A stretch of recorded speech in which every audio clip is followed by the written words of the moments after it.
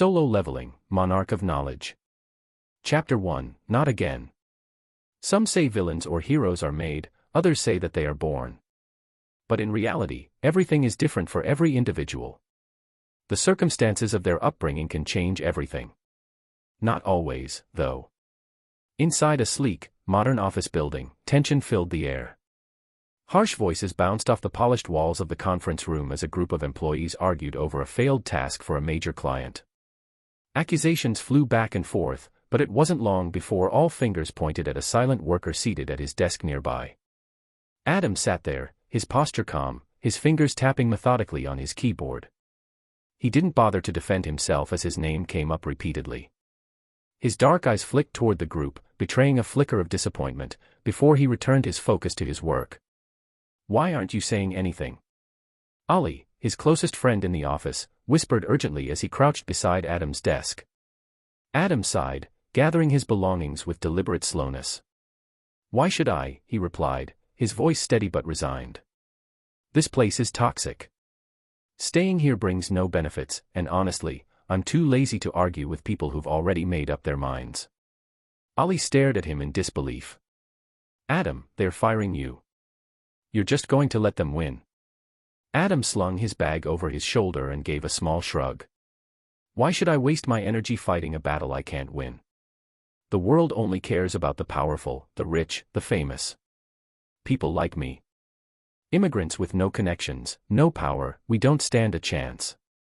His words hung in the air like a heavy weight. "But they're wrong." Ali pressed, his voice tinged with desperation. "You didn't do anything." Adam met his friend's gaze briefly, a faint smile playing on his lips, though it didn't reach his eyes. "Doesn't matter. The moment they decided to blame me, it was over." Without another word, he turned and walked away. He could feel sympathetic gazes from some of the other workers, but he ignored them. Sympathy wouldn't pay his bills. Adam was a young black man of Senegalese ethnicity, born in Dakar. His family had moved to Italy when he was just 3 years old, searching for a better life. But tragedy struck when an accident took his parents from him, leaving him an orphan in a country still grappling with accepting those who looked different. Though Adam faced his share of racism, he also encountered moments of genuine kindness. His life had been a mixture of hardships and fleeting joys, but he had always believed that knowledge was the key to everything. Unfortunately, he wasn't gifted with a sharp memory or high intelligence. He was just average. Back at his small apartment, Adam sat in the dimly lit living room, sipping a glass of water. He didn't drink alcohol, it wasn't his thing. The silence was deafening, amplifying the sinking feeling in his chest. When he retreated to his bedroom, the weight of the day finally broke him. Tears slid down his face as he buried his head in his hands. He'd lied to Ali. He cared deeply about his job. Losing it meant losing his only source of income, the only thing keeping him afloat. "What can I even do?" he muttered bitterly to himself. The people who framed him owned the company. They had all the power, and he had none. After what felt like hours, he finally lay down on his bed, scrolling absently through his phone for a good novel to distract himself. But exhaustion soon claimed him, and the screen slipped from his fingers as his eyes closed. I woke to a blinding white expanse stretching endlessly in every direction. My head felt heavy, my thoughts muddled, and my body oddly light. This wasn't my room. There was no bed, no walls, nothing to ground me. Before I could process the situation, I noticed them, an endless line of translucent people moving in synchronized, measured steps. They were silent, their expressions vacant, their forms shimmering faintly as they trudged forward. Something about them drew me in, and before I realized it, I was moving too, following the person directly in front of me. As I walked, I looked around. The void wasn't empty after all. Golden silhouettes zipped through the air, paperwork in hand, their glowing forms busy and purposeful. In the distance, there were rows of desks, each manned by a golden figure. Long lines of translucent people stretched toward each station, inching forward at the same steady pace. Time blurred. I had no sense of how long I'd been walking, but eventually, I found myself in front of one of the desks. Seated there was a golden being, smaller than I expected, almost childlike, though its features were indistinct, shimmering like liquid gold. It was muttering to itself, signing papers with a quill that seemed to glow as it moved. This is absurd, the figure grumbled, slamming its hands on the desk. Placebo pills. I only took 2. And now my father sends me to deal with this boring nonsense. I stood there, silent. Not because I didn't want to speak, but because I physically couldn't. The golden being finally looked up, its gaze piercing and annoyed. Name. The word struck something deep within me, and before I could think, I heard my voice answer automatically. Adam Sr. The being nodded, and with a wave of its hand, a piece of paper materialized in front of it. Symbols and lines appeared on the sheet, and though I couldn't read them, I knew instinctively what it was, the story of my life. The golden figure scanned the paper quickly, its expression bored. Then its eyes snapped back to me. You're aware of your circumstances? I nodded. Somehow, I understood that this was a question I was meant to answer, even though I had no idea what circumstances it was referring to. Karma's normal, the figure muttered, leaning back in its chair. Nothing exceptional. You can either go to heaven or reincarnate back into your original world without memories. Your choice. I didn't hesitate. Heaven. If this was real, and it certainly felt real, I wasn't about to gamble with another life of suffering. The golden being shrugged. Figures. All right, one moment. It pulled out a small box from beneath the desk, opening it to reveal dozens of glowing orbs in various colors. The being rifled through them, its movements becoming increasingly erratic. Damn, which one was which, it muttered under its breath, its golden form dimming slightly as though embarrassed. I felt a bead of sweat roll down my neck as the being side-eyed me, with its expression unreadable. Then it straightened, coughed theatrically, and said, "Today's a special occasion. You'll pick the orb yourself." I stared at it, my suspicion growing. This is pure bullshit. I thought, but I could see no way out of this situation. Resigned, I stepped closer to the box. The orbs pulsed softly, their glow hypnotic. My hand moved on its own, drawn to a light blue orb that seemed to hum with an inviting warmth. But I also saw a gray orb calling me, so I just picked both as a revenge. For the first time in my existence I decided to fight back. The moment I touched them, the orbs merged into my chest, sending a jolt of energy coursing through me. No, the golden being's voice rang out, sharp and panicked. Not again. A portal erupted into existence behind me, its swirling edges crackling with energy. I felt an irresistible force pulling me backward. Wait, what's happening? I tried to yell, but my voice was drowned out by the roar of the portal. Fuck, the being shouted, throwing its paperwork in frustration. Father's going to send me to a lower world for this. Those were the last words I heard before the portal consumed me. Chapter 2, Reincarnation. I was thrown from the portal with violent force, crashing into something solid that rang out like a thunderclap on impact. Pain shot through my entire being, and I coughed uncontrollably, the taste of exhaustion filling my senses. I struggled to get my bearings, my body aching, when a gruff, deep voice rumbled from behind me. Drink, or your soul vessel will break. I blinked, craning my neck to look upward. Standing above me was a short, muscular figure. His body seemed forged from iron itself, with dense muscles that rippled beneath his open-sleeved tunic. His chest and abdomen were visible, carved with raw strength. A wild, unkempt beard framed his face, his hair equally disheveled, and his eyes burned with a sharp, penetrating glow. He stepped forward, holding a flask in one massive, calloused hand. "Here," he said. "Hurry." I didn't have the strength to argue. My hands trembled as I took the flask, tilting it toward my lips. The liquid inside was thick and warm, tasting faintly of metal and herbs. As I drank, I felt a soothing energy wash over me, the pain easing, the cracks I hadn't even noticed in my translucent form knitting back together. What's happening?" I croaked, my voice weak. "Where am I? What's wrong with my body?" The man turned away from me, his heavy footsteps echoing as he approached a glowing forge at the far side of the room. He set down a pitch-black hammer on a rack and turned to face me again. "I suppose you absorbed more than one orb, right?" His tone was accusatory, but there was a flicker of pity in his gaze. I nodded, and his expression hardened as he shook his head. "Foolish. Mortal souls can't handle more than one fate orb. Your soul vessel could have shattered completely." "Soul, vessel." I asked, the unfamiliar term tripping over my tongue. He pointed at me. That translucent body of yours, that's your soul vessel. It's the physical manifestation of your soul. Fragile, unstable, and now barely holding together thanks to your stupidity. I swallowed hard, the weight of his words sinking in. I didn't know.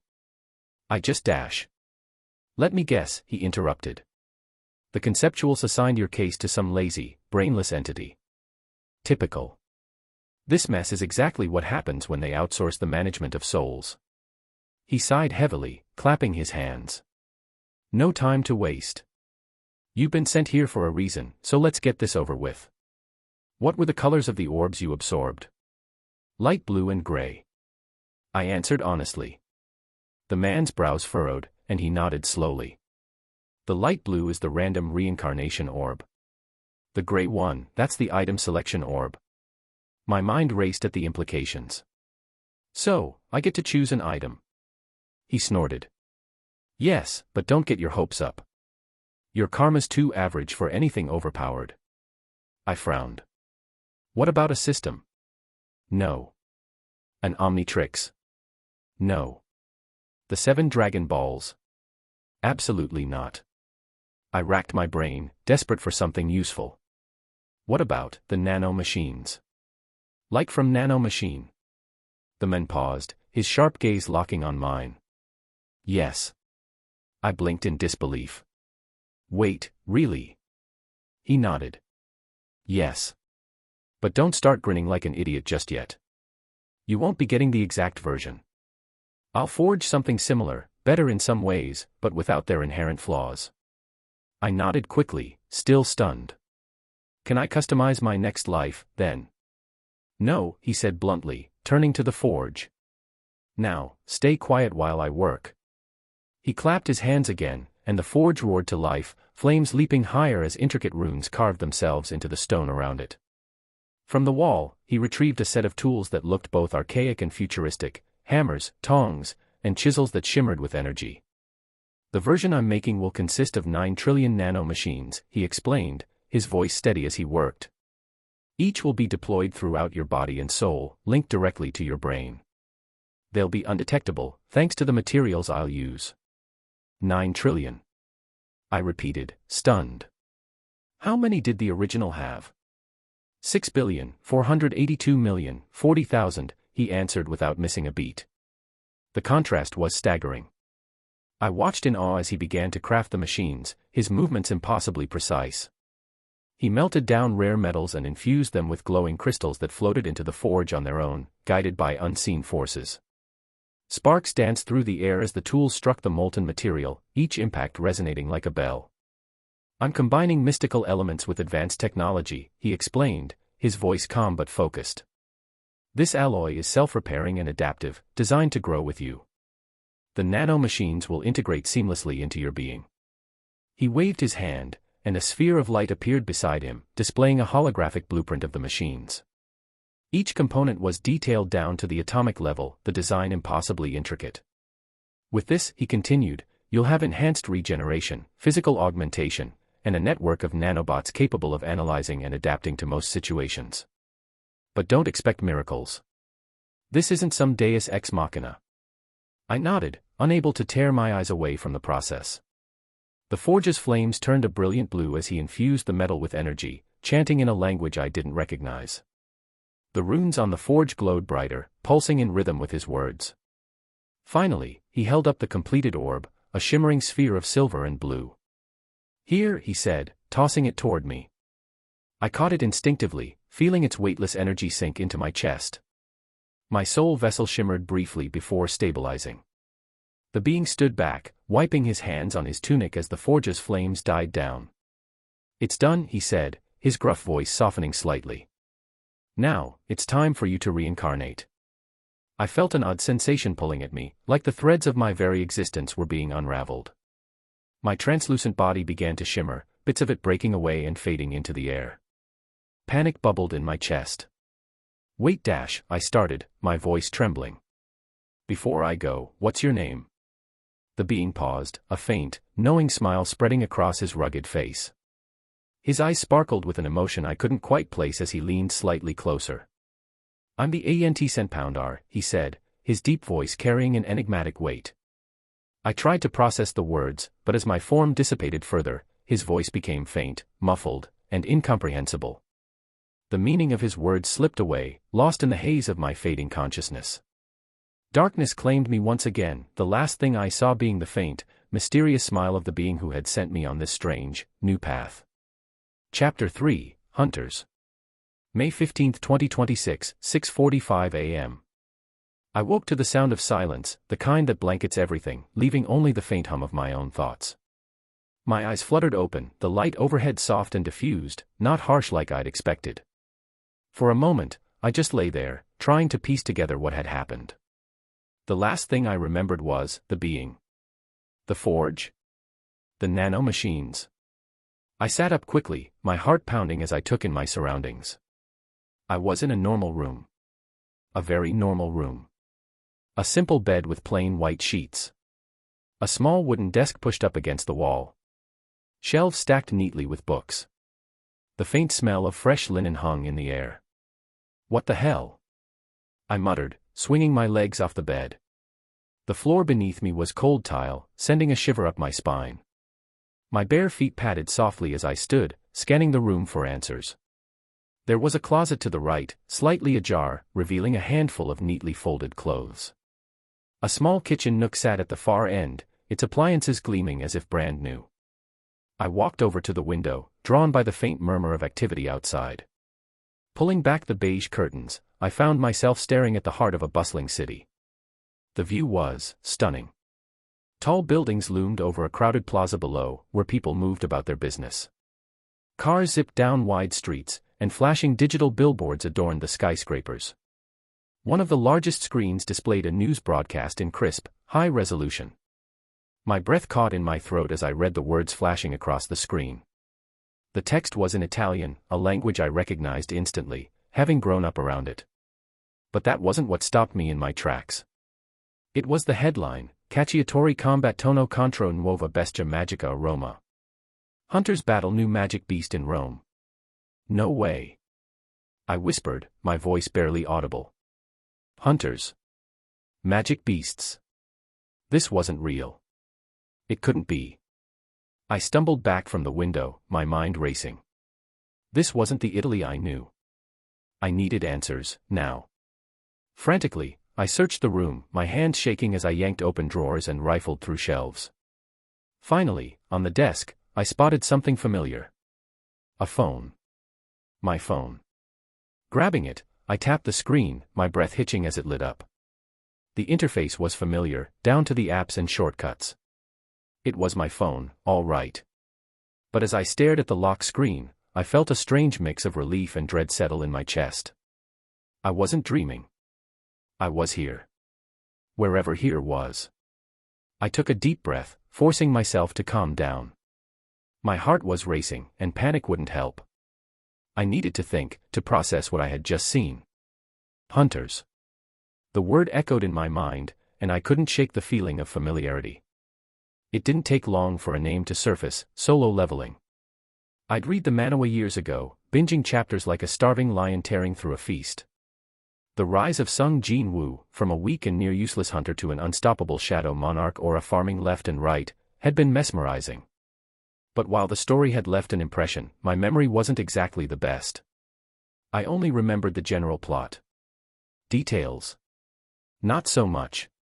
Still, I knew enough. In this world, I had two options. 1. Live a normal life and hope to never encounter a dungeon break. 2. Become absolutely strong as hell and enjoy life to the fullest. The choice was obvious. A smile crept across my face, unbidden and uncontrollable, as I remembered the Nano Machines. With them, I had a chance.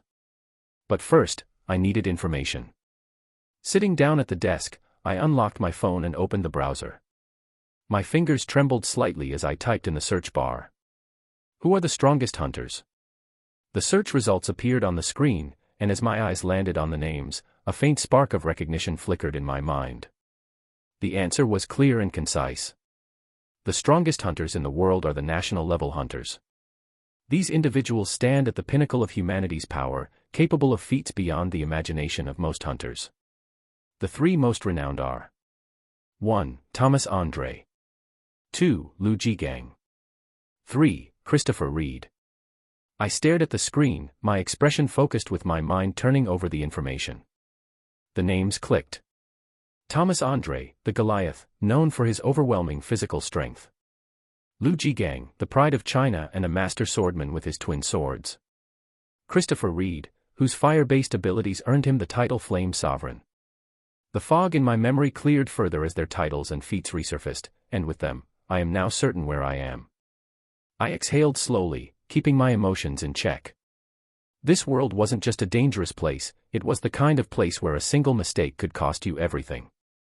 But it was also a place of incredible opportunity for someone with the right tools. I needed to know where I was in the timeline. Pulling up the search bar again, I typed in the name Kamish and pressed enter. The results loaded in seconds, and I scanned them carefully. Kamish, the greatest calamity humanity has faced, was slain by the combined efforts of the world's strongest hunters 5 years ago. 5 years ago. That meant it's currently 3 years before Sung Jinwoo's awakening. Before the plot of solo leveling truly began. I leaned back in the chair, closing the browser. The confirmation settled heavily in my mind. I wasn't in the middle of the chaos yet, but it was coming. Dungeon breaks, catastrophic events, and hunters fighting to survive, it was all on the horizon. Still, I wasn't panicking. I had time. Time to prepare, to adapt, and to make the most of what I'd been given. My gaze fell to my hands, the faint memory of the Nano Machines making me feel a flicker of hope. Come on, I muttered, focusing harder. I know you're in there. Suddenly, a sharp jolt surged through my body, starting at my chest and radiating outward. It wasn't painful, but it was enough to make me gasp. A faint blue glow traced along my veins, and I froze as a calm, feminine voice echoed in my mind. Greeting, host. I blinked, startled. Who? I am the artificial intelligence interface of your Nano Machine system. I exist to assist and serve you. The voice was smooth, almost soothing, yet utterly mechanical. Despite the strange situation, I felt an odd sense of relief. It was proof the Nano Machines were functioning. You can talk, I said slowly, my lips curving into a cautious smile. Good. That makes things easier. Acknowledged, host. I scratched my head, taking a moment to process. Right. I guess I should give you a name. Let's see. I paused, considering. Awa. Designation accepted. I am now Awa. Great. I said, nodding. Now, what do you have in your memory database? Limited data detected. Awa's tone remained even. I possess only the fundamental functions of the Nano Machine system and the memory data of this body's previous experiences. I frowned. That's it. Why don't you have all the information, like the Nano Machines in the manhwa? Clarification, I am not identical to the Nano Machines described in the referenced fictional material. My design incorporates unique enhancements and modifications tailored for this host. That made sense, in a frustrating kind of way. All right, fair enough. I said, sighing. But you're fully operational, right? Correct. However, I lack autonomous consciousness. I am a tool designed solely for the host's use and guidance. I leaned back in the chair, exhaling slowly. Good to know. All right, Awa, let's start with something simple. Activate the memory database. Acknowledged, host. Activating memory database now. The world around me seemed to blur as a rush of sensations and emotions flooded my mind. Memories, vivid and raw, played out before me like a reel of film unraveling in real time. Chapter 4, Portal. Adam's vision blurred as the memories began to take shape. Fragmented moments from this body's past surged into his consciousness, each one more hollow than the last. A small boy sat in a cold, dim orphanage, his eyes wide with fear as he watched other children play. No friends came to him, no comforting hand rested on his shoulder. The caretakers were overworked and indifferent, offering the bare minimum of kindness. Time skipped forward. The boy was now a teenager, walking alone down a crowded school hallway. No one greeted him. His high school diploma sat crumpled in his hands during graduation, the faint glimmer of pride overshadowed by the realization that no one cared. Then, the body's adult years. Endless days spent at a desk, filing reports, answering emails, and enduring the occasional cruel remark from colleagues. His resignation to this monotonous existence was palpable, his expression always neutral, as though nothing could truly touch him. The final memory was from yesterday, leaving the office for the last time, clutching a small box of belongings. He didn't cry, didn't lash out, simply walked away into the night with the same empty gaze. As the memory settled, Adam leaned back in the chair, a slow grin spreading across his face. No friends, no family, no one to explain anything to, he said aloud. This is perfect. I can do whatever I want without anyone questioning me. Acknowledged. Awa's calm voice rang in his mind, grounding him. He frowned slightly. Awa, how are you even operating? Wouldn't you need energy or something? I am utilizing the unnamed energy flowing through the surroundings, host. Adam blinked. Unnamed energy? Do you mean, mana? There was a brief pause. If you wish to designate it as such, I will comply. Yeah, let's call it mana. He leaned forward, resting his elbows on the desk. Are there other types of energy nearby? No other energy signatures are currently detectable in this environment. Adam nodded, filing the information away. He pushed himself up from the chair and stretched. All right, let's get down to business. Awa, what are your functions? The response came instantly. Functions of the Nano Machines, managed by Awa. 1. Self-healing. Automatically repairs injuries, from minor cuts to severe damage, based on severity. Neutralizes toxins in the body, preventing poisoning, illness, or hallucinations. Constantly maintains the body's optimal physical condition. 2. Scanning and analysis. Instantly scans and deciphers text, symbols, or images, converting them into understandable information. Analyzes facial expressions and vocal tones to gauge truthfulness and emotions. Observes and records techniques or movements, providing the host with detailed understanding and execution methods. Translates languages or unknown symbols using stored data. 3. Data integration and optimization. Converts scanned knowledge and skills into a format directly usable by the host. Optimizes the host's physical and neural pathways to perform new techniques effectively. Enhances learning speed and retention by adapting the host's brain functions. 4. Emergency defense mechanisms. Activates reflexive defenses to counter sudden threats or surprise attacks. Enhances senses, such as night vision or heightened hearing, for better situational awareness. Modulates the host's voice for disguise or mimicry. Dynamically adjusts physical attributes, such as muscle density and bone strength, for immediate combat needs. Simulates combat scenarios using internal augmented reality to train or refine skills. 5. Energy and body adaptation. Absorbs and utilizes external energy sources, such as mana, to power advanced functions. Stimulates physical growth and regeneration to enhance long-term capabilities. Employs sound-based techniques for covert communication or long-distance transmission. This system ensures continuous optimization and evolution based on the host's needs and circumstances. Adam whistled low, his mind already spinning with possibilities. Awa, you're a masterpiece. Acknowledged. Adam stayed silent as troubling thought crossed his mind, and he hesitated before speaking.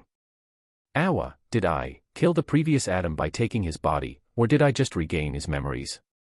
Clarification, the host did not kill the previous Adam. You are the same individual. The Nano Machines have only integrated his memories into your conscious understanding. Relief washed over Adam. Good. I don't want to carry that kind of guilt. He stood and walked toward the bookshelf. His eyes scanned the spines until he pulled out a simple mathematics book. Opening it, he flipped through the pages at a rapid pace, skimming equations and concepts. Once he reached the end, he thought, Awa, did you get all of that? Affirmative. The information has been fully processed and stored. Her calm response made Adam pause, his brows furrowing. You can hear me every time I think to you, right? Correct. However, I recommend you think your questions or commands to me rather than vocalizing them. It will be more efficient and discreet. Adam scratched his head, sheepishly grinning. Right, that makes sense. I'll work on that. He set the book back on the shelf and looked around the room. Awa, how far can you scan for mana? With the current mana density obtained from the surroundings, I can detect mana signatures within a 1 kilometer radius. The answer caught Adam's attention. He took a deep breath and asked cautiously, are there any gates or similar anomalies within that radius? Affirmative. His chest tightened slightly. Where is it? Directly below the host's current position. Adam froze, his gaze darting to the floor. Wait, what? Why didn't you tell me this immediately? You did not ask, host. His jaw dropped, and frustration flared. Awa, you can't just withhold critical information like that. From now on, you're to notify me about anything I need to know without waiting for me to ask, understand? Acknowledged. I will update my protocol to provide relevant information proactively. Adam sighed, rubbing his temples. All right, good.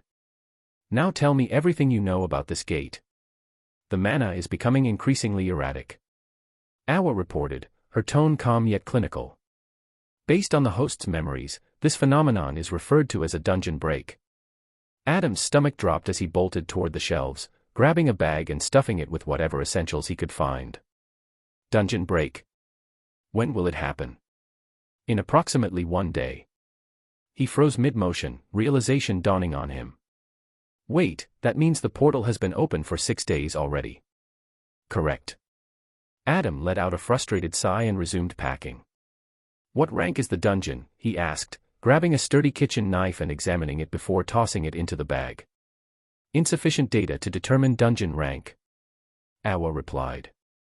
Clicking his tongue, Adam headed to his wardrobe and dressed in comfortable clothes, ensuring he could move easily.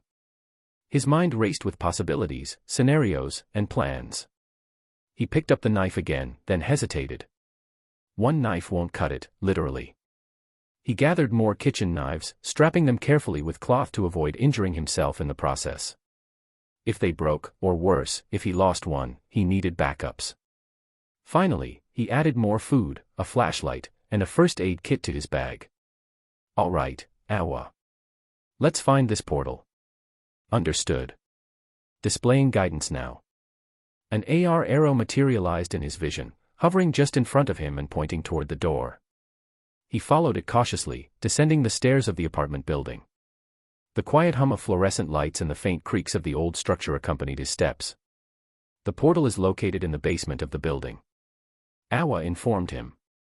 As he reached the lower levels, the air grew colder, the concrete walls surrounding him feeling damp and lifeless. Adam couldn't remember the last time he'd gone to the basement, at least a month ago, maybe longer. It made sense that no one had found the portal if it was tucked away in a place people rarely visited. After searching the medium-sized storage area, his eyes finally caught a faint, eerie glow emanating from one of the darker corners. The blue light pulsed softly, casting shadows that flickered unnaturally against the walls. Adam stood frozen for a moment, staring at the portal. His heart pounded in his chest, but he clenched his fists and took a steadying breath. There it is. Chapter 5, Knowledge Injection. Adam stood in front of the portal, the faint blue glow reflecting in his eyes. He took a deep breath, his heart pounding in his chest. Let's do it, he whispered to himself, steeling his resolve. May 15, 2026, 12:21 p.m. A sleek, black car bearing the Hunter Association insignia pulled up in front of the apartment complex. The vehicle's doors opened, and several men in dark suits stepped out, each carrying a strange, handheld device. The one in the lead, a tall, stern-faced man with short-cropped hair, adjusted his tie and looked at the building before walking toward it. Standing outside with his hands in his pockets was a young man, his expression calm despite the circumstances. Mr. Sen, right? The leader asked, his sharp gaze fixed on Adam. Adam nodded, his voice steady. Yes, it's me. The man's eyes narrowed slightly. We received a report about a possible portal in this area. You're the one who reported it. Adam nodded again, scratching the back of his neck. Yeah, I found it while I was looking for some tools. Went down to the basement and, well, there it was. The men raised an eyebrow but said nothing, gesturing for Adam to lead the way. The group followed him inside, their footsteps echoing against the concrete floors as they descended into the basement. "You live here?" the leader asked, glancing at the damp, dim surroundings. "Yeah," Adam replied. "Been here for a while. Honestly, I hadn't gone down to the basement in weeks, but I needed something yesterday and figured I'd check." The men nodded, seemingly satisfied with the explanation, and motioned for his team to start scanning the area. As they approached the portal, the eerie blue light cast shadows across their faces.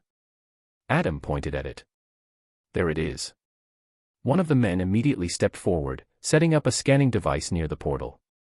The machine emitted a soft hum, its display flickering as it analyzed the mana emanating from the rift. After a few tense moments, one of the men turned to the leader. "It's a D-rank dungeon, sir." The leader frowned slightly, his gaze shifting back to Adam. "You made the right call reporting this. If you'd gone in there, you wouldn't have come back out. You're just a regular civilian, after all." Adam forced a nervous chuckle, wiping his palms on his pants. "Yeah, I figured as much. Better safe than sorry, right? I'm not some overpowered protagonist with plot armor." Adam thought to himself, his heart racing. "I've got to play this smart if I want to survive in this world." The leader turned to his team, his voice sharp and commanding. "Evacuate the building and secure the area. Notify the Hunter Association immediately. We'll need a team to clear this dungeon before it breaks." The men snapped into action, their movements swift and professional as they began making calls and directing the residents upstairs. Adam watched them work, his mind racing. This was his first real encounter with the Hunter world, and it was a stark reminder of how dangerous this new reality could be. "I need to get stronger," he thought, his resolve hardening. "And I need to do it well." Adam was escorted to the Hunter Association building in Alessandria, a modest structure compared to the sprawling headquarters in larger cities. The car ride was quiet, though Adam's mind buzzed with questions and plans. Once inside, he was led through a series of halls until they reached an office marked Portal Discovery Testimonies. Inside, a man and a woman sat at a simple desk, their attention shifting to Adam as he entered. The man was in his mid-30s, lean and wiry, with a friendly smile. The woman was younger, her sharp gaze and muscular frame immediately giving off a more intimidating aura. "Have a seat, Mr. Senior," the woman said curtly, motioning to the chair across from them. Adam sat down, but as he did, he whispered in his mind, "Awa, scan them." "Are they hunters?" "Scanning," Awa responded. A moment later, her voice returned. "Both individuals are hunters. The male displays a mana density and muscle structure many times higher than the host. The female, however, is 13 times stronger." Adam's eyebrows twitched slightly. 13 times stronger, he thought, impressed. "Correct," Awa confirmed. "Her mana density is significantly higher, and her muscle composition suggests enhanced physical training and conditioning." The man extended his hand. "I'm Luca, a D-rank hunter. This is my colleague, Elisa. She's a C-rank hunter." Adam shook his hand and nodded politely. "Nice to meet you both." Elisa wasted no time. "We'll need your testimony on how you discovered the portal. Once you sign the papers, you'll receive your reward." The paperwork was straightforward, mostly detailing his discovery and a few liability disclaimers. Adam carefully maintained his story about looking for tools in the basement and finding the portal by accident. After signing the final document, Luca handed him an envelope. 3,000 euros, as promised. "Thank you for reporting the portal promptly." "Thanks," Adam said, tucking the envelope into his bag. He stood, gave them a polite nod, and left the office.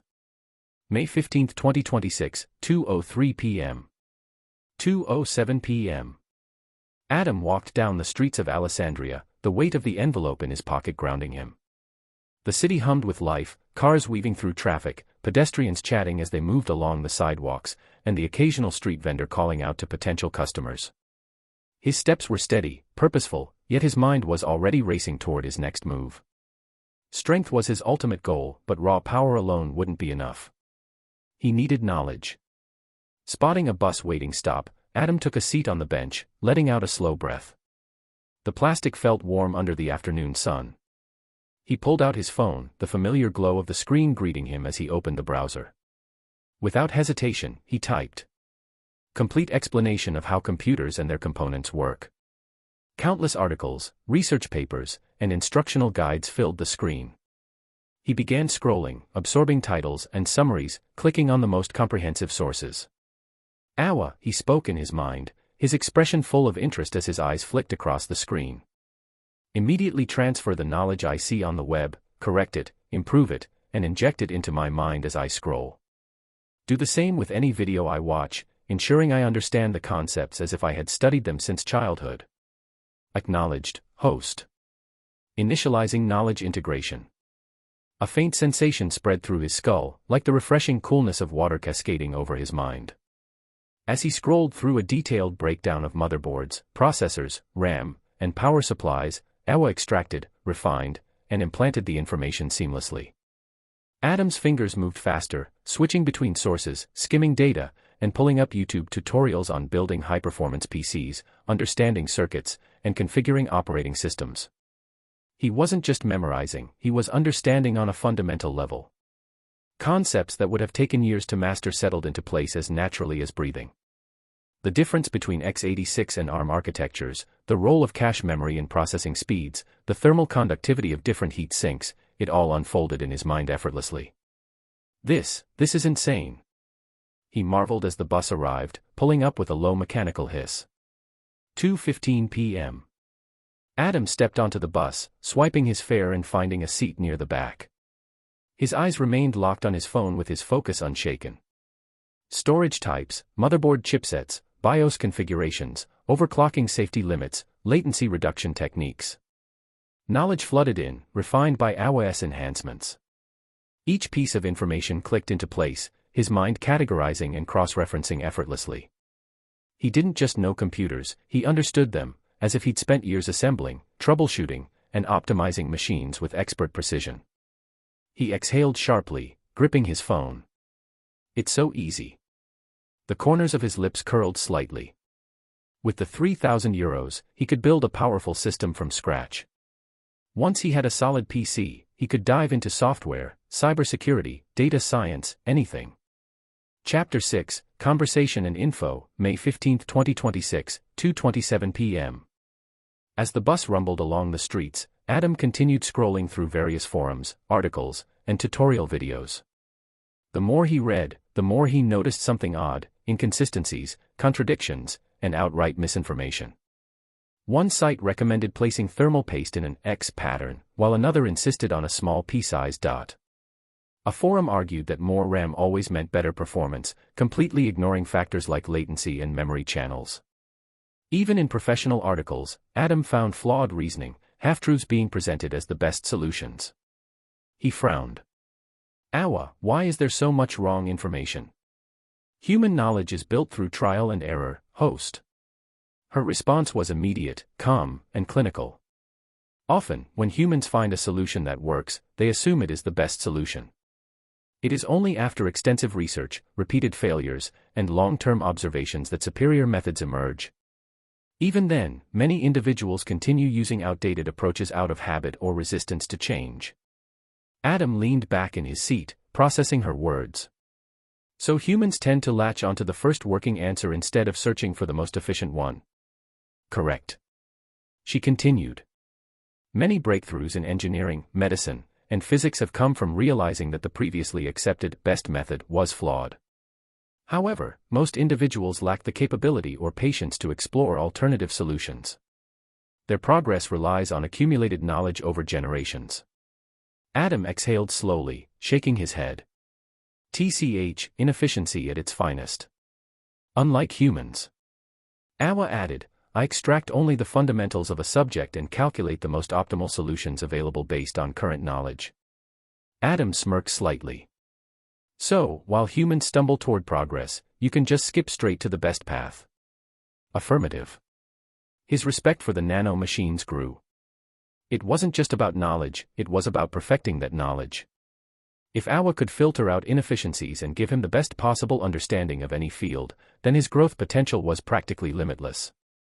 As the bus stopped at a red light, Adam rested his elbow against the window, staring at the passing buildings. A sudden thought crossed his mind. Awa, with all this information being transferred into my brain at once, why am I not feeling any pain? Clarification: the human brain does not feel pain. Adam raised an eyebrow. What? The brain has no pain receptors, nociceptors. While it is responsible for processing pain signals from the rest of the body, it cannot feel pain itself. When a person suffers a headache or brain injury, the pain originates from blood vessels, nerves, or surrounding tissues, not the brain matter itself. Adam blinked, intrigued. So all those times people say their brain hurts when they think too much. They are experiencing fatigue, not actual pain. Mental exertion increases oxygen and glucose consumption, leading to exhaustion, but no direct pain occurs within the brain itself. He let out a quiet chuckle. That's actually fascinating. The bus started moving again, and Adam couldn't help but feel a growing excitement.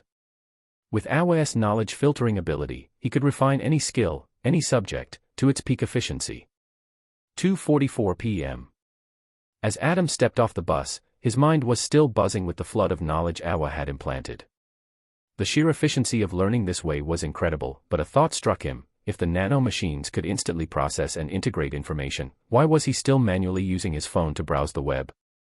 Awa, can't you just connect directly to the internet and search for me? Her response was immediate. Negative, host. Every function I perform consumes mana. Adam frowned slightly. And your current body is unawakened. Your mana tolerance only reaches a limited threshold. If my energy consumption surpasses that threshold, you will enter eternal slumber. Adam slowed his steps. The term rang a bell, but his memories of it were incomplete. So, if I let you browse the web for me right now, I'd die. Not instantly, but your body would fail over time. Using the nano machines to navigate the internet, process real-time data streams, and sustain a connection would be suicide in your current state. Adam clicked his tongue. So the stronger I get, the more of your functions I can safely use. Correct, host. He nodded, accepting the logic. There was no shortcut. His body had to evolve if he wanted to use more of Awa's capabilities without risk. Still, eternal slumber. The name felt familiar, but his knowledge about it came only from fragmented memories of the solo-leveling Manawa. He needed real-world information. Pulling out his phone, he quickly typed into the search bar: Eternal slumber disease causes and effects. The top result was from a medical research article published by the European Center for Supernatural Studies. Adam tapped it with his eyes, scanning the text. Eternal slumber, eternal sleep disease.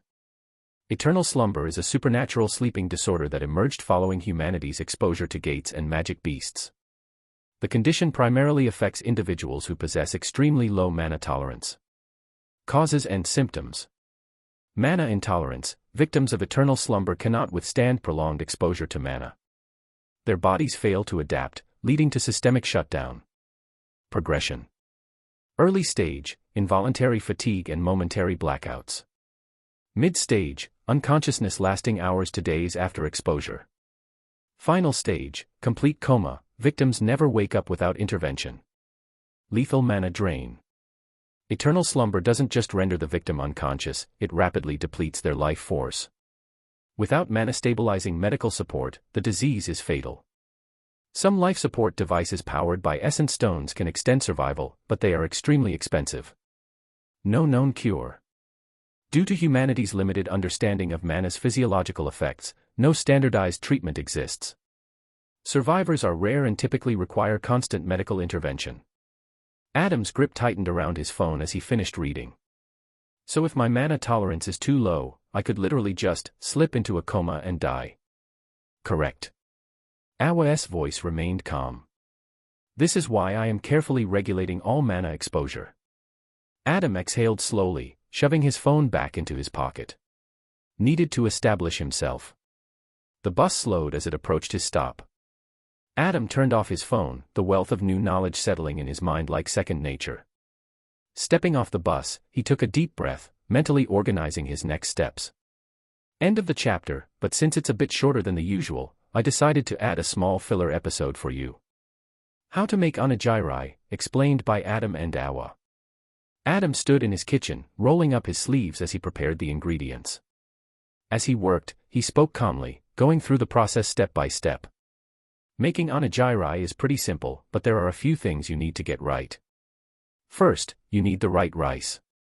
Short-grain Japanese rice works best because it's naturally sticky and holds its shape. Correct, host. Awa's voice chimed in. Long-grain rice lacks sufficient amylopectin, which is necessary for proper binding.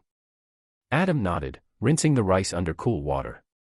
Next, you wash the rice thoroughly until the water runs clear. This removes excess starch and prevents the grains from getting too gummy. Washing also improves texture and allows for better moisture absorption during cooking. After cooking the rice in a rice cooker, Adam let it cool slightly. Now comes shaping. Wet your hands with water to keep the rice from sticking, then rub a little salt on your palms. This helps with flavor and preservation. He scooped a handful of warm rice and pressed it gently into a triangular shape. Excessive pressure will crush the grains and ruin the texture. The correct technique is to press firmly but gently, rotating the onigiri in your hands. Adam smirked slightly. Right. And if you want to add a filling, like tuna mayo, grilled salmon, or umeboshi, you press a small dent in the rice, add the filling, and then seal it by covering it with more rice. For best results, fillings should have minimal moisture to prevent the rice from falling apart. Finally, he wrapped a strip of nori, seaweed, around the base. And that's it. A classic onigiri. This method has been used in Japan for centuries, originally as a portable meal for samurai. Adam set the completed onigiri on a plate, admiring his work. Simple, but effective. Chapter 9, Marie. May 15, 2026, 5:04 p.m. Adam walked steadily toward his apartment complex, his eyes scanning the area as he approached. The sun hung lower in the sky, casting long shadows across the streets, but the usual evening calm was broken by the presence of Hunter Association officers and restricted zones. Bright yellow barricades marked the perimeter, guarded by HA personnel in black tactical uniforms. A few of them stood by, monitoring the situation, while others were engaged in conversation with individuals bearing a guild insignia on their jackets. They weren't done yet.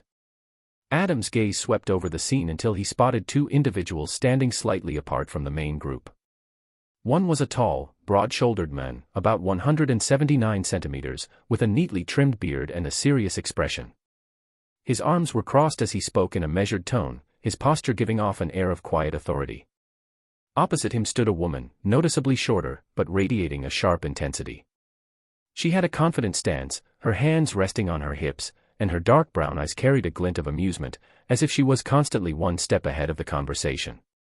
Her braided hair was tied into a high ponytail, and even in her Hunter Association uniform, she managed to look effortlessly self-assured. Adam approached them at a steady pace, and as he drew closer, both of them turned their attention toward him.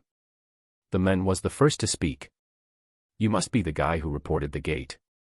His voice was deep and steady, with a professional tone. Adam gave a small nod. "That's right." The man extended his hand. "Giovanni.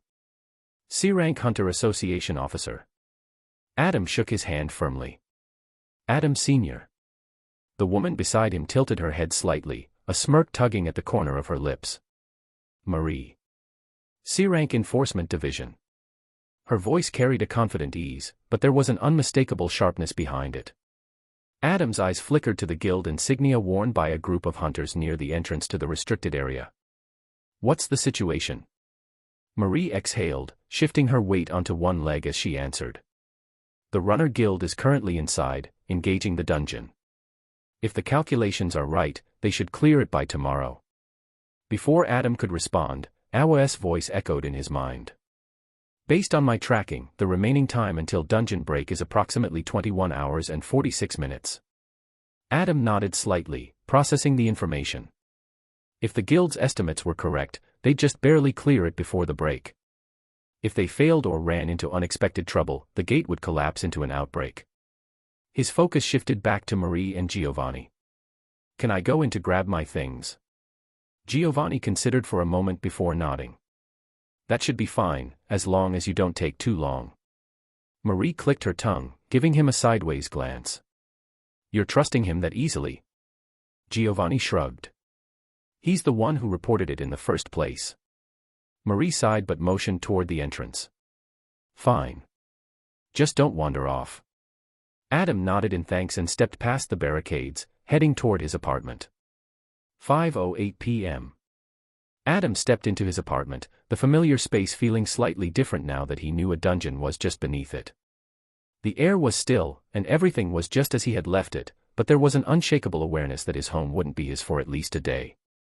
Without wasting time, he moved to his bedroom and grabbed a set of fresh clothes along with his underwear, laying them neatly in his bag.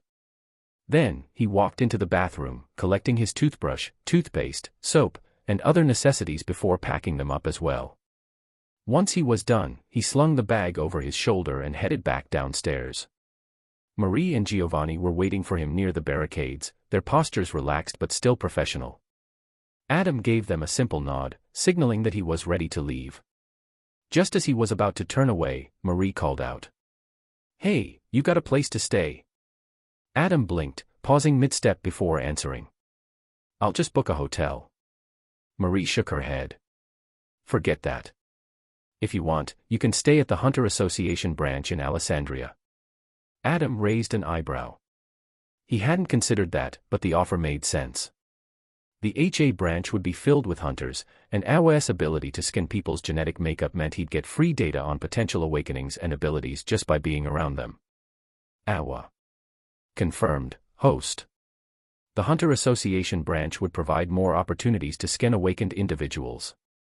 Adam exhaled lightly and gave Marie a small nod. All right. That works. Marie smirked slightly before turning to Giovanni. I'll take him there. Giovanni gave a simple nod before turning back to the other HA officers, already preparing to give further instructions.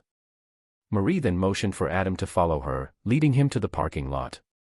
What waited for him was a massive, black Fury Strata, off-road SUV. The kind that looked like it was built to plow through concrete walls. Adam glanced at Marie, then at the disproportionately large vehicle. This doesn't match her at all. He didn't say it aloud, but Marie caught his expression immediately. She narrowed her eyes slightly. What? She asked, unlocking the car with a beep. Adam said nothing as he opened the passenger door and slid in. His eyes flicked over to the driver's seat, where Marie had to sit on a slightly raised seat support to properly see the road. She caught his gaze again. Her frown deepened. Don't say anything. Adam fastened his seatbelt. I didn't say anything. You thought it. Adam adjusted his bag. It's your imagination. Marie clicked her tongue, gripping the steering wheel as she started the engine. For your information, my height is completely average. Adam glanced at her with a good side eye. If you say so. Marie grumbled something under her breath before shifting the car into drive and pulling out of the lot. 5:21 p.m. The SUV moved smoothly through the city streets, the sound of the engine humming beneath them. Marie eventually spoke again, her tone more casual. So, what made you decide to report the portal? Most people would have just called their landlord and left it at that. Adam leaned back slightly. I don't like taking unnecessary risks. The situation could have been worse. Marie gave a small nod. Smart. She drummed her fingers against the steering wheel. You into hunter stuff? Adam thought about it for a moment. I read about it. Marie smirked slightly. You say that like some nerd who reads about fighting but never throws a punch. Adam glanced at her, but his expression remained calm. Maybe. Marie huffed a short laugh. Well, considering you're calm enough to joke around right after reporting a dungeon, you might have made a good hunter. Adam didn't respond, simply gazing out the window. You have no idea. The conversation flowed easily after that, with Marie throwing out casual remarks while Adam answered in his usual calm but sincere manner.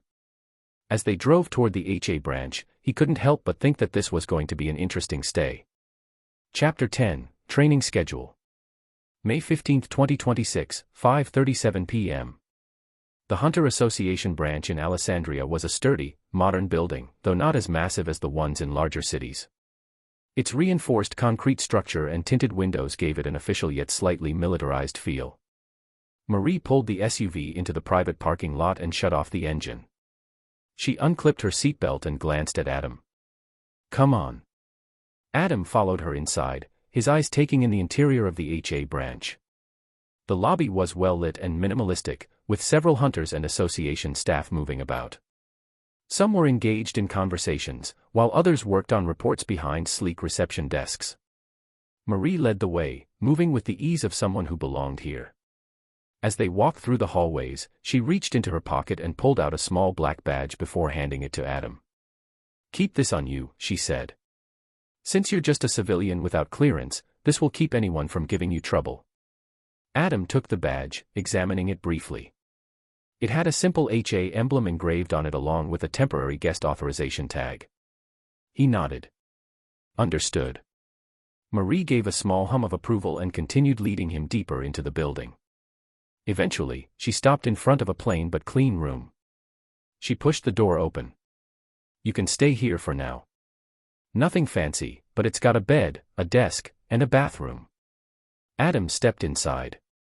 The room was simple but practical: a single bed, a sturdy desk with a chair, and a small closet. There was a separate door leading to a private bathroom. "It's enough," Adam said plainly. Marie crossed her arms. "Good. I've got some things to take care of, so settle in.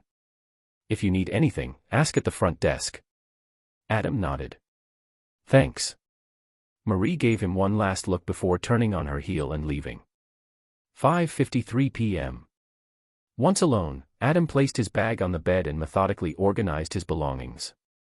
Clothes, toiletries, and essentials were neatly arranged before he headed to the bathroom. He stripped off his shirt and examined himself in the mirror. His body was lean but unremarkable, lacking any significant muscle definition. Sitting at a desk for years, combined with minimal exercise, had left him in below-average shape. "Awa, give me an assessment." "Analyzing." A brief pause. Then, her voice returned. "Physical condition analysis. Muscle density, below average for an active adult male. Endurance, moderate but lacks explosive output. Flexibility, standard. Joint stability, acceptable, though lower body strength is weak due to prolonged sitting. Core strength, insufficient for high-performance movement. Bone density, normal, no signs of degradation." Adam exhaled through his nose. It wasn't surprising, but seeing the full breakdown made it clear, he needed to fix this immediately. Compare this to an awakened. Comparison to awakeners. Even the weakest E-rank awakener would overwhelm you with sheer physical superiority, regardless of skill. A D-rank would be strong enough that any direct confrontation would be instant defeat. Against a C-rank or higher, you would be no different from an ordinary kid facing a trained soldier with superhuman strength. You would not survive. Adam remained silent, absorbing the assessment. Right now, he wasn't just weak, he was nothing compared to an awakener. "I need to fix this immediately." Adam clicked his tongue before stepping into the shower. He let the warm water relax his muscles while processing the information. Strength mattered. Even with Nano Machines, his body was still the foundation. If he wanted to reach peak potential, he needed to rebuild himself from the ground up. After finishing, he dried off, dressed in comfortable clothes, and stepped back into the room. 6:28 p.m. Sitting at the desk, he turned on his phone and opened a search bar. He typed human anatomy. Dozens of articles and medical studies flooded the screen. AWA, extract, refine, and inject the most relevant knowledge. Acknowledged. The familiar cool sensation returned as he absorbed the intricacies of human physiology. Knowledge acquired. 1. Muscle groups and functions. Fast twitch versus slow twitch muscles, understanding how different fibers contribute to speed and endurance. Stabilizer muscles, the importance of core engagement in explosive movements. Muscle recovery, how nutrition, sleep, and active rest optimize muscle growth. 2. Bone and joint mechanics. Load distribution, how the spine, hips, and knees absorb impact. Flexibility versus stability, balancing mobility without compromising joint integrity. 3. Tendons and ligaments. Elasticity and strength, why joint reinforcement is as crucial as muscle strength. Injury prevention, how progressive loading prevents long-term damage. 4. Bodyweight training optimization. Calisthenics progression, mastering compound movements with perfect form. Explosive power development, techniques for increasing fast-twitch activation. Joint and tendon strengthening, training methods that prevent injuries while enhancing resilience. As Adam scrolled through bodyweight training methods, he discussed his findings with Awa. With my current condition, what's the most efficient training method? Based on your current state, the best approach is progressive calisthenics combined with isometric holds to rapidly strengthen tendons and stabilize your muscles. 6:28 p.m. Adam leaned back in his chair, his mind shifting away from passive knowledge and toward application. His eyes flicked toward the list of AWS functions, his focus settling on one in particular. Data integration and optimization. Optimizes the host's physical and neural pathways to perform new techniques effectively. His fingers tapped lightly against the desk. Awa, if you can optimize my body for new techniques, why not just enhance me to peak human condition right now? Her response was immediate. I can. However, that would be a shortcut, not true progress. Adam's eyes narrowed slightly. Explain. Strength is not just muscle and technique. It is discipline, will, and adaptation. If I forcibly enhanced you, you would have zero foundation, no understanding of your limits, no mental or physical resilience. You would only have hollow power. She continued, in her even tone. If you truly wish to reach the peak, you must earn it. There is no better way than to forge your body through discipline and effort. Adam remained quiet for a moment, then smiled slightly. That's fair. He cracked his knuckles and gave his next command. Then change the previous schedule and prepare me a hellish training. I want to reach the absolute peak of human capability before awakening. We'll abuse the Nano Machines' healing function to recover faster. Acknowledged, host. Constructing an optimal 30-day intensive regimen. While Awa processed the data, Adam opened his phone again and began scrolling through articles on nutrition, meal planning, and performance-enhancing diets. Take everything useful and refine it into a personal diet plan. Processing. With both the training and nutrition programs being constructed, Adam cracked his neck slightly. If he was going to step into the world of hunters, he would make sure he was fully prepared. 6:47 p.m. Adam stepped out of his room, locking the door behind him before making his way through the Hunter Association branch. The hallways were quiet, save for the occasional staff member passing by, but he wasn't interested in the offices or meeting rooms. He wanted to see where the real work happened. His footsteps were unhurried as he wandered through the facility, taking in its efficient, utilitarian design. Everything was built with function in mind: reinforced walls, secured doors, and clear emergency routes. No wasted space. Eventually, he heard it before he saw it, the unmistakable sounds of training. Heavy weights thudding against the floor. The rapid shuffling of footwork. The sharp crack of fists meeting targets. Adam followed the sounds until he reached a set of massive steel doors. A simple, training hall sign was posted above, but the real indication of its purpose was the sheer energy radiating from within. He pushed the doors open and stepped inside. The hall was huge, far larger than he expected. It resembled a high-end gym mixed with a military training ground. Weightlifting zones filled with plates far heavier than what normal humans could lift. Reinforced sparring areas, where hunters tested their combat abilities against each other. Mana-controlled machines for reaction training, endurance, and power output measurement.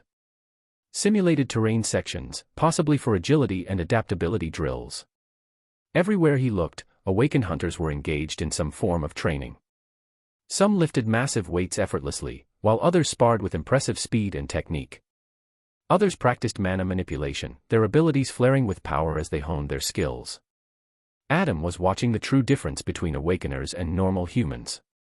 Analyzing. Awa's voice echoed in his mind. All hunter activities are currently being recorded and analyzed. Adam's gaze swept across the hall, absorbing everything. He wasn't just watching, he was studying.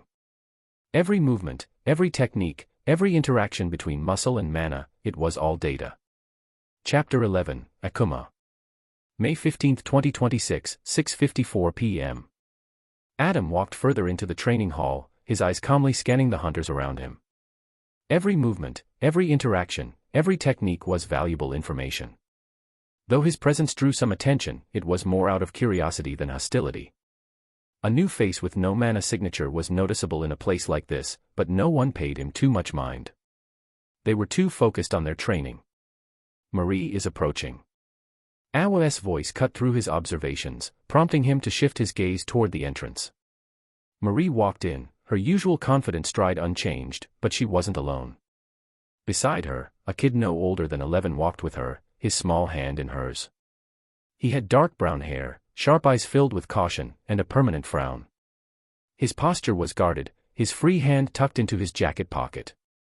Even from a distance, Adam could tell the kid was sizing up everyone in the room. As they got closer, Marie's eyes flicked toward him.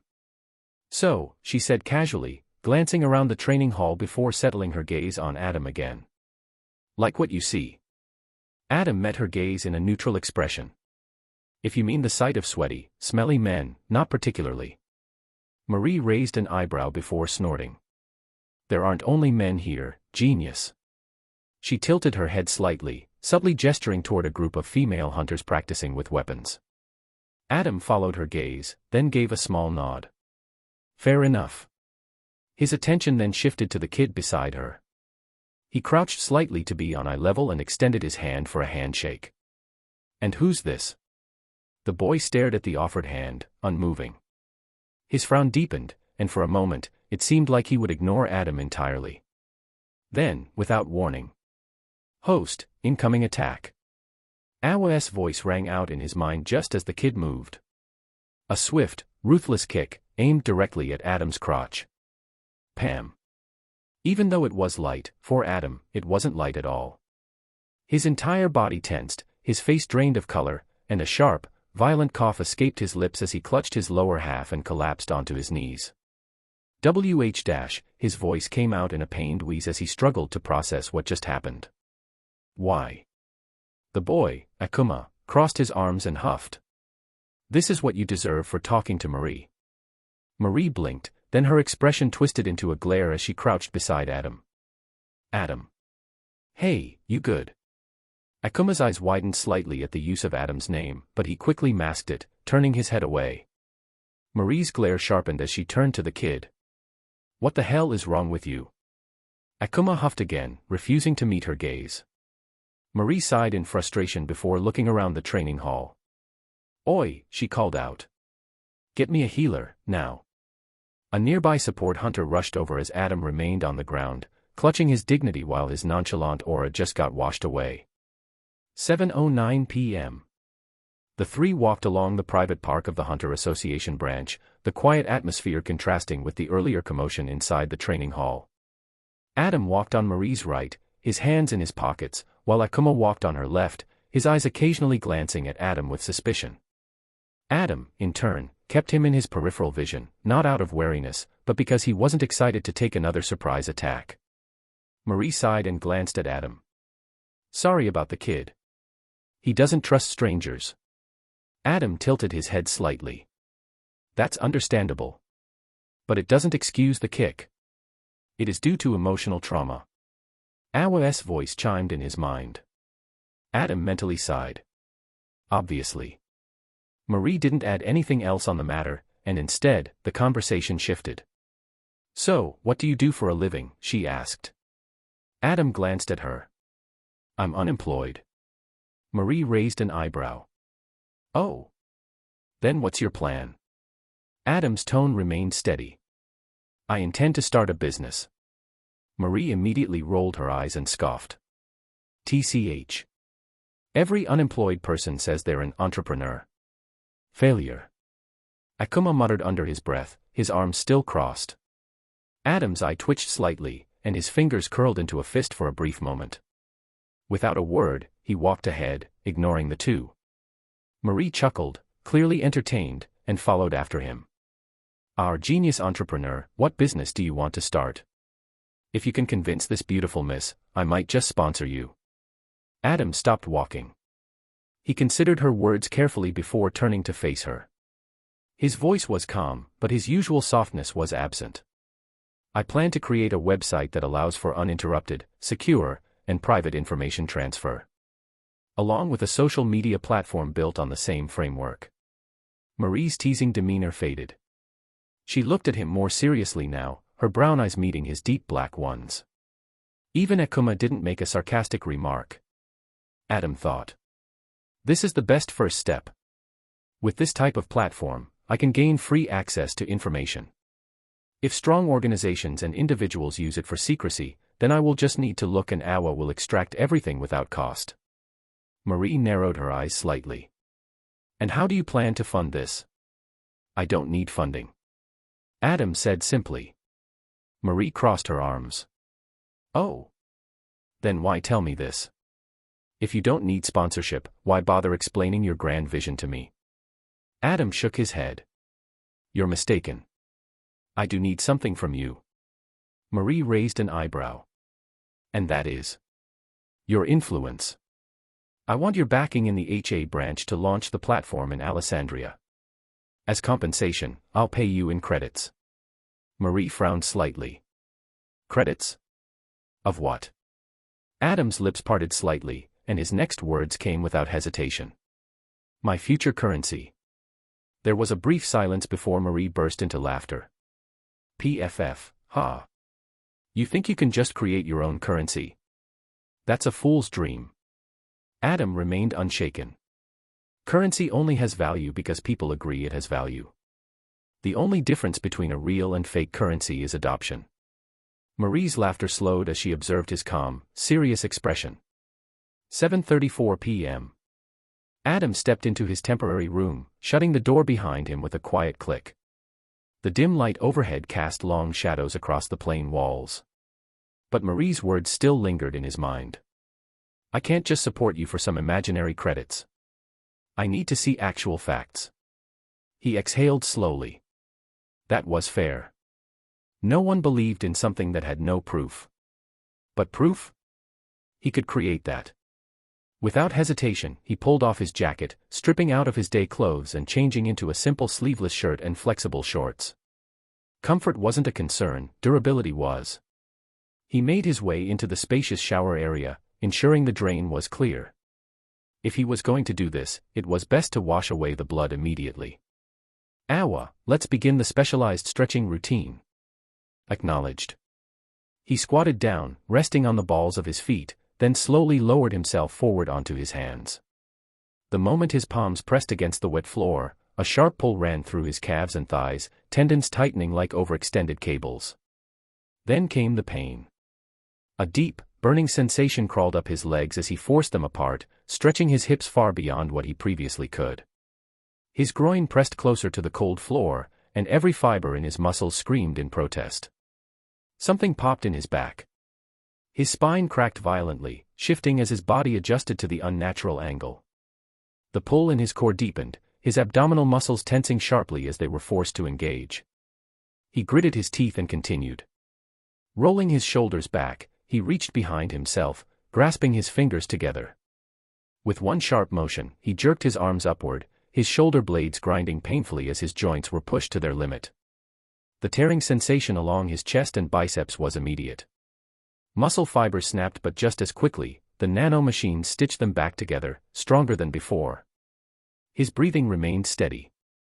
No screams. No hesitation. His ribs expanded unnaturally as he twisted his torso, feeling the strain ripple through his entire core. His ligaments stretched beyond his limits and his diaphragm compressed as though crushed under weight. His knees bent inward, and his ankles twisted to painful angles, pressing into a position that should have ruptured tendons. His veins bulged, blood surging through pathways that struggled to keep up with the demand. Pain laced through every inch of his body, but he remained still. He let it burn. Pain receptors are reaching critical threshold.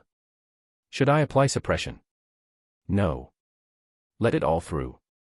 The only way to rebuild was to break completely. Chapter 12, E-Rank Gate. Thursday, May 16, 2026, 11:13 a.m.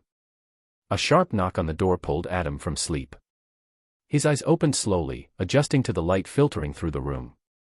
His body ached, not with exhaustion, but with the deep, satisfying soreness of muscles being torn and rebuilt.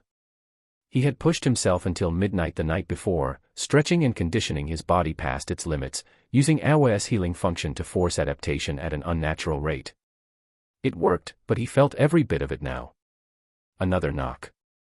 Adam exhaled through his nose, sitting up. Awa, time. 11:13 a.m. He blinked. Slept in longer than expected. Swinging his legs off the bed, he stood up and walked to the door. As he pulled it open, Marie stood there, hands casually resting on her hips. "Morning," she said, tilting her head slightly. "Can I come in?" Adam nodded wordlessly, stepping aside. Marie walked in, glancing around the simple room before turning to face him. "The gate got closed this morning." Adam glanced at the clock on the wall. 11:13 a.m. He nodded. "Guess I can head back home, then." "Pretty much," Marie confirmed. Then, after a brief pause, she smirked slightly. "Wanna grab breakfast?" Adam raised an eyebrow. "Didn't you already eat?" "It's almost noon." Marie smiled, shaking her head. "Nope. Had to deal with a hunter breaking protocol this morning. Just finished handling it." Adam nodded in understanding. The Hunter Association wasn't just about supporting hunters, they also enforced the rules. "All right," he said. "I'll get ready." Marie gave a casual wave and walked out, closing the door behind her. Adam grabbed his phone and quickly called the electronics store. A clerk answered after a few rings. "Hello, this is TechPoint Electronics. How can I help you?" "Hey, I made a purchase yesterday," Adam said. "I'd like to reschedule the delivery for today at 3 p.m. The clerk checked the order details before responding. "Yeah, we can do that. Delivery will be at 3 p.m. as requested." "Thanks." 11:18 a.m. Adam stepped into the bathroom, shutting the door behind him before pulling off his shirt. The fabric slid over his skin with ease, and as he caught a glimpse of himself in the mirror, he paused. His physique had changed. His once lean but unimpressive frame was now a bit sculpted with some definition, his muscles taking on the shape of a training youth. Broad shoulders, a defined chest, and toned arms that carried more power than before. His abs were now more visible and symmetrical. The brutal training from last night had done more than just leave soreness, it had forced rapid evolution. What should have taken a month of professional military conditioning, he had achieved in a single night. And all thanks to Awa. His height had also increased. Adam stared at his reflection, and as if responding to his thoughts, Awa's voice echoed in his mind. "Your height has now reached 179 centimeters, exactly as predicted." His eyes trailed over the small yet noticeable changes, his features were still his, but something about him seemed sharper, more defined. His black hair, now slightly longer, hung loosely, strands falling over his forehead in a way that made him look wilder. His deep chocolate-colored skin held a subtle sheen under the bathroom light, the faint traces of yesterday's strain no more visible thanks to the Nano Machines' accelerating recovery. "As seen from your memories, I have shaped your physique to match the appearance of manga Goku. It aligns with both your subconscious and conscious desire." Adam blinked before exhaling sharply. "So you really shaped me like that?" "Correct."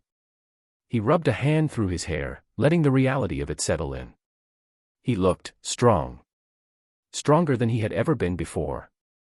Still, he had a long way to go. "How much time until I reach the peak of an unawakened human?" 29 days of training sessions remain." Adam's expression remained neutral, though a single thought crossed his mind. So nothing changed even after yesterday's training. Incorrect. I accounted for last night's growth in my original calculation. This level of progress was already factored into the timeline. That made sense. The nano machines were inside him, they knew exactly how his body would develop.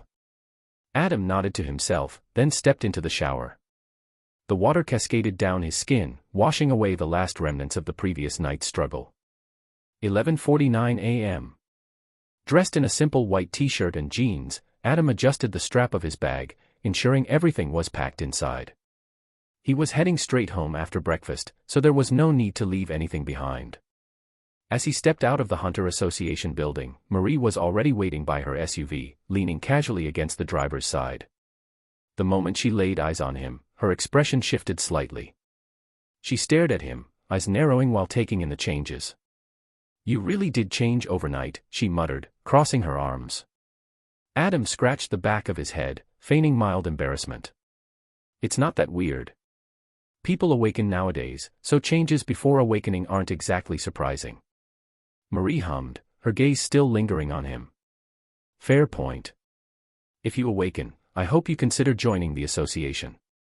Then, with a smirk, she added, "Would be a shame if Mr. Entrepreneur wasted all that potential." Adam shook his head, ignoring the jab as he opened the passenger door and climbed inside. Marie chuckled before starting the engine, pulling out of the lot. 12:06 p.m., a local cafe. The cafe was small but well-known, tucked into a quiet corner of the city. It had a modern aesthetic, warm lighting, and a relaxed atmosphere.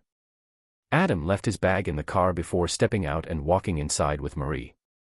The moment they entered, the comforting aroma of freshly brewed coffee and pastries filled the air. They took a table by the window, ordering their drinks and breakfast before settling into conversation. Marie leaned back, stirring her coffee absent-mindedly. "You ever watch K-dramas?"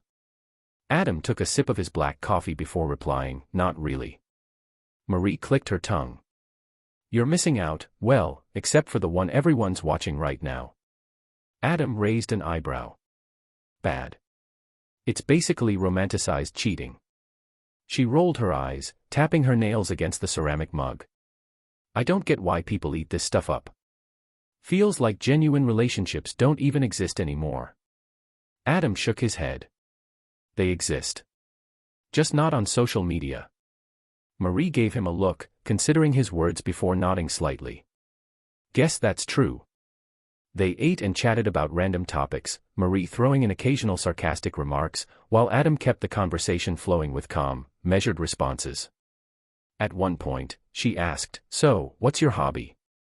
Adam rested his forearms on the table. "Knowledge." Marie blinked. "Knowledge. I like learning. About everything. Science, history, technology, anything useful." Marie exhaled a soft laugh, shaking her head. "Of course.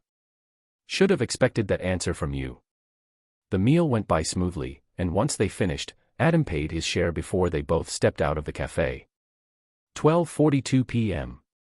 As they approached the car, Adam was about to reach for the passenger door when Awa's voice echoed in his mind. "Host, mana surge detected. 23 meters away." At the same moment, a holographic AR arrow materialized in his vision, pointing toward the exact location. Adam's head snapped in that direction, and Marie did the same. Down the street, a blue portal flickered into existence, the air around it warping violently before the swirling mass expanded outward. Within seconds, the portal stabilized into a proper gate. Marie sighed, rubbing her temples. Judging by its size, looks like an E-rank gate. Chapter 13, Building the Computer. Thursday, May 16, 2026, 12:43 p.m. Adam glanced at Marie. "Since it's an E-rank, it should be easy, right?" Marie nodded, already pulling out her phone as she began walking toward the gate. "Yeah, but we still need to handle it properly." She raised her voice slightly, addressing the bystanders. "Everyone, step back from the gate." As Marie spoke, Adam followed her toward the portal, observing as she called someone. "This is Marie from the HA Enforcement Division. We've got a gate appearance on via Don Bosco. Probably E-rank, but we need confirmation. Sending coordinates now." As they waited, the portal remained stable, pulsing faintly, but the surrounding pedestrians were already backing away. The presence of an active gate was enough to unnerve civilians. 12:56 p.m. Within minutes, Hunter Association vehicles arrived, sleek black cars bearing the HA insignia. Several officers in uniform stepped out, moving quickly but professionally to lock down the area. Marie greeted them with a nod before explaining, "We'll run the proper scan first, confirm the rank, then put it up on the Hunter network. If it's really E-rank, no guild is going to waste time on it. We'll list it under the unaffiliated Hunters queue." Adam glanced at the swirling blue portal, then at Marie. "So how does that work?" What's the minimum number of people needed to take the gate? Marie crossed her arms. At least 10 hunters. And they absolutely must have a healer. Entering without one is basically a death wish. Adam nodded. And if no one takes it, then the Hunter Association deals with it. Marie shrugged. We always make sure gates get cleared, one way or another. Adam raised an eyebrow. So, the association is the last to profit from gates. Marie smirked, shaking her head. That only applies to low-rank gates like this one.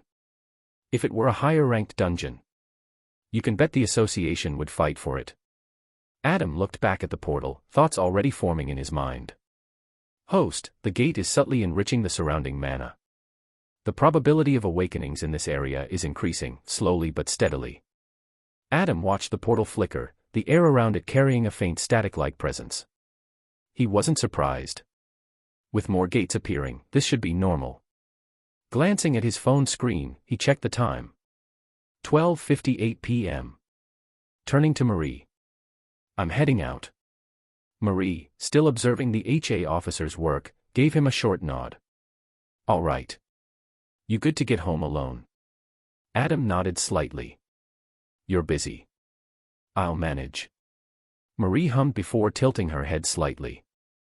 Give me your number, just in case. Adam tapped his phone, sending his contact directly to hers. Marie glanced at the screen before pocketing it. See you around, Mr. Entrepreneur. She grinned. Adam shook his head. He took the bag in the car before turning away as he walked toward the nearest bus stop. 1:03 p.m. bus stop. Taking a seat, he pulled out his phone, navigating to a math resource website. AWA, extract and refine everything useful. Acknowledged. Processing mathematical concepts, theories, and applications. As he scrolled, knowledge was extracted, corrected, and optimized in real time. Numbers, formulas, and logic structures seamlessly integrated into his understanding. The bus arrived, but Adam barely noticed. His mind was already sinking deep into mathematics. 1:45 p.m. Adam stepped off the bus, walking the short distance to his apartment complex. The building was the same as before, old but functional. Nothing had changed outside. Inside, however, he intended to change everything. Unlocking the door, he stepped into his quiet apartment, closing the door behind him. He set his bag down and unzipped it, methodically rearranging everything inside. Once satisfied, he stood up and took a long look around. The place wasn't dirty, but it was cluttered. It lacked the efficiency he needed. Without hesitation, Adam rolled up his sleeves and started cleaning. Every inch of the apartment was dusted, organized, and optimized. The floors were wiped down, unnecessary items were discarded, and anything that didn't serve a purpose was moved out of the way. By the time he reached his room, he already knew what had to be done. He cleared a dedicated space, a spot where his new workstation would go. He visualized the setup, making sure there was enough space for the table, the PC, and additional components. 3:12 p.m. Delivery arrives. The ding at the door pulled Adam from his thoughts. He checked the time. 3:12 p.m. Right on schedule. Descending the stairs, he met the delivery workers at the entrance of the complex. Several large boxes were stacked neatly, labeled with the various components he had ordered. Instead of waiting for them to haul everything up slowly, Adam stepped forward and began helping. Let's get this done fast. The workers raised an eyebrow but didn't argue. Together, they carried the boxes into his apartment, finishing in half the usual time. That everything? Adam asked as he placed the last box inside. One of the workers checked the list. Yeah, you're set. Enjoy your build. Adam nodded and closed the door. He stood before the neatly stacked boxes, each containing the parts of his future system. One by one, he opened them, checking each component carefully. CPU, a high-core count processor, built for multitasking and efficiency. Motherboard, a high-end model, future-proofed with strong power delivery and multiple expansion slots. RAM, fast DDR5 memory, optimized for low latency. Storage, several NVMe SSDs, ensuring maximum read/write speeds. Cooling system, a high-end liquid cooling unit, built for sustained performance under heavy loads. Power supply, a modular 1000 WPSU, providing stability and room for future upgrades. Case, spacious, well ventilated, and designed for easy expansion. Tools and accessories, screwdrivers, thermal paste, anti-static wristbands, and system-level programming utilities. Once everything was accounted for, he moved on to the first step, assembling the workstation itself. He unpacked the table components, laying out each piece with care before starting the assembly process. The foundation came first, then the framework, then the securing bolts. Piece by piece, the setup was coming together. Adam wiped his hands on a clean cloth before reaching for the PC case. It was spacious, sleek, and well ventilated, designed to house high-performance components without restricting airflow. Without hesitation, he set it down on the newly assembled table, removing the side panels to expose the interior. The metal frame was cold to the touch, and inside, neatly arranged cable slots and drive bays waited for their respective parts. He grabbed the motherboard next, an expansive high-end model with reinforced circuits and multiple PCIe slots. Handling it with precise care, he aligned it with the mounting points inside the case. With a practiced motion, he secured it in place with precision screws, ensuring a firm but not over-tightened fit. Reaching into the box containing the CPU, Adam examined the high-core count processor. The small, delicate chip was the heart of the system, and one wrong move could ruin it. Holding it by the edges, he gently lowered it onto the motherboard socket, aligning the golden contact points perfectly. A light click signaled its proper placement. He locked it down with the retention bracket, securing it before moving on to the next step. The cooling system came next, a liquid cooling unit designed for efficient heat dissipation. He applied a thin, even layer of thermal paste onto the CPU, ensuring maximum contact between the surfaces. Then, he mounted the cooling block directly on top, fastening it with a cross pattern to evenly distribute pressure. The radiator and fans were installed next, positioned to provide optimal airflow and heat exhaust. He moved on to the RAM sticks, slotting the high-speed DDR5 memory into the designated channels. A satisfying click echoed as he applied just enough force, confirming a secure connection. Next were the NVMe SSDs, their compact, high-speed design meant to maximize performance. He inserted them into the M.2 slots, securing them with small screws before moving to the power supply unit, PSU. The modular 1000 WPSU slid into place at the bottom of the case, its cables neatly routed through the pre-designed channels. Adam ensured each power connector was correctly seated, CPU, GPU, motherboard, storage, all properly linked and managed. The graphics card, a high-end model built for AI processing and multitasking, was the final major component. He aligned it with the PCIe slot, pressing down firmly until it clicked into place. Securing it with the metal bracket, he checked all connections before closing the case panels. Now, only one step remained.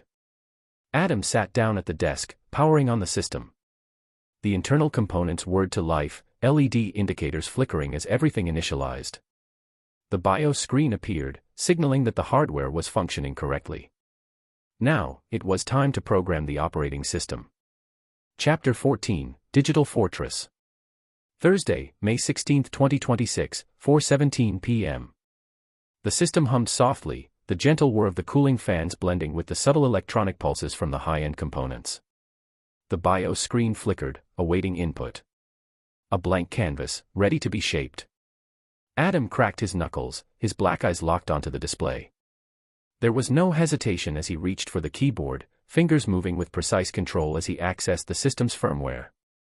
A standard operating system wouldn't cut it. He needed something built from the ground up, something custom, something untraceable. He would create his own programming language first. His hands moved methodically, defining the syntax, structure, and architecture of the language. Every aspect had to be designed for maximum efficiency, security, and adaptability. He started with the core principles. The language needed to be low-level enough to interact directly with hardware, bypassing unnecessary layers of abstraction, yet flexible enough to allow complex functionality. He built a new syntax, distinct from existing languages, combining the efficiency of C, the security of Rust, and the parallel processing capabilities found in cutting-edge architectures. Memory management was rewritten from scratch. No garbage collection reliance. Every allocation would be precise, controlled. No memory leaks, no vulnerabilities. The compiler had to be lightweight yet robust, capable of compiling directly to machine code with zero unnecessary overhead. Instead of following conventional methods, he implemented adaptive optimization routines, allowing the system to analyze code execution in real time and refine itself dynamically. The language also needed to be resistant to reverse engineering. He wrote in layered obfuscation protocols, meaning any attempt to decompile or extract code would result in meaningless data. Even if someone somehow accessed the system, they wouldn't be able to understand or manipulate the source code. It was his and his alone. Each line of code was written with uncompromising precision. There were no wasted functions, no inefficiencies, no gaps. As the language took form, Adam could feel something rare, a sense of perfect control over his creation. Every element aligned exactly as he envisioned. A flawless foundation. Satisfied, he finalized the compiler, running stress tests to ensure stability. It executed flawlessly. The programming language was complete. Now, it was time to build the operating system. He immediately started with the kernel, the core of the OS. It had to be secure, self-contained, and immune to external tampering. No open-source vulnerabilities. No exploitable code. The architecture was designed for absolute efficiency, direct hardware integration, eliminating redundant processing layers, ensuring it operated at lightning speed. Security was paramount. Everything was encrypted. The system could mask its presence, operate in the background undetected, and had a failsafe that would self-destruct critical data if unauthorized access was attempted. Networking protocols were rewritten from scratch. No conventional TCP/IP stacks. Instead, he created a custom transmission method that encrypted and scrambled data at a level no known system could decode. Even if someone tried to hack into it, they wouldn't even recognize it as an operating system. It would appear as corrupted, unreadable data. As he built the interface, he kept it minimalistic, functional, and command-driven, no unnecessary visual elements, just raw efficiency. Hours passed in silence, interrupted only by the rhythmic keystrokes. The screen reflected his work, lines of code forming the backbone of a system unlike any other. By the time he was done, the OS was stable, undetectable, and completely untraceable. It was his. Designed from nothing, built with purpose. The screen flickered for a moment before the system came to life, running smoothly on his new machine. The perfect digital fortress. Adam leaned back in his chair, rubbing his eyes as he glanced at the time on his monitor. 10:27 p.m. The hours had disappeared in his focused work, but now that he was done, a different urge took priority: hunger. Even though Awa is keeping his body operational without problems, he still needs to eat. With a quiet sigh, he stood up, stretched his arms, and grabbed his wallet before heading out. 10:33 p.m. The night air was cool but pleasant, the streets of Alessandria still alive with movement. Neon signs flickered against the warm glow of streetlights, and the scent of food drifted from the various stalls and restaurants that lined the roads. Adam walked at a leisurely pace, hands tucked into his pockets, blending in with the evening crowd. The city felt familiar, yet different. The old-world charm of Italy remained in the architecture and narrow streets, but the influence of hunters had left its mark. Mana-powered vehicles drove on the asphalt, holographic advertisements shifted dynamically, and fortified structures stood as silent defenses against the unknown. Despite the advancements, life continued. Ordinary people walked these streets, chatting, shopping, living as if dungeons and monsters weren't a looming threat. A familiar scent pulled Adam from his thoughts. The rich, spiced aroma of grilled meat led him to a small food stall nestled between two buildings. Stepping up to the counter, he spoke calmly. "One kebab, with everything." The vendor, a middle-aged man with a thick mustache, nodded and moved with practiced efficiency. Meat sizzled on the grill, juices dripping onto the open flame, while fresh vegetables were chopped and sauces spread over warm, folded bread. A minute later, the kebab was wrapped and handed to him. Adam took the first bite, flavors exploding across his tongue. The combination of charred, spiced meat, crisp vegetables, and creamy sauce was perfect. Simple, but satisfying. He continued walking, circling the streets slowly as he ate, taking in the sights. Even with the changes, the city had a vibrancy to it, a coexistence of normalcy and the extraordinary. a reminder that this was no longer the world he once knew. 10:52 p.m. Finishing the last bite of his kebab, Adam dusted off his hands and glanced toward the direction where the E-rank gate had appeared earlier in the day. Might as well check it out before heading back. The streets were quieter now, the earlier crowds having thinned out. He moved through the dimly lit alleyways and main roads, his footsteps steady but unhurried. The city never fully slept, but there was a noticeable shift in atmosphere, a sense of quiet vigilance as night settled in. As he neared the site, he spotted a small gathering of civilians standing behind the makeshift barricades set up by the Hunter Association. Some were whispering among themselves, others just watching out of curiosity. Adam slipped into the crowd, positioning himself where he could see clearly. The gate still pulsed, its deep blue surface swirling ominously, but what caught his attention was the group of hunters preparing to enter. Scanning. Awa's voice hummed in his mind. All participants are E-rank hunters, except for the squad captain, D-rank. His eyes shifted to the leader.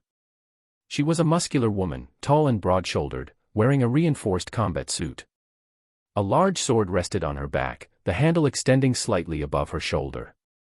Her expression was firm, her stance solid, clearly experienced despite the low rank of the operation. Adam watched as the team moved toward the gate, exchanging final words before stepping through. The portal shimmered, swallowing them one by one. Satisfied, Adam turned away and started heading home. There was no reason to linger. He had training to do. Chapter 15, No Pain No Gain. Thursday, May 16, 2026, 11:34 p.m. The walk back was quiet, the city's nightlife passing by in a blur of lights. His mind wasn't on the hunters at the E-rank gate or the streets of Alessandria, it was on his next step.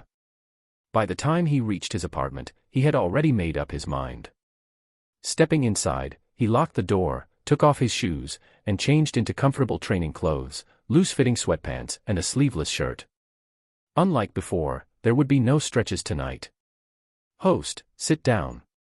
Adam lowered himself onto the floor, crossing his legs as he let his arms rest loosely on his knees. Now, breathe. His brow furrowed slightly. That was it. Just breathing. Still, he had learned not to underestimate anything. If Awa told him to breathe, then there had to be a reason. Adam let Awa guide him as he took a deep inhale. A slow, measured breath.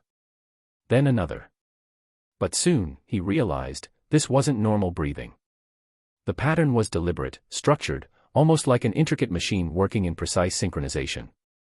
The more he inhaled, the more oxygen flooded into his system, saturating his blood, pushing through every artery, every capillary. His heart began to accelerate, its rhythm shifting from a steady drumbeat to a pounding war drum. More blood. More oxygen. More pressure. Then came the heat. His core temperature began rising rapidly, sweat forming quickly as his entire circulatory system worked overtime. His heart, a muscle like any other, was being pushed beyond its limits. Then, it ruptured. A sharp, splitting pain shot through his chest as his cardiac muscles tore under the strain. His vision blurred, his body convulsing slightly, but before complete failure. The Nano Machines rebuilt it. Cell by cell. Stronger. Denser. More efficient. The pain was immediate, unbearable. Worse than yesterday. His veins stretched, expanding under the increased blood flow. The walls of his arteries thickened, adapting to the violent new rhythm. His lungs burned, feeling like they would collapse, only to be restored, their capacity forcefully expanded. It wasn't just his heart. Every organ, every tissue, every system was being rebuilt in real time. The pain was all-consuming. His muscles trembled. His skin was drenched in sweat. His white scaras turned bloodshot, veins standing out against his skin like a network of pulsing cables. And yet, he refused to fall. Pain is one of the greatest tools to forge willpower, host. Awa's voice was calm, clinical. She wasn't offering comfort, she was observing, measuring, ensuring the process was absolute. Adam gritted his teeth, his entire body shaking violently. His very existence felt like it was on fire. But he endured. Even as his heart ruptured and rebuilt again. Even as his organs screamed for relief before being reborn stronger. Even as his bones ached under the strain of an oxygen-flooded system, their density shifting to accommodate the new load. Pain was the price. And he was paying it in full. Friday, May 17, 2026, 6 a.m. Adam had been breathing for hours. The cycle had continued, unrelenting, throughout the entire night. His heart ruptured and rebuilt itself over and over, his lungs expanded, shrank, and expanded again, his veins stretched and adapted to the new oxygen levels that forced their way through his system. Pain had become his entire world, but he never once stopped. Only when the first light of dawn crept through his window did Awa's voice ring in his mind. "Host, the session is complete." His body trembled, muscles aching in a way that went beyond exhaustion. Every fiber of his being felt like it had been torn apart and put back together. Slowly, Adam uncrossed his legs, his breath still heavy. His skin glistened with sweat, his body overheated from the intense metabolic process. He pushed himself up, unsteady at first, before walking into the bathroom. The moment the cold water hit his skin, he exhaled deeply. The sensation was almost shocking after the hellish heat his body had endured. The water ran red for a moment, micro-tears in his skin, blood from ruptured vessels, waste products from cells that had been completely broken down and rebuilt. He let the water cleanse him before drying off and heading straight to bed. The second his head hit the pillow, he was out. Sunday, May 19, 2026, 8:32 a.m. His eyes opened to silence. The soft glow of morning light filtered through the window, casting long shadows across the room. Adam lay there for a moment, his mind catching up to the fact that it was no longer Friday. Frowning, he turned his head toward the clock. 8:32 a.m. His brows furrowed as he sat up. Awa, why did I sleep this long? What about my training? Rest is also training, host. She continued before he could respond. For 2 days, I used controlled mana exposure to repair and reinforce your genetic makeup. Breaking it down was necessary, but restoring it correctly was just as important. Adam rubbed his temple, processing. 2 whole days. And what about my awakening? I have temporarily halted it for now. Raising your mana affinity while keeping you unawakened will yield better results in the long run. He exhaled deeply before swinging his legs over the edge of the bed. His body felt different. Stronger. Lighter. More coordinated. Standing up, he headed straight for the bathroom. The moment he pulled off his clothes and stood in front of the mirror, he could see the difference. His once faint, barely defined muscles were now more visible, his shoulders broader, his chest and arms carrying more tone.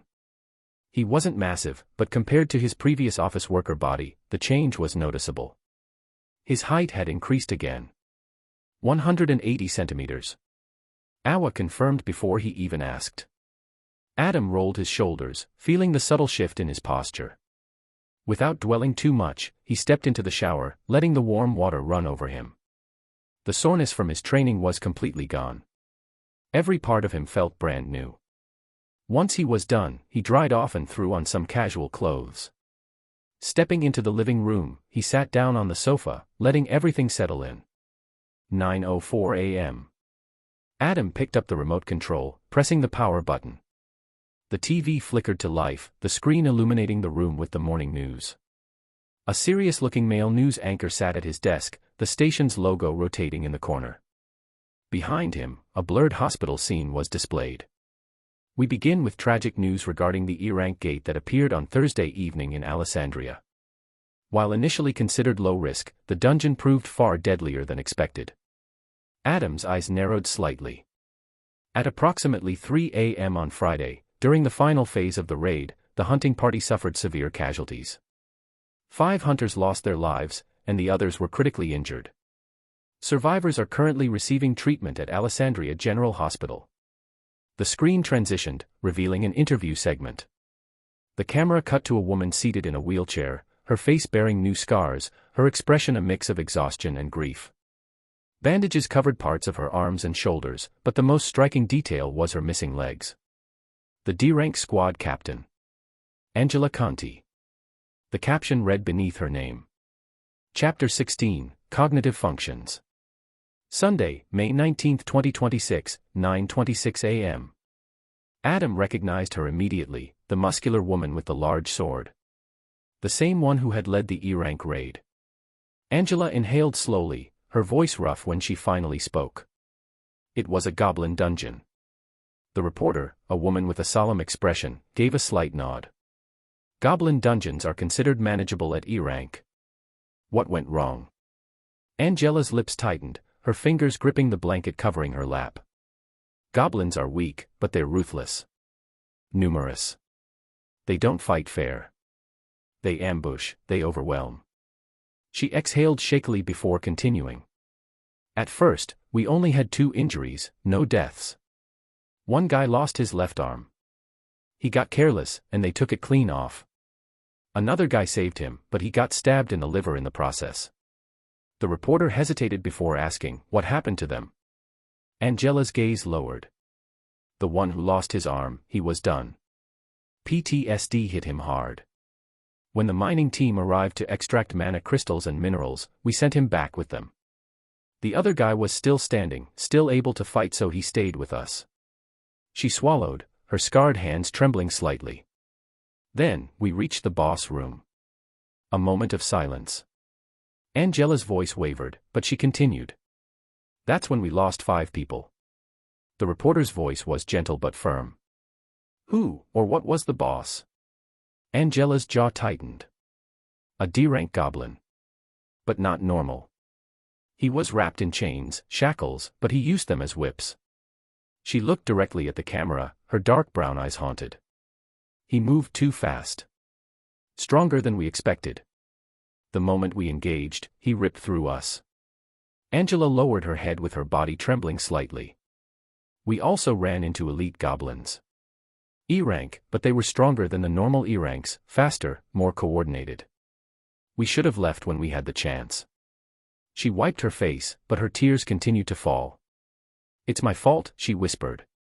I should have pulled out sooner. Adam sat in silence, watching as Angela, a hardened hunter, a leader, broke down on live television. There was nothing left to say. Adam stood up from the sofa, exhaling softly as he grabbed his wallet and keys before heading out. The apartment door clicked shut behind him, and soon, he was back on the streets of Alessandria. The morning air was crisp, carrying the scent of fresh bread, roasted coffee, and the distant hint of rain from the previous night. The city was awake, but not in a rush. People moved at a relaxed pace, enjoying their morning routines. Adam walked at his own rhythm, his footsteps light but steady. As he passed various storefronts, he let his thoughts wander. The news report still lingered in his mind. Death was always part of hunting, but seeing someone like Angela, once a strong leader, reduced to a broken state, it was a reminder. Strength wasn't an option in this world. It was a necessity. Soon, he spotted a cafe with a few outdoor tables, its glass windows reflecting the golden sunlight. The warm scent of pastries and coffee pulled him in. Pushing the door open, Adam stepped inside, greeted by the quiet hum of conversation and the gentle clinking of plates. A waiter approached, a young man with short hair and an easygoing smile. Good morning. What can I get for you? Adam's voice was calm but low. A slice of pistachio cake and a cappuccino. The waiter nodded. Coming right up. Taking a seat near the window, Adam leaned back, pulling out his phone. He had already studied computer science, mathematics, and engineering. Now, it was time for something just as essential. He began browsing medicine. Not just basic human biology, but the depths of medical science, neurology, hematology, genetics, immunology. Every major and minor field.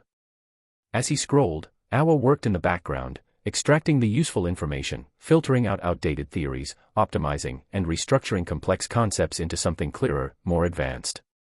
The cake arrived first, a light green slice with a soft, rich texture, topped with crushed pistachios and a delicate glaze. The cappuccino followed, its foam swirled into a near-perfect spiral. Adam took a slow bite of the cake. The balance was good, sweet but not overpowering, the nutty richness melting effortlessly on his tongue. He ate in silence, his eyes focused on the endless stream of medical knowledge flowing across his screen. How the human body responded to trauma. The limitations of traditional medicine. The potential of cellular regeneration. As Adam scrolled further, the focus of his study shifted to the human brain. The most complex organ in the body. The source of consciousness, memory, perception, and will. His eyes moved across the screen, taking in the latest neuroscience research, theories on cognitive function, and the structural intricacies of neural pathways. Host, integrating data. Awa's voice was as calm as ever, but this time, there was more. The nano machines within his own body were collecting and refining knowledge that modern science could never detect. Neural mapping scans confirm that current technology vastly underestimates the brain's true potential. Human cognitive limitations are not due to lack of capacity but inefficiency in data processing. Adam leaned back slightly, taking a sip of his cappuccino. So intelligence, memory, and comprehension, they're not just set values. Correct. Intelligence is a combination of synaptic efficiency, neural density, and optimized energy distribution. Memory is the result of structured encoding, recall pathways, and biochemical reinforcement. Comprehension relies on pattern recognition, predictive analysis, and associative learning. All of these can be modified. Adam's fingers tapped lightly against the table. Then, in theory, my brain functions could be increased. Not just intelligence, but reaction time, memory, even how I perceive time itself. Theoretically, yes. However, the current human brain is not designed for extended high-speed processing. Overclocking it without adaptation would result in mental degradation, overheating, and eventual failure. Adam nodded slightly, taking another bite of his pistachio cake. The flavor was still there, but his mind was elsewhere. So the real issue isn't possibility. It's sustainability. Precisely.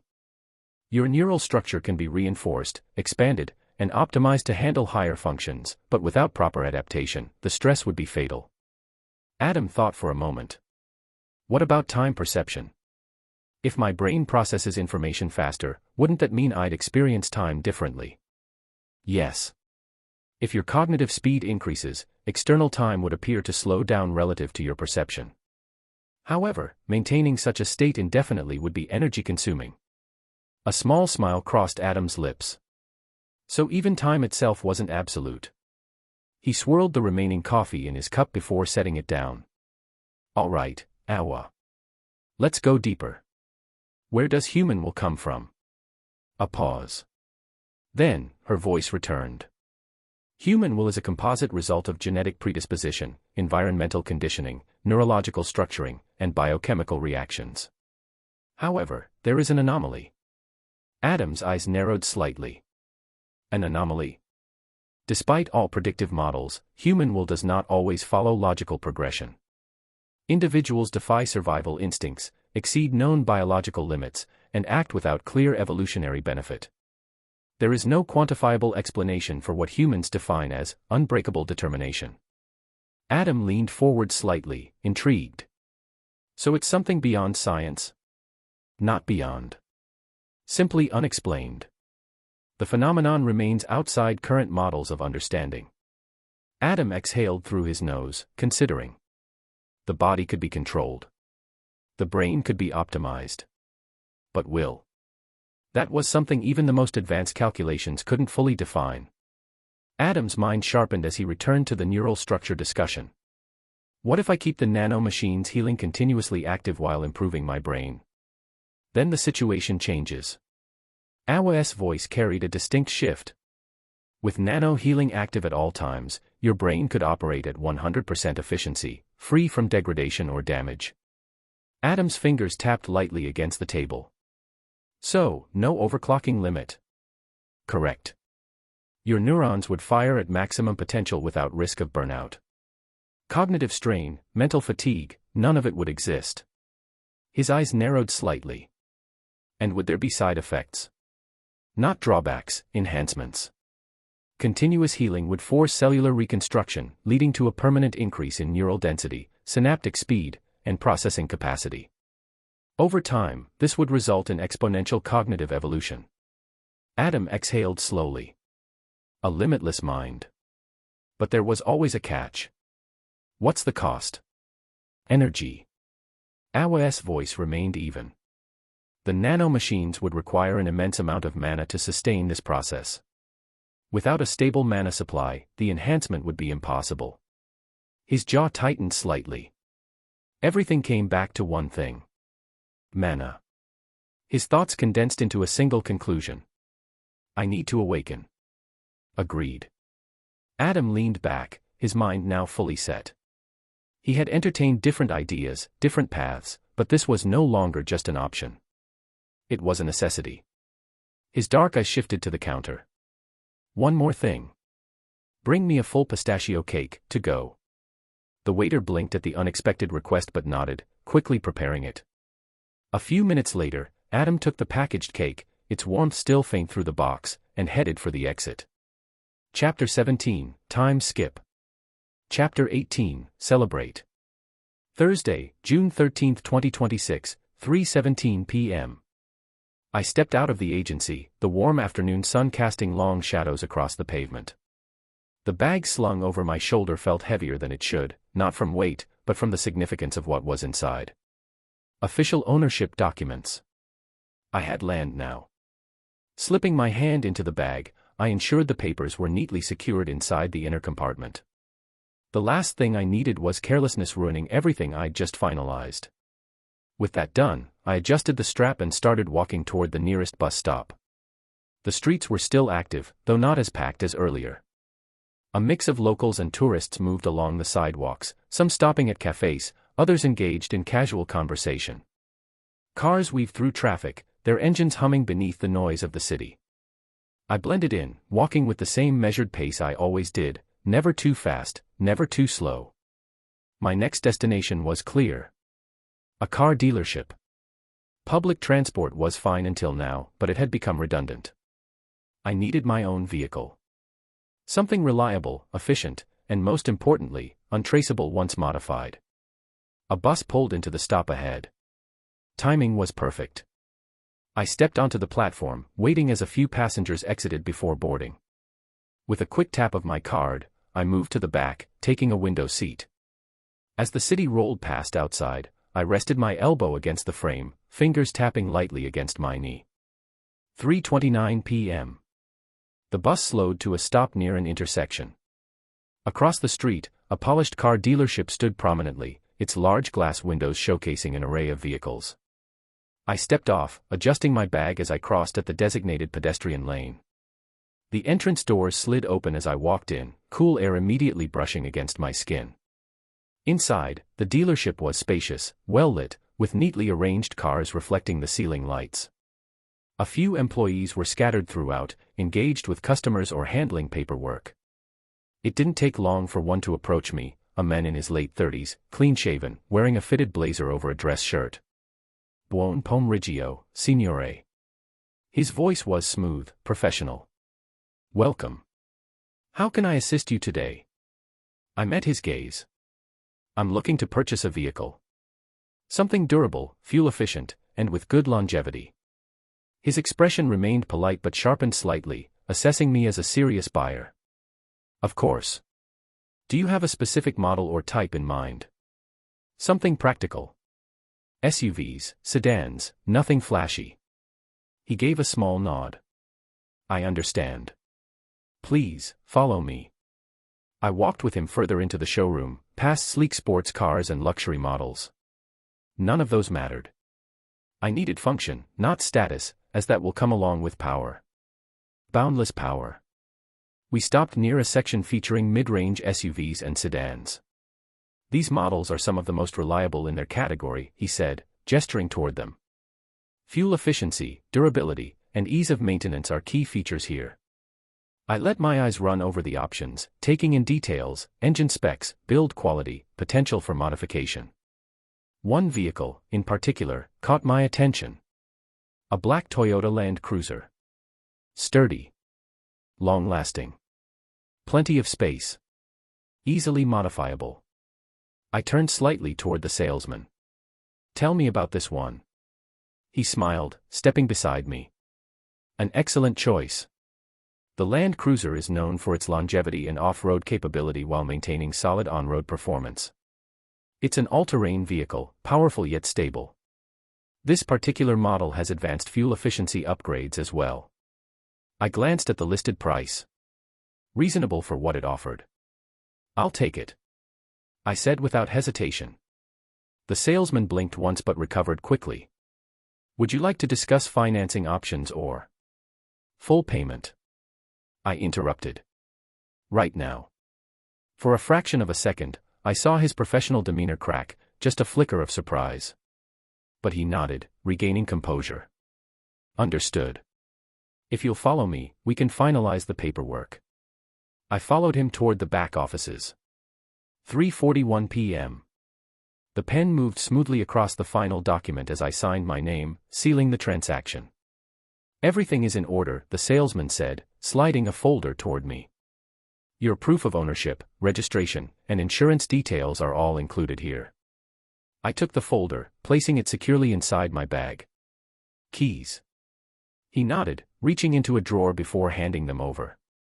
The cold metal felt solid in my palm, a physical representation of my next step toward independence. Your vehicle is parked just outside the exit, he continued. It's been fully checked, and the tank is topped off. You're good to go. I stood, offering a slight nod with a smile. Appreciate the efficiency. He gave a polite smile. Enjoy your new car, signore. With that, I turned and made my way toward the dealership's main exit. 3:49 p.m. Stepping outside, my gaze landed on the black Toyota Land Cruiser parked near the curb. Its polished surface gleamed under the afternoon light, a contrast to the more urban vehicles surrounding it. I walked over, unlocking the doors with a press of the key fob. The interior was clean, spacious, functional. No unnecessary luxury, just practical design built for both urban and off-road conditions. Sliding into the driver's seat, I adjusted the position slightly before starting the engine. The deep, controlled hum of the motor filled the cabin. This was mine now. As I shifted into drive and pulled onto the main road, my phone vibrated. Glancing at the screen, I saw Marie's name. I tapped loudspeak, answering without taking my eyes off the road. Didn't expect a call from you, I said, merging into traffic. Marie's voice came through smoothly, carrying her usual relaxed confidence. Figured I'd let you know, I cleared a C-rank gate with my squad today. Thought it called for a celebration.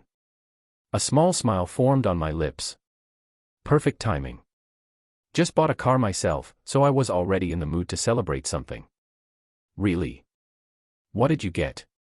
Land Cruiser. A short pause. Then, a low whistle. Damn, big spender. Got tired of public transport. More like needed a personal asset. Something reliable. Practical as ever. She chuckled. Anyway, I booked a spot at Trattoria Leone, figured 8 p.m. worked. That's fine. Good. Don't be late, Adam. The call ended. I tapped my fingers lightly against the wheel with eyes focused ahead.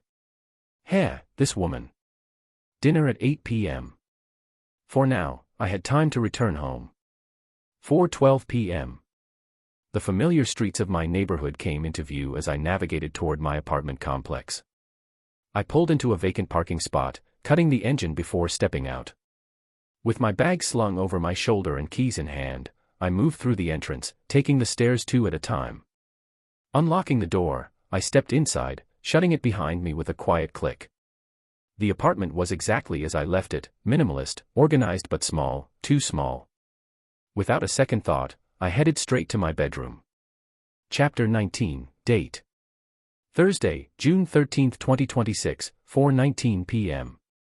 I dropped my bag onto the chair, exhaling as I walked toward my desk. The apartment was quiet, save for the faint hum of the ceiling fan and the distant sounds of the city filtering in through the window. I reached out and pressed the power button.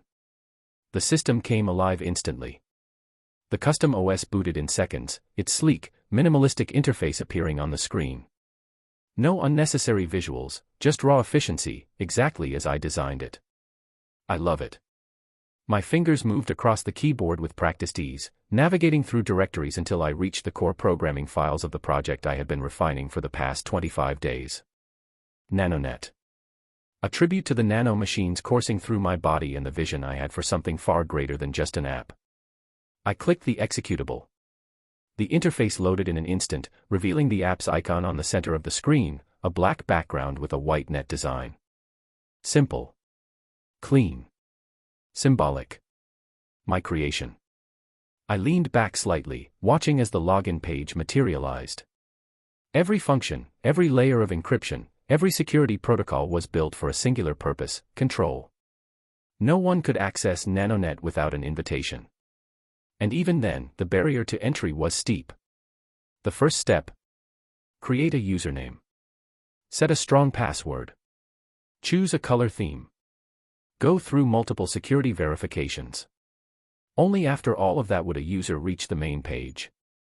A glance at the interface showed the 6 core features I had designed from the ground up. Messages. A fully encrypted chat system, private and group-based, with auto-deletion protocols. No server logs, no retrievable history. Once a message was sent and read, it was gone forever. Not for me though. Storage. A secure personal vault where users could store files, documents, and sensitive data without fear of external access. Encrypted beyond modern standards, untraceable, and decentralized. Private browser. A browsing tool with no footprints, no tracking, no logs. Every action taken within NanoNet was invisible to monitoring systems. Community. A closed network for discussions, deals, and private exchanges. No outside interference. No moderation. Pure, unfiltered conversation. Marketplace. A secure hub for knowledge, services, and digital assets. This was more than just trading, it was an underground economy in the making. Encryptor. A built-in tool allowing users to encode and decode messages outside of NanoNet itself. For those who needed extra layers of security even beyond the app. But access wasn't free. I had designed NanoNet to be untraceable, inaccessible to the public. No one could find it by accident. There was no app store, no website, no centralized hub. The only way to enter. An invite in the form of a QR code. Generated randomly by the app itself. No 2 invites were ever the same. To join, a person had to know someone who was already inside. No public sign-ups. No open registrations. But I wasn't going to sit back and let the network grow naturally. No. I would accelerate its reach. When the time came, I would release 1 million random QR codes across the world.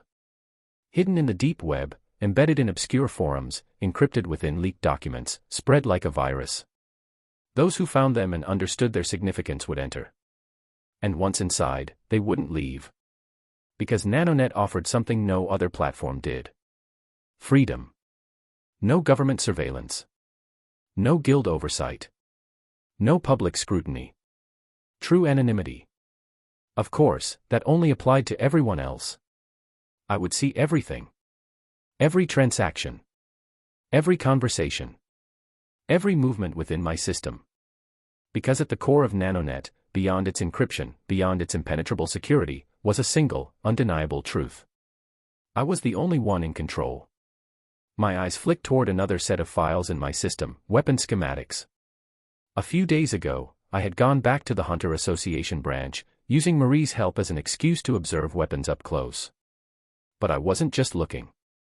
Awa was analyzing. Scanning every weapon and armor with utmost precision. And coupled with the extensive research I had done online, I now had a complete understanding of modern hunter weaponry. The knowledge was there. All I needed now was the means to build. That was why I had bought the land.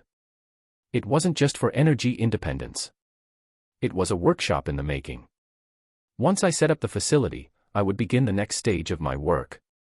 Because NanoNet was just the foundation. The real empire would be built with my own hands. 7:13 p.m. I adjusted the cuffs of my suit, the smooth fabric resting comfortably against my skin as I stepped out of the car. The evening air was crisp, carrying the distant hum of the city. Marie's house stood ahead, a modest but well-kept building in a quiet part of Alessandria. I walked up to the door, pressing the buzzer once.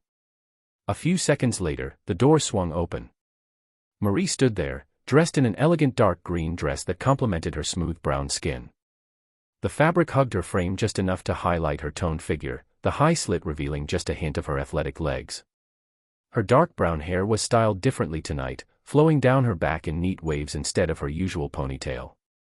Her eyes flickered over me before a slow, amused smile tugged at her lips. Well, well, well.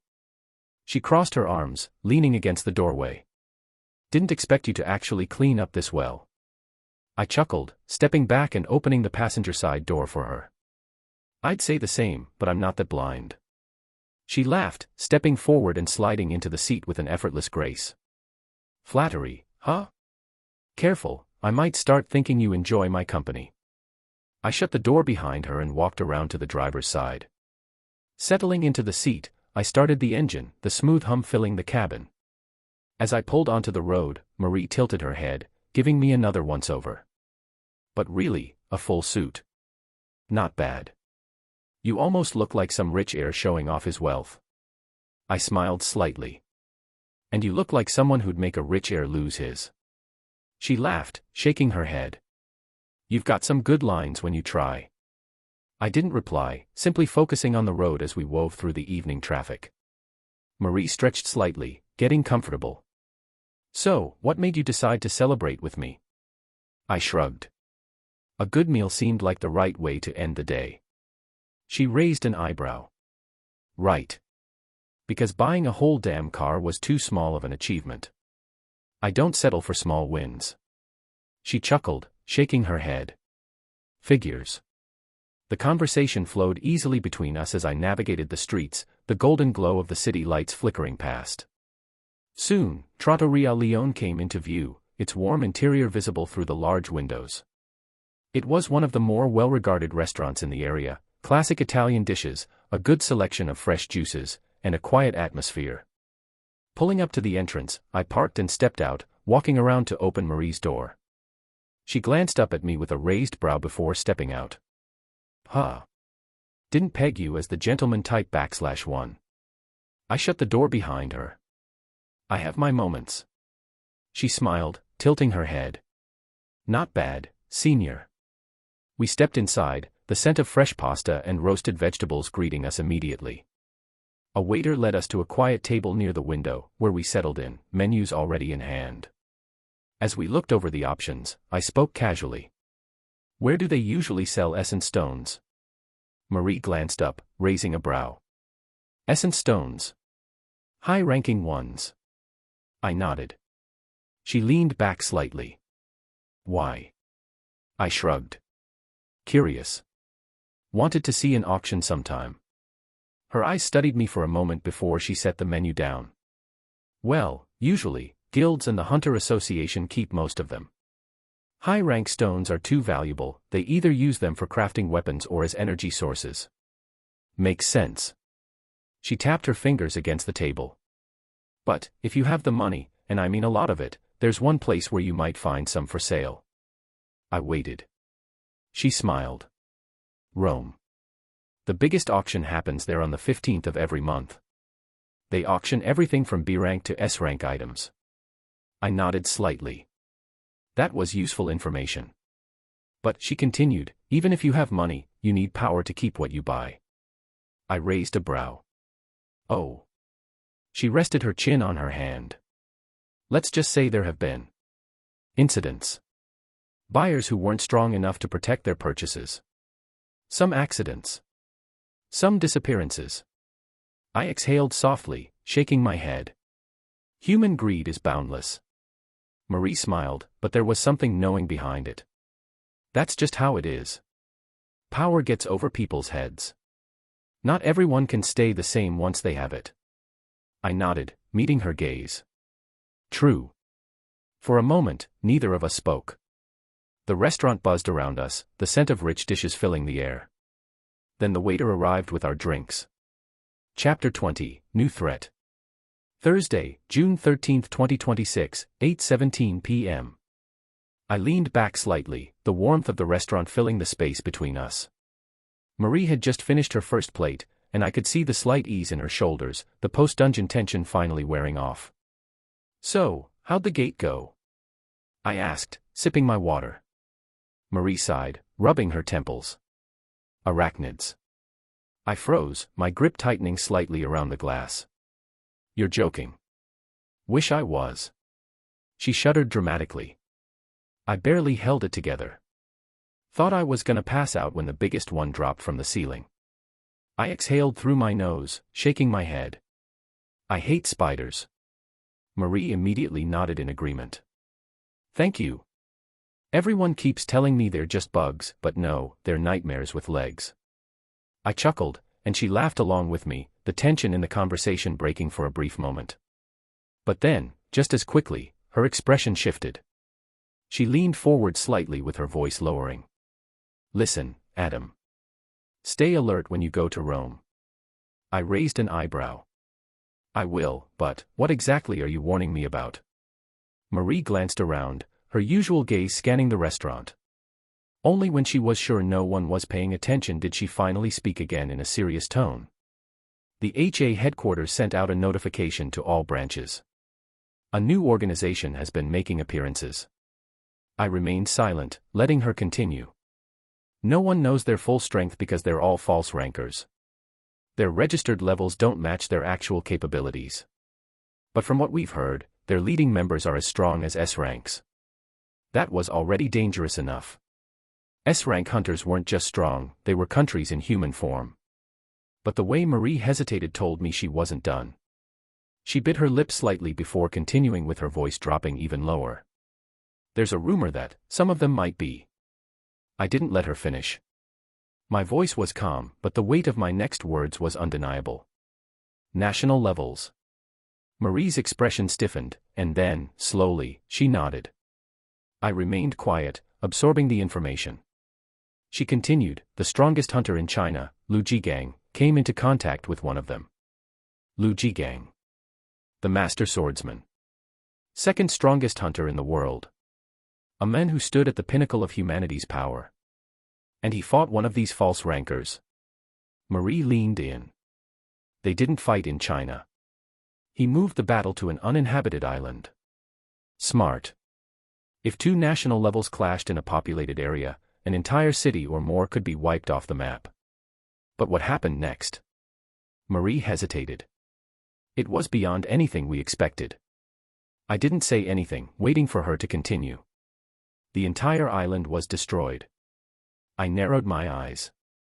Destroyed? How? Marie exhaled, gripping her glass. Like paper. I frowned. Paper. She nodded. Everything. The trees, the rocks, even the animals. All of it turned into paper. No trace of life. Just a wasteland.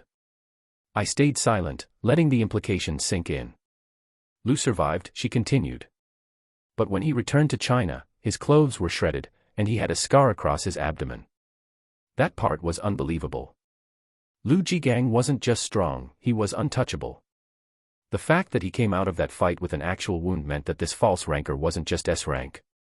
They were something worse. Meanwhile, the false ranker escaped. Marie finished. I tapped my fingers lightly against the table with my mind racing. This wasn't in the canon. But then again. I was 3 years before the main events.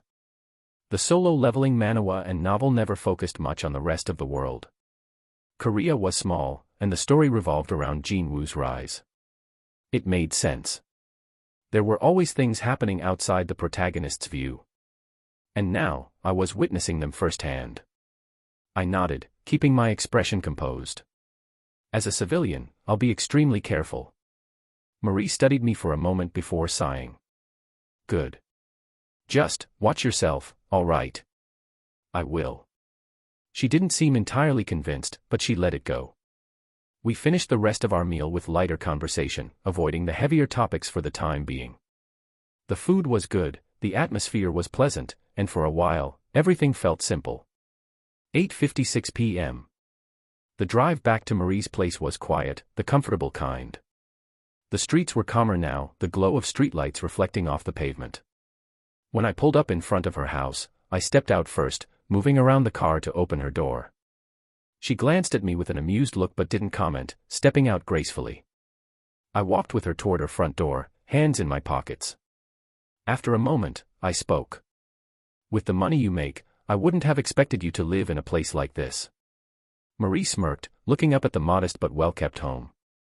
Happiness doesn't always come from big things, you know. I nodded with a small smile forming. She had a point. Without thinking much, I reached out and gently took her hand. Her fingers tensed slightly in surprise, but she didn't pull away. With someone to enjoy things, I said, meeting her gaze, everything else doesn't matter. Marie's eyes widened slightly, a faint pink dusting her cheeks. What do you mean? I chuckled, tilting my head slightly. I like the date. She quickly lowered her head with her ears turning red. I smiled again, and in a quiet, romantic gesture, I reached out and gently lifted her chin. Her breath hitched slightly, her brown eyes locking onto mine. Then, with deliberate softness, I leaned in and placed a kiss on her forehead. Marie blinked, her lips parting slightly before a slow, genuine smile formed. Neither of us said anything for a moment, the night air settling around us. Finally, she stepped back slightly, still smiling. Good night, Adam. I nodded. Good night, Marie. She turned and walked inside, pausing briefly before closing the door. I exhaled, still smiling as I walked back to my car. The night had turned out better than expected. Sliding into the driver's seat, I started the engine and pulled away, heading back home. 9:27 p.m. I stepped into my apartment, the familiar silence greeting me as I closed the door behind me. Setting my keys on the counter, I made my way to my room, loosening my tie as I walked. A glance at the clock. 9:27 p.m. The evening had gone well, but now my mind was back on track. Rome. The auction. If I planned to be there, I needed to prepare. I shrugged off my suit jacket, hanging it neatly before undoing the top buttons of my shirt. Within minutes, I had stripped out of my formal wear, swapping it for a loose t-shirt and comfortable sweatpants. The difference was instant, no stiffness, no restrictions. Settling into my chair, I powered on the PC. The screen flickered to life in seconds. First things first, knowledge. I opened the browser, my fingers moving swiftly across the keyboard. Rome's auction. Its history. Its security. Its buyers. Its risks. I needed to know everything. Awa. Always disposable host. Chapter 21, Unique Healing Type Ability. Saturday, June 15, 2026, 11:48 p.m. The night was alive with quiet wealth. A row of black cars lined the entrance, their doors opening to reveal men and women draped in expensive suits and gowns, their masks concealing identities yet flaunting status. The glow of chandeliers from within the grand auction hall spilled onto the marble steps, illuminating the discreet but ever-present security stationed at every corner. I walked toward the entrance, my own attire blending seamlessly into the crowd, a tailored black suit, a sleek mask covering my face, a single silver question mark etched into its surface.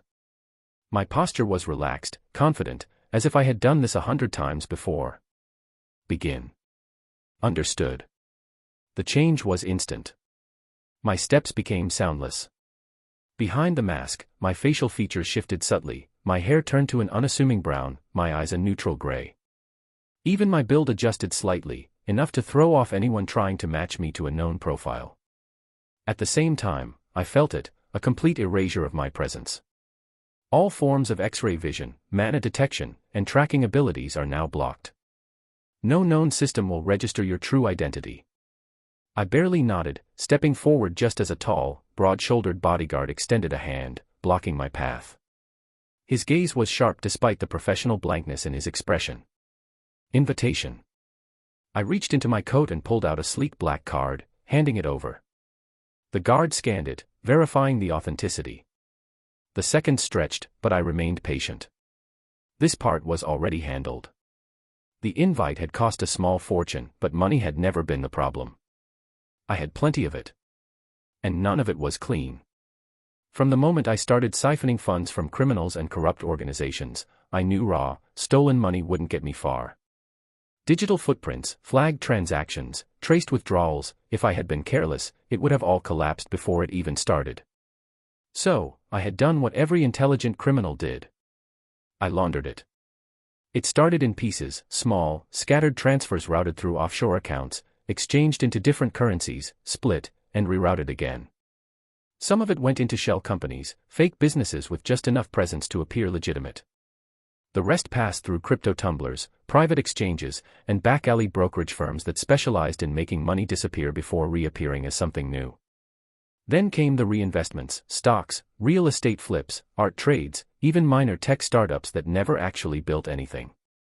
All legal on the surface, but just obscure enough to justify large cash movements. By the time I touched the money again, it wasn't stolen funds. It was old wealth.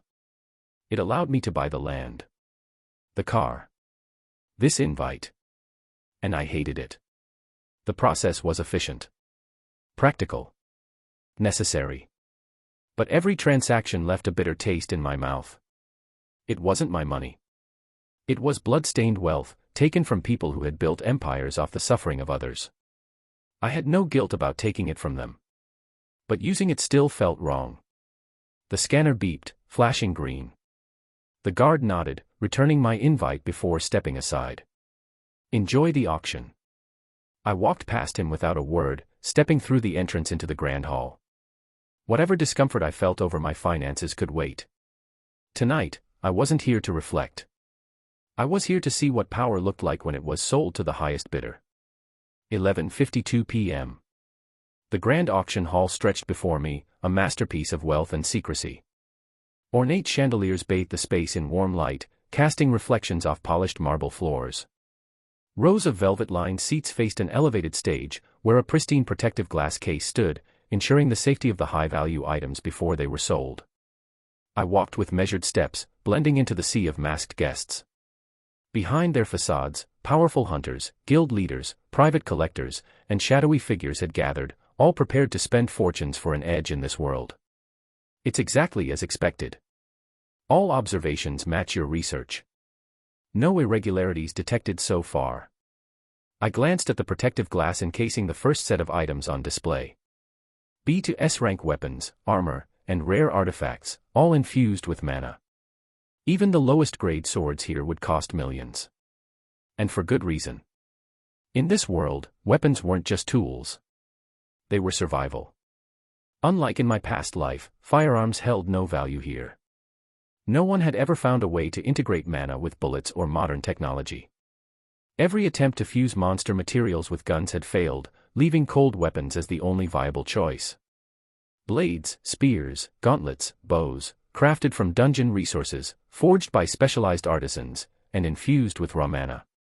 The best equipment could amplify a hunter's power, compensate for weaknesses, or turn a losing battle into a victory. A poor quality weapon, on the other hand, could mean death. That was why people were willing to spend absurd amounts of money here.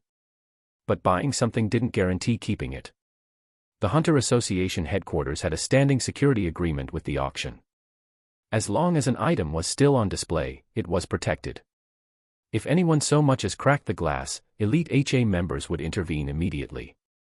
But once an item was sold and left the premises, it was a free-for-all. Buyers were responsible for their own safety.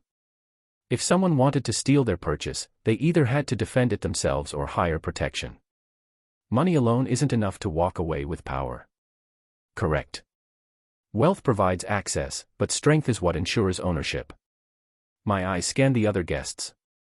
Some sat relaxed, sipping on imported drinks as if this was just another social event. Others were tense, their postures guarded, watching their surroundings with suspicion. It wasn't paranoia. It was reality. Some of these people would leave tonight empty-handed. Others might not leave at all. I found my seat near the middle of the hall. 11:57 p.m. I glanced upwards, past the sea of masked guests seated around me, toward the private balconies. That was where the real players sat. Behind tinted glass and heavy curtains, the true influential figures observed the auction in comfort, away from the restless crowd below. Guild masters, underground leaders, independent S-rank hunters, and those with power beyond just wealth.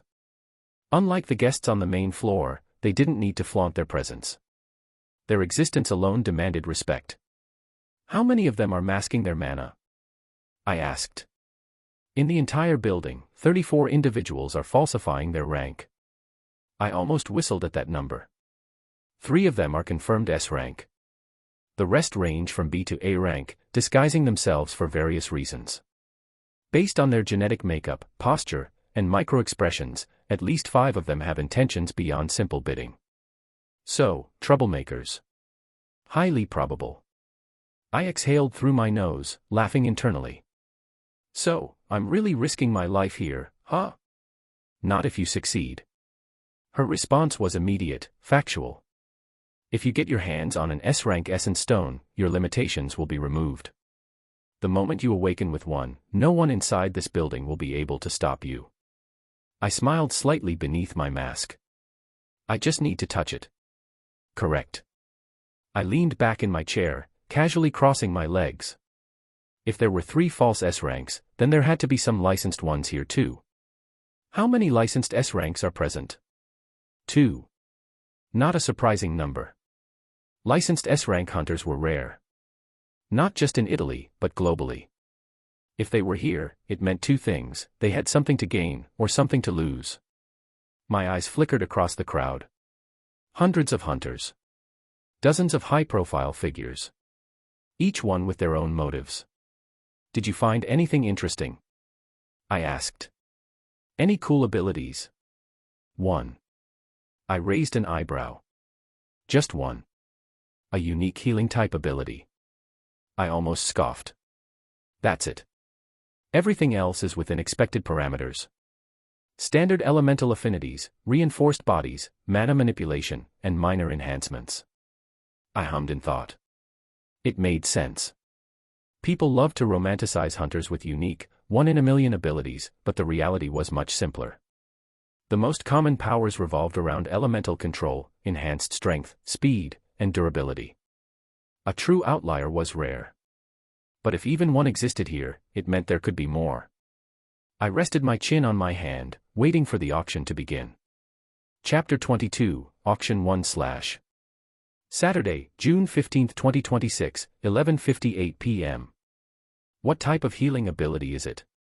The hunter currently possesses standard A-rank healing abilities, accelerated cell regeneration, wound closure, toxin neutralization, and moderate limb restoration. Nothing extraordinary. And the unique one. A dormant trait. Unawakened. Latent within their genetic structure. That was interesting. Abilities weren't always fully developed at the first awakening, some required double awakening to awaken. Trauma, extreme mana exposure, near-death experiences. Something had to trigger them.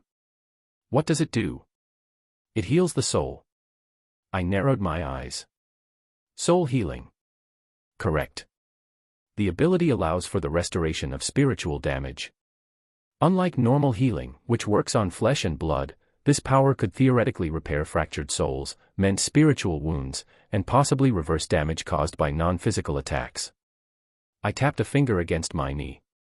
And with that information, we can now create attacks that target the soul. Yes. The scanned data provides a blueprint. By reversing the principles of soul healing, it is now possible to formulate techniques that directly harm the soul. I exhaled slowly with my mind sharpening. This changes everything. The monarchs, beings of pure spiritual essence. Unlike humans or magical beasts, they didn't have organic forms. They existed on a level beyond physical destruction. But now, I had a way to contend with them. Sunday, June 16, 2026, 12 a.m. A deep chime echoed through the grand hall.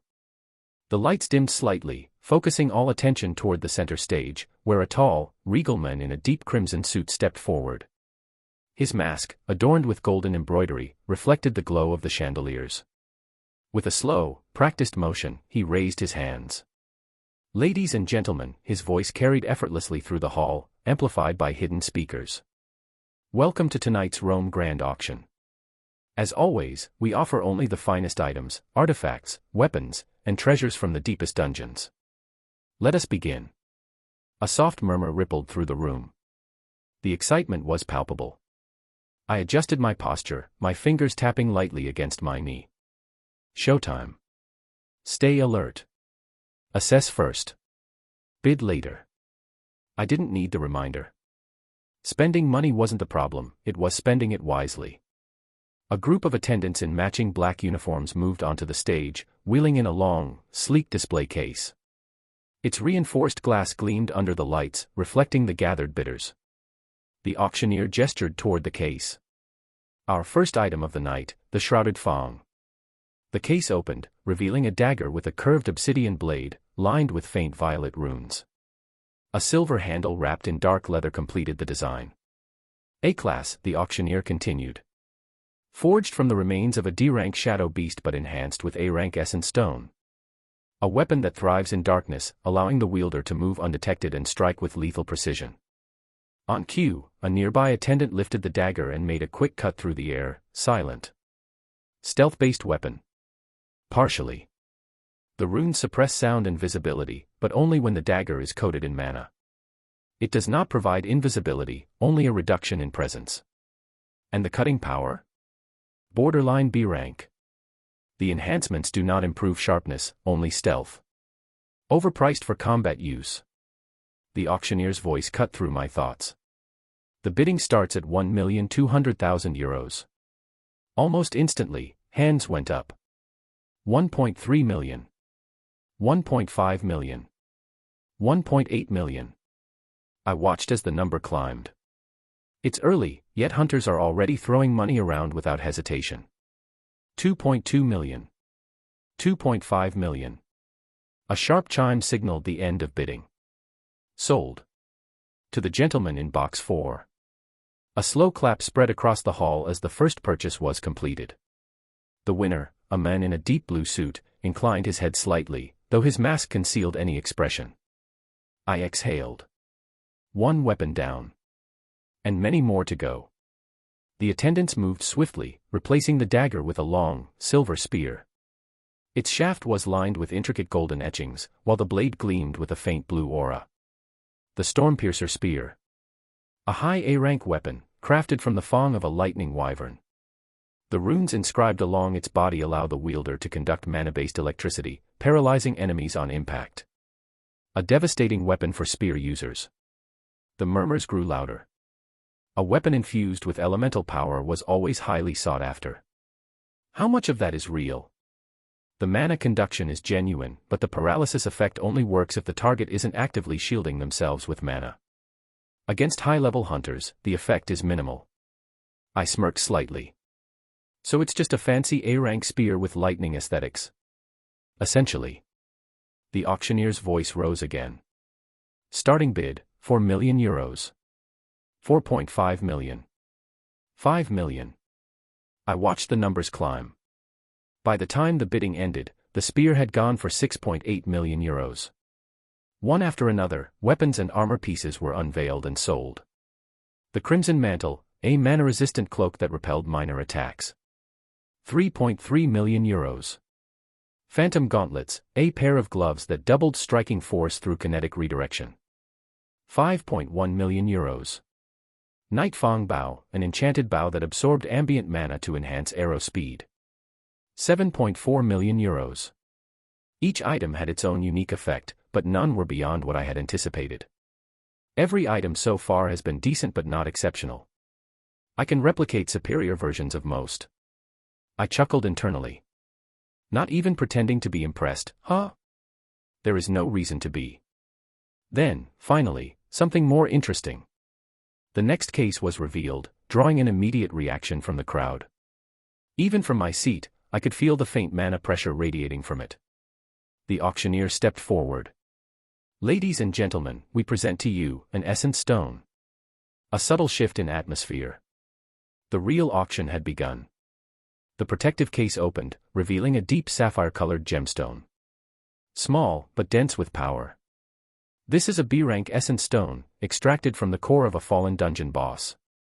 It holds immense raw mana, capable of enhancing both equipment and weapons alike or used as an energy source. The murmurs intensified. Unlike weapons or armor, essence stones were priceless. They weren't just tools, they were direct sources of power. Confirm it. It is authentic. Mana purity level at 89.2%.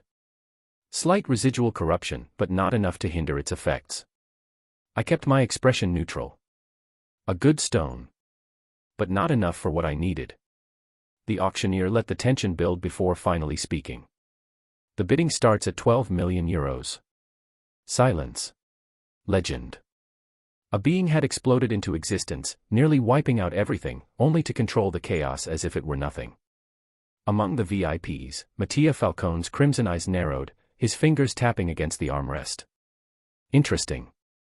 Meanwhile, Petruccio Auditore leaned forward, his ever-present grin flickering slightly. A newborn monster, huh? Even Matteo De Luca, the man who had taken the A-rank essence stone, felt something shift inside him, an instinctual understanding that something irreversible had just happened. And in the center of it all, Adam simply stood within the sphere of his own power. Venin tried one more time. His whip-like hair, coated in his signature poison, lashed toward Adam's rotating mana field. A single strand of venom-drenched fibers aimed directly for Adam's chest. And then it disintegrated upon contact. 2:08 a.m. Adam frowned slightly. Awa, why is this taking so long? You said awakening would take 0.002 seconds. You have already awakened. A pause. You're simply enjoying the feeling of pure mana too much to stop. Adam blinked.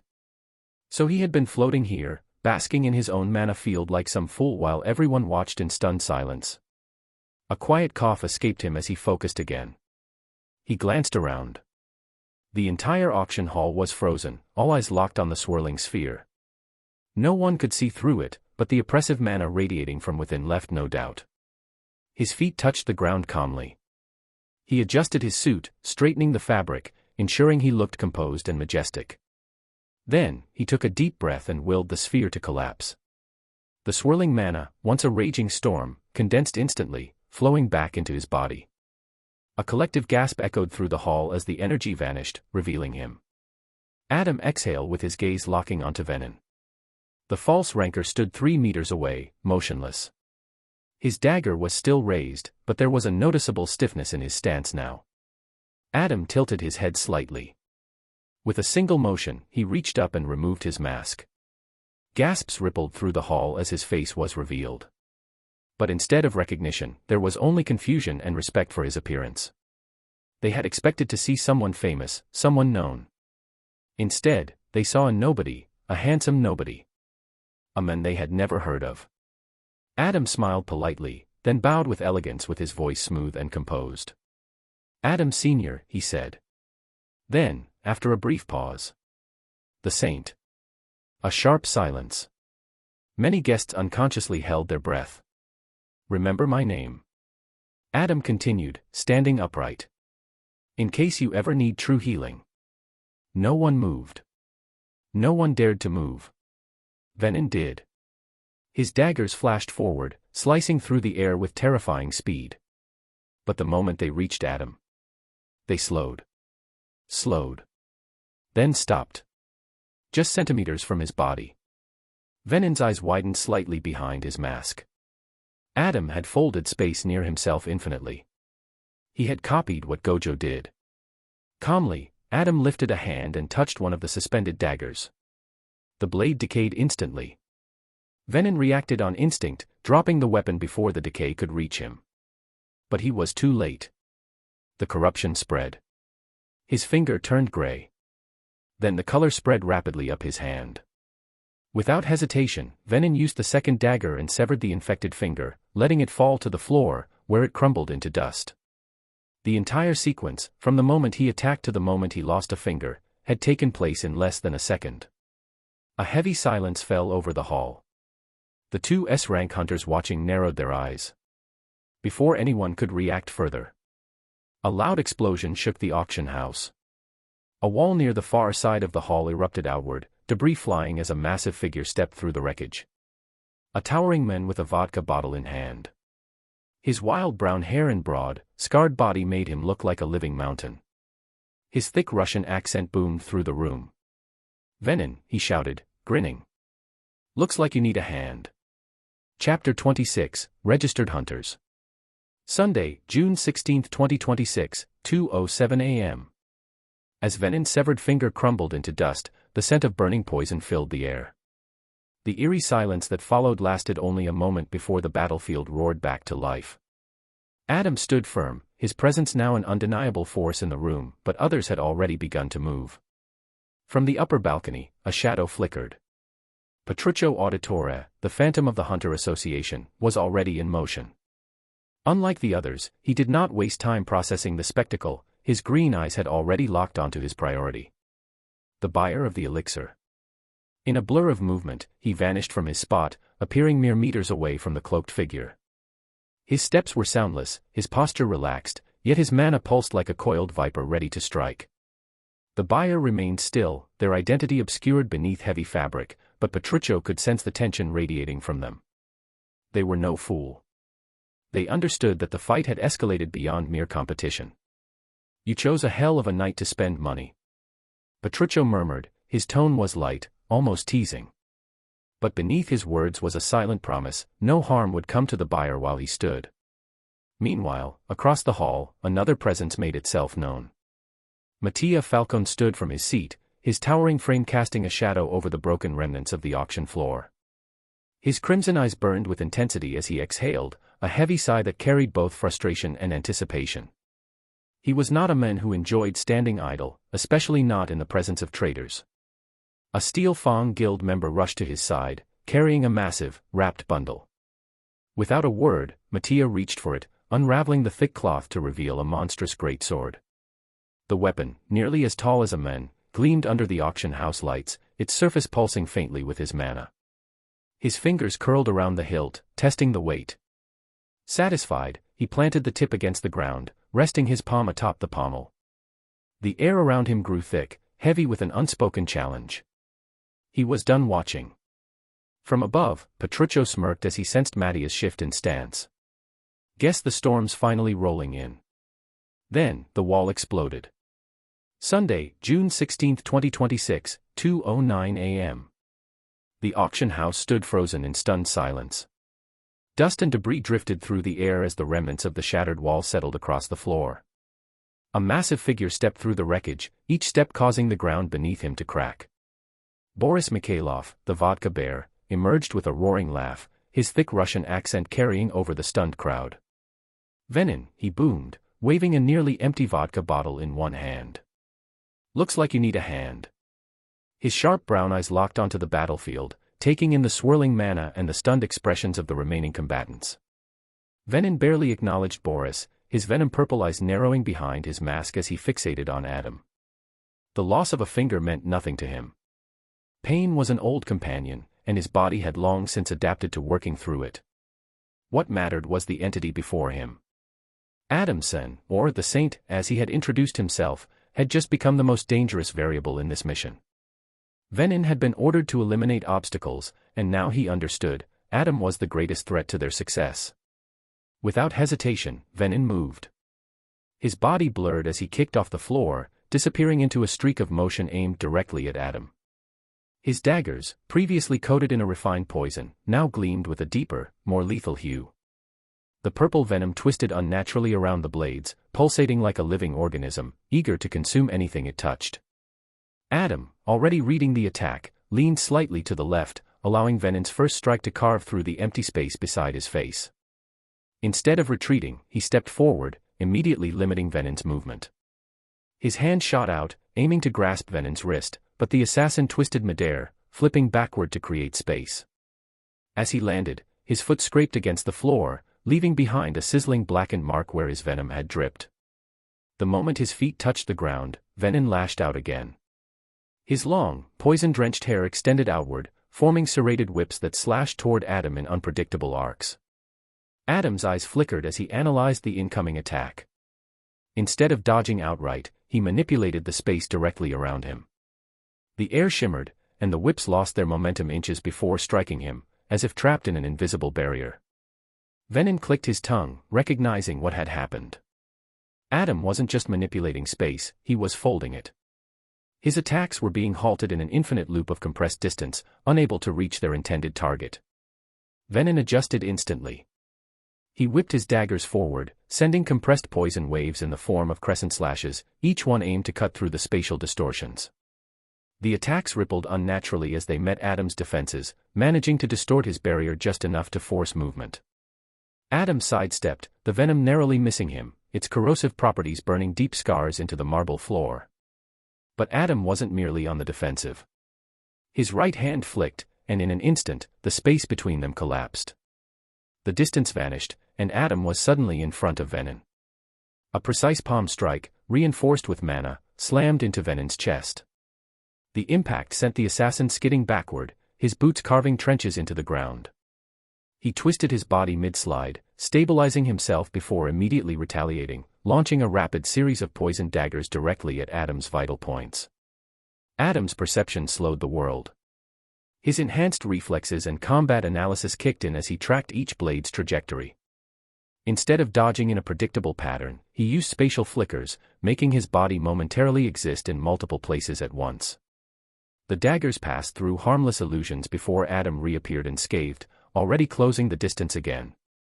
Venin frowned beneath his mask. He was learning. But Venin wasn't done. With a subtle flick of his fingers, the poison from his previous attacks didn't dissipate.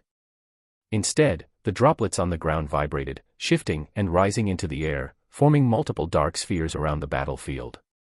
Then, they moved. The spheres elongated, twisting into grotesque humanoid figures. Each construct, dripping with concentrated venom, solidified into venom sentinels, humanoid poison warriors wielding various cold weapons. Their forms pulsed with a sickly glow, and the very air around them became toxic, forcing those nearby to retreat as they emitted a continuous haze of lethal gas. Their target: Petruccio Auditore. From across the battlefield, Petruccio had been escorting the masked buyer toward the exit, weaving through the chaos with his signature speed. The buyer, still cloaked and silent, moved with urgency but relied entirely on Petruccio for protection. As the venom sentinels formed, they immediately surrounded him, cutting off his escape. Petruccio clicked his tongue, his usual grin fading for a brief moment. Well, this is a pain. The sentinels wasted no time. The first one lunged with a curved blade, striking at the buyer's side. Petruccio intercepted, his dagger flashing as he deflected the attack. But the moment his blade made contact, a sharp sizzling sound filled the air. Venin's poison was obviously extremely corrosive. Even indirect contact was now hazardous. His constructs were evolving. Petruccio exhaled, his grin returning as he assessed the situation. Guess I'll have to get serious. His mana surged outward, forming a protective veil around both himself and the buyer. The moment the toxic gas touched the barrier, it sizzled harmlessly against his aura. Still, he knew this wouldn't last forever. He needed to cut through them fast. Meanwhile, Mattia Falcone had seen enough. His crimson eyes burned as he watched Boris enjoy the spectacle, still holding his vodka bottle as if this were mere entertainment. The destruction, the innocent casualties, the audacity of the false rankers operating so brazenly in Italy, it was all an insult. Mattia spoke. His voice rang through the battlefield, cutting through the noise with the weight of authority. Boris Mikhailov, he said, his tone sharp as steel. You are a traitor to humanity. Boris finally turned his attention away from the fight, his lips curling into an amused smirk. And Mattia took a step forward, his greatsword firmly gripped by him. The air around him crackled with a suffocating pressure, his mana manifesting as flickering red storms. The ground beneath his feet splintered as his power surged. I'm going to kill you. Boris took a long sip from his bottle, wiped his mouth, then let out a booming laugh. Finally. Someone with some fire. With that, the two S-rank warriors charged at each other, the impact of their clash sending shockwaves through the battlefield. Meanwhile, Adam and Venin continued their deadly exchange, their battle unfolding at speeds too fast for the average eye to follow. Every move, every counter, every calculated step was a display of pure battle IQ. Adam was adjusting. Learning. And Venin knew it. Chapter 27, Adam vs. Venin. Sunday, June 16, 2026, 2:10 a.m. Venin's masked breath echoed through the ruined auction house, mechanical and cold, an unsettling rhythm against the chaos unfolding. His form flickered, dissolving into a streak of motion that twisted through the air like a phantom. Adam barely had time to shift as a dagger, dripping with venom so corrosive it melted the very air, carved through the space he had just occupied. Adam responded instantly. His fingers curled, and the mana around him solidified. A jagged spear of pure energy formed in his grasp, humming with raw power. He didn't hesitate. The spear shot forward, splitting the air, aimed straight for Venin's chest. A blur of movement. The assassin twisted, barely avoiding impalement, the weapon grazing his side. The venom-coated strands of his hair lashed out in retaliation, forming serrated whips that coiled toward Adam's throat. He countered, a circular blade of mana manifesting in his palm. The edge sang as it met the toxic strands, slicing through them before they could reach him. Another dagger materialized in Venin's grasp. He closed the gap in a breath, his strikes relentless, his speed unnatural. Each attack sought to slip through the smallest opening, searching for a single cut to end the fight. Adam's body moved without pause, his limbs flowing in perfect synchronicity with his enhanced cognition. His hand shot out, catching Venin's wrist mid-strike, forcing him back before driving his knee toward the assassin's ribs. Venin shifted his weight, deflecting the blow, but Adam was already twisting into a spinning kick aimed for his temple. The force sent Venin skidding across the shattered floor, his boots carving deep trenches in the marble. He didn't stop moving. His fingers snapped, and the venom on the ground surged upward, forming an array of twisting serpents, their maws dripping with liquefied death. Adam's gaze flicked toward the incoming assault. His hands moved instinctively, molding the mana around him. Chains erupted from the ground, gleaming constructs of blue light. They shot forward, wrapping around the venomous entities, constricting them mid-air before snapping them apart. Another breath of mechanical hissing. Venin was already closing the distance again. His attacks blurred, the air screaming with each strike. Adam countered, forming twin short swords in his grip, the mana-forged blades clashing against Venin's poisoned daggers in a relentless flurry. Sparks erupted, mixing with the residual venom sizzling against the battlefield. A thunderous explosion rocked the city in the background. A shadow loomed overhead, a massive section of a building, torn from its foundation, hurtling toward them. Mattia and Boris's battle raged somewhere unseen, their clash uprooting entire structures. The falling debris threatened to crush the civilians still struggling to flee the area. Adam didn't hesitate. His hand flicked, the space around the debris twisting. In an instant, it vanished, reappearing miles away in an empty field outside the city. He didn't have time to breathe before Venin was on him again, his blade nearly slipping between Adam's ribs. His body reacted before his mind could process. He ducked low, spun, and slammed his elbow into Venin's sternum. The force sent the assassin staggering back, but not before he launched a cloud of venomous mist in retaliation. Adam swept a hand through the air, mana surging outward. A barrier formed, diverting the toxic cloud away from the buildings, dispersing it harmlessly into the atmosphere. His other hand tightened into a fist, and a gauntlet of solidified energy wrapped around his forearm. He lunged forward, driving his enhanced punch into Venin's mask. The impact cracked the reinforced plating, sending the assassin tumbling backward through a series of broken pillars. He didn't let up. Adam followed, warping the space between them, appearing above his opponent mid-fall. A massive axe of mana materialized in his grip, its weight balanced perfectly in his hands.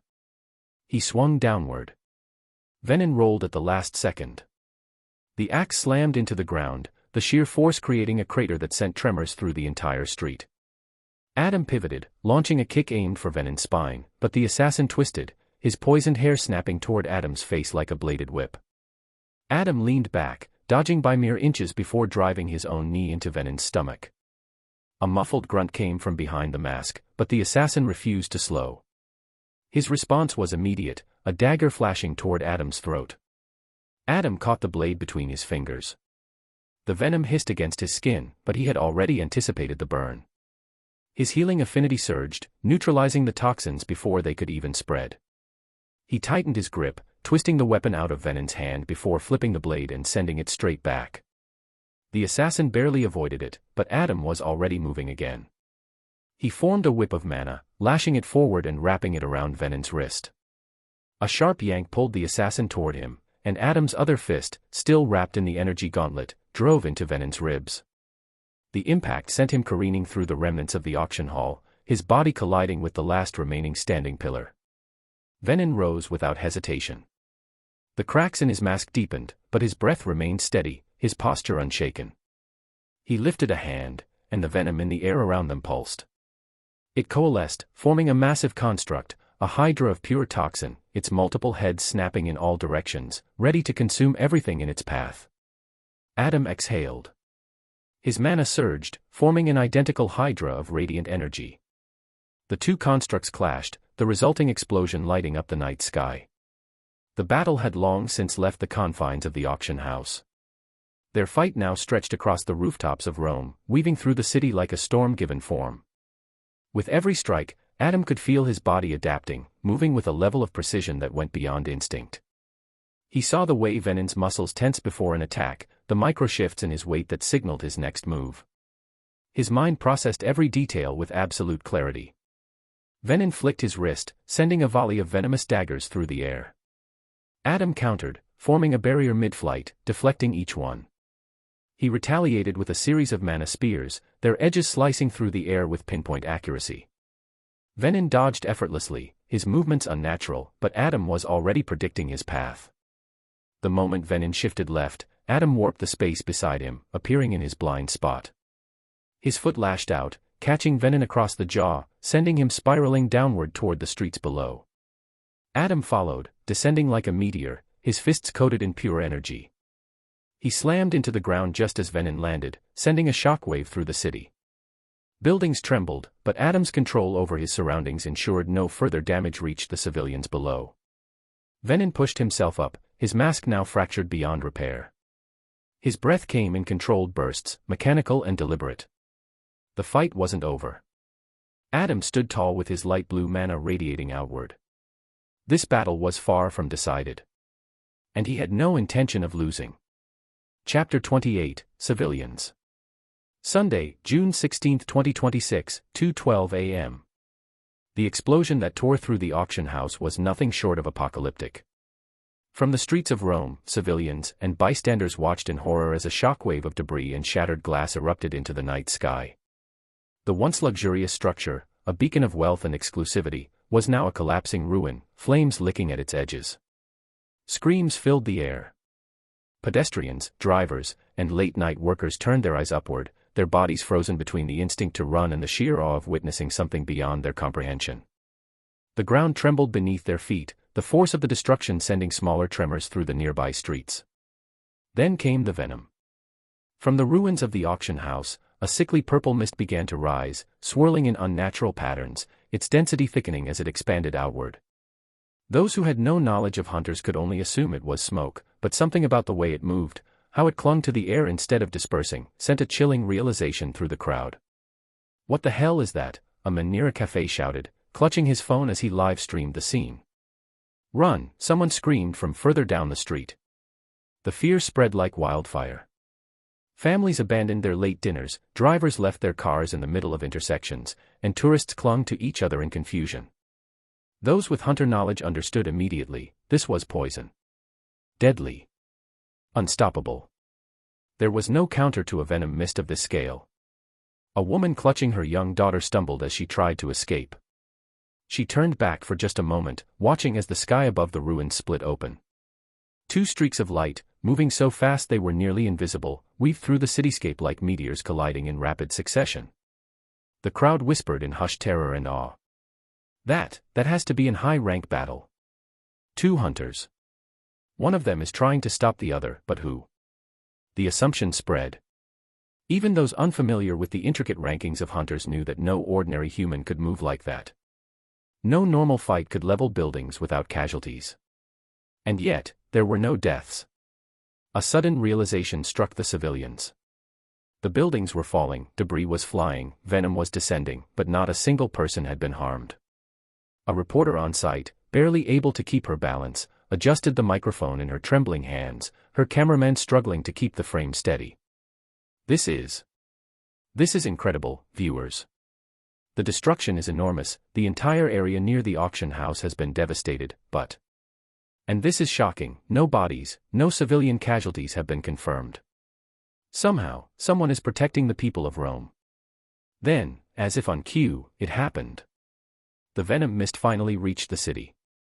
Screams erupted once more as entire blocks darkened beneath its descent.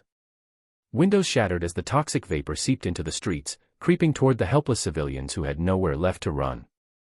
A father clutched his son tightly, backing against a crumbling building, knowing there was no escape. His wife grabbed his arm, shaking, her voice cracking. What do we do? We can't outrun it. The boy, no older than 7, whimpered as he watched the mist approach. The father held him closer, shielding him with his own body, knowing full well that it would be useless. And then, the mist never touched them. Instead, a light blue aura enveloped them. The father gasped as his son, previously trembling in his grasp, suddenly lifted into the air. "Papa," the boy shouted in shock, his small hands reaching out as his body drifted from the ground, the aura wrapping around him like a protective cocoon. The mother screamed, reaching for him, but within seconds, she too was lifted into the air. The father barely had time to react before his feet left the crumbling pavement, the entire family now weightless, carried by an unseen force.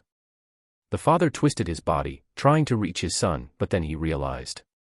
They weren't falling. They were being moved. Their bodies surged through the sky, alongside dozens, hundreds of others. Civilians across the affected area, while those caught in Venin's deadly mist were teleported. The family landed gently in an open plaza. The mother gasped, clutching her son, looking around wildly.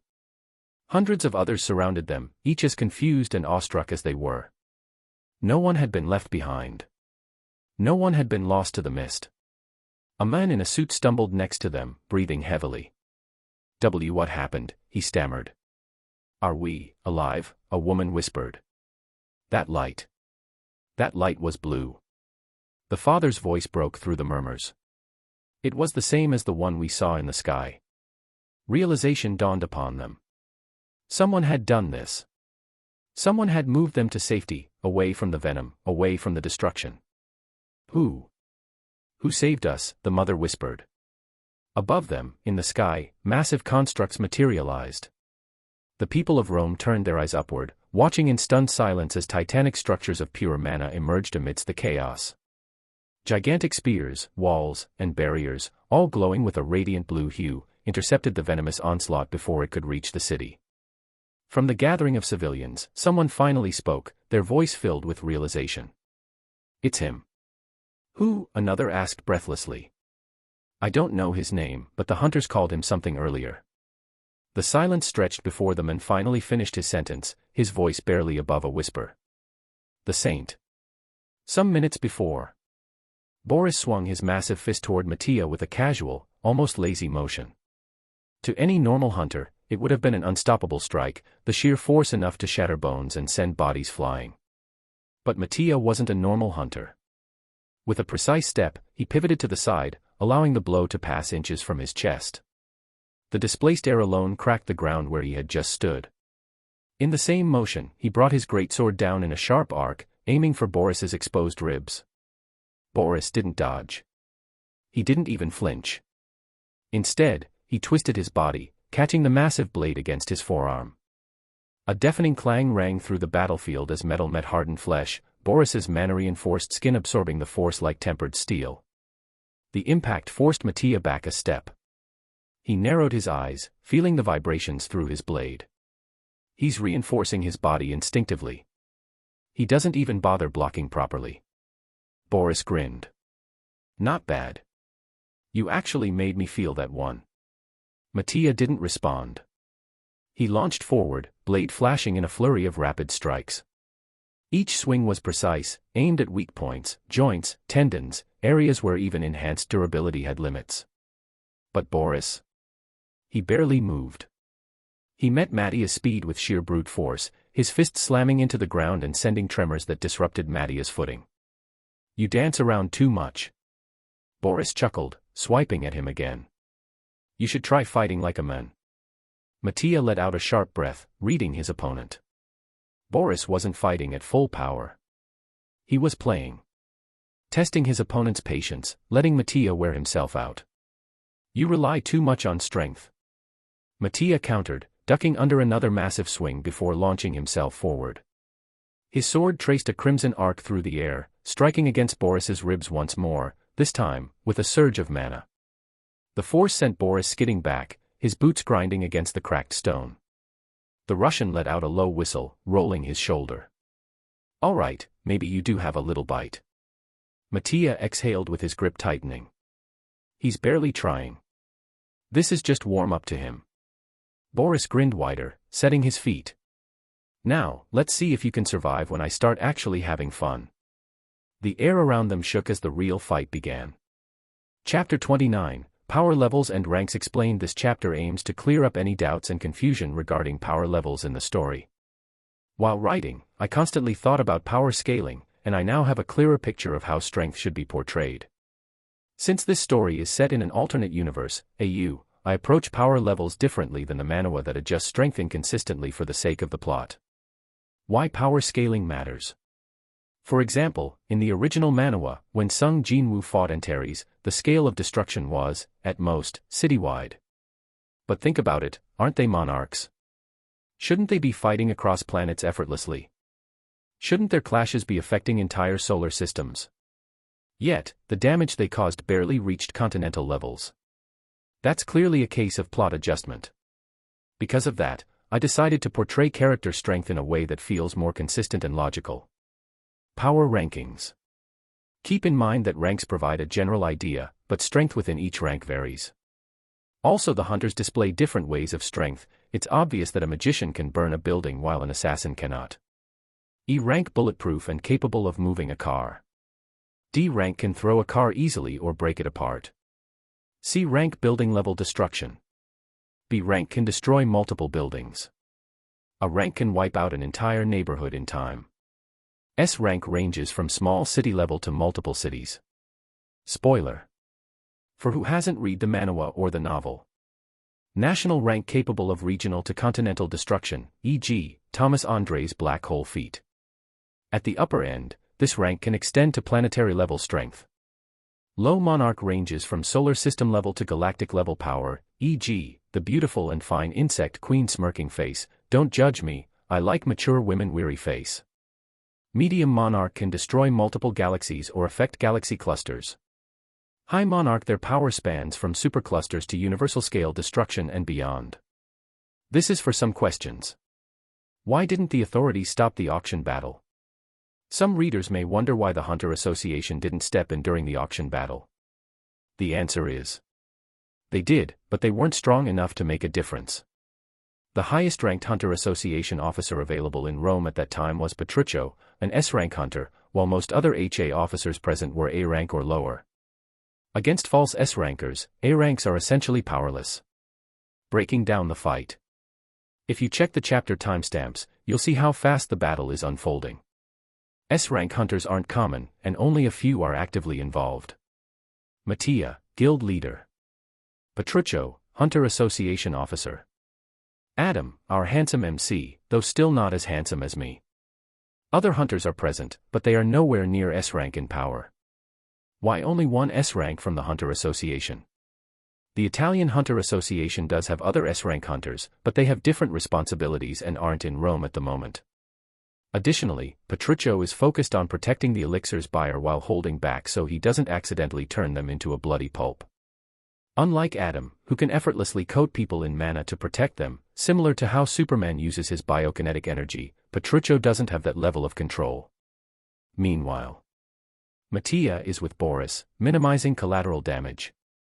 Adam is holding Venin down, gaining experience. Venin's poison sentinels, each of which is high A rank, are keeping lower rank hunters busy. With poison or venom, I just mean the ability he uses, as it's a purple substance that corrodes as well as venomous, but I don't have an actual name so I'm open to suggestions. Now imagine, this entire battle is happening in under 10 minutes. The other Hunter Association members are only A rank, so they realistically can't do much in a fight of this scale. Chapter 29, Analysis complete. Sunday, June 16, 2026, 2:11 a.m. The battlefield rumbled with the force of two hunters colliding, the air itself warping from the sheer energy unleashed. Mattia moved like a storm, his greatsword carving arcs of destruction as he pressed Boris with relentless aggression. Sparks danced through the night as blade met fist, each impact sending shockwaves that shattered nearby structures. Boris, grinning like a madman, met each strike with overwhelming brute force. His reinforced body absorbed the punishment, his powerful arms deflecting the massive sword without hesitation. The force of their exchanges sent tremors through the city, cracks spiderwebbing across the streets as their battlefield expanded. He's fast, but not untouchable. Mattia ducked low, pivoting around Boris's next strike, his blade flashing with condensed mana. He drove his greatsword upward, aiming for the Russian's ribs, but Boris twisted at the last second, slamming his elbow into Mattia's sword arm. The impact sent a numbing jolt through Mattia's body, forcing him back a step. Boris chuckled, rolling his shoulders. You swing that thing well, I'll give you that. But you're fighting a bear, little swordsman. Strength wins over fancy blade tricks. Mattia's crimson eyes burned, his mana flaring around him like a storm of embers. Then stop dodging and prove it. Boris grinned, then inhaled deeply. The air around him trembled as his body expanded, muscle and sinew swelling as thick fur sprouted along his arms and chest. His frame stretched, bones cracking as he grew to an imposing 4 meters tall, his hands now resembling monstrous claws. Partial shift. His voice, now deeper and rougher, carried a primal edge that sent an instinctual warning through the air. His previously overwhelming strength had just doubled. Mattia didn't hesitate. He surged forward, his greatsword swinging in a deadly horizontal arc. Boris met the strike head-on, catching the massive blade between his claws. The ground beneath them shattered from the collision, chunks of marble and steel erupting into the sky. For a moment, they were locked in a contest of raw power, Mattia pushing forward with all his might while Boris grinned. Then Boris shifted his weight, twisting his arms and forcing the blade downward. Mattia reacted instantly, wrenching his weapon free and spinning to the side just as Boris's claws raked the air where his chest had been. Mattia retaliated with a downward slash, his blade crashing against Boris's shoulder, cutting deep into his flesh. The Russian let out a guttural growl, but his grin remained intact. Blood dripped from the wound, but he barely seemed to notice. Gahaha, you little club, you're not weak. Boris admitted, flexing his claws. But you're gonna need more than that. Before Mattia could move, Boris slammed his fist into the ground, tearing up a massive chunk of the street. With inhuman ease, he lifted the rubble, an entire building's worth of debris, and hurled it skyward. Mattia's eyes flicked toward the air, tracking its trajectory. Not at me. High above, Adam and Venin's battle raged, a storm of mana and poison clashing in midair. The airborne battlefield had remained separate, until now. Boris's colossal throw sent the crumbling structure directly toward them, a building-sized projectile set to crush everything in its path. Mattia exhaled sharply. Damn him. He's forcing Adam to break focus. There was no time to shout a warning. Adam had already noticed, his body flickering with light blue energy as he prepared to intercept. Boris, seeing Mattia momentarily distracted, took the opening. His massive claw tore through the air. Mattia barely managed to bring his greatsword up in time to block, but the force was devastating. He skidded backward, his boots carving deep trenches in the ruined street. His hands ached from the sheer pressure, but he kept his grip firm. He could not afford to falter. Boris didn't let up. He charged, his quadrupedal stance adding terrifying momentum to his next strike. His clawed foot slammed into the ground, launching him forward like a bullet. Mattia barely sidestepped before Boris's punch cratered the street where he had been standing. Mattia retaliated, twisting his body and delivering a two-handed downward slash, his sword cutting through the air with lethal precision. It met Boris's forearm, and cracked. For the first time, Mattia felt it. A vibration ran through his sword, unnatural and sickeningly sharp. His eyes widened as tiny fractures spread along the blade's surface. His weapon, the one that has accompanied him until now, was struggling against Boris's raw, overwhelming power. No. Boris saw it too. His grin widened, and in an instant, he slammed his other claw directly against the weakened edge of Mattia's sword. The greatsword shattered. A deafening crack echoed through the battlefield as Mattia's most trusted weapon broke apart, shards of steel scattering in every direction. For a split second, time seemed to stop. Then Boris's next attack landed.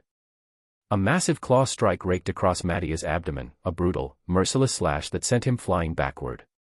Blood splattered against the broken pavement as he crashed through the remnants of a collapsed structure, rolling to a stop amidst the rubble. Silence followed. Then Boris laughed. Loudly. Ha! Not so cocky now, are you? He flexed his bloodied claws with his form still active. Come on, Crimson Storm. Get up. You wanted a fight, didn't you? Dust swirled around Mattia's motionless form. His body ached, his breathing heavy. His vision blurred slightly as he stared at the shattered remains of his greatsword, the once proud weapon reduced to useless fragments. But despite the pain, despite the overwhelming force of his opponent, a slow smirk tugged at the corner of his lips. Bastard actually broke my sword. His fingers twitched. His mana surged. And deep in his crimson eyes, something burned brighter than ever. 2:13 a.m. Adam landed atop a partially destroyed skyscraper with his boots pressing against the fractured concrete as he watched Venin streak toward him like a venomous shadow. The assassin moved with terrifying speed, his form barely distinguishable in the night, his remaining mask's mechanical breathing the only sound cutting through the distant destruction. Awa. Analysis complete. A slow smile tugged at Adam's lips. His glowing light blue eyes locked onto Venin with his voice carrying with the weight of absolute certainty. The test time is over. Venin didn't hesitate. His poison constructs sharpened into dozens of serrated lances, each one launching toward Adam with lethal precision. But the moment they neared, space itself folded. The constructs froze mid-air, trapped within an endless loop of distorted reality. Venin shifted, attempting to retreat, but his body refused to move. He was locked. His unparalleled speed, his mastery of movement, it meant nothing now. Adam had severed the concept of distance around him. There was nowhere to run, nowhere to escape. Venin's eyes narrowed. Adam raised his palm and a construct of deep purple poison manifested within it, swirling ominously. The sight of it made Venin's eyes widen in pure shock. Before he could react, chains erupted from the void, coiling around his body like serpents, tightening with each passing second. These were no ordinary bindings.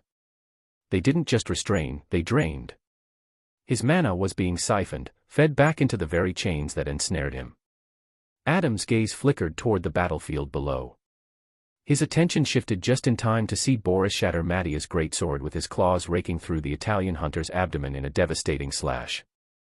Blood painted the broken streets as Mattia crashed into the rubble, unmoving. Adam exhaled slowly, then lifted a hand.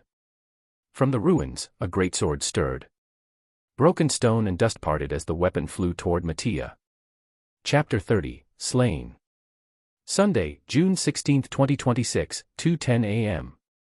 The auction hall was in complete chaos, the once grand chamber now a battlefield of shifting allegiances and violent destruction. Petruccio moved swiftly, his body flickering like a speedster between the masked buyer and the three high A-rank false rankers. Their killing intent was suffocating, but his calm, razor-sharp focus didn't waver.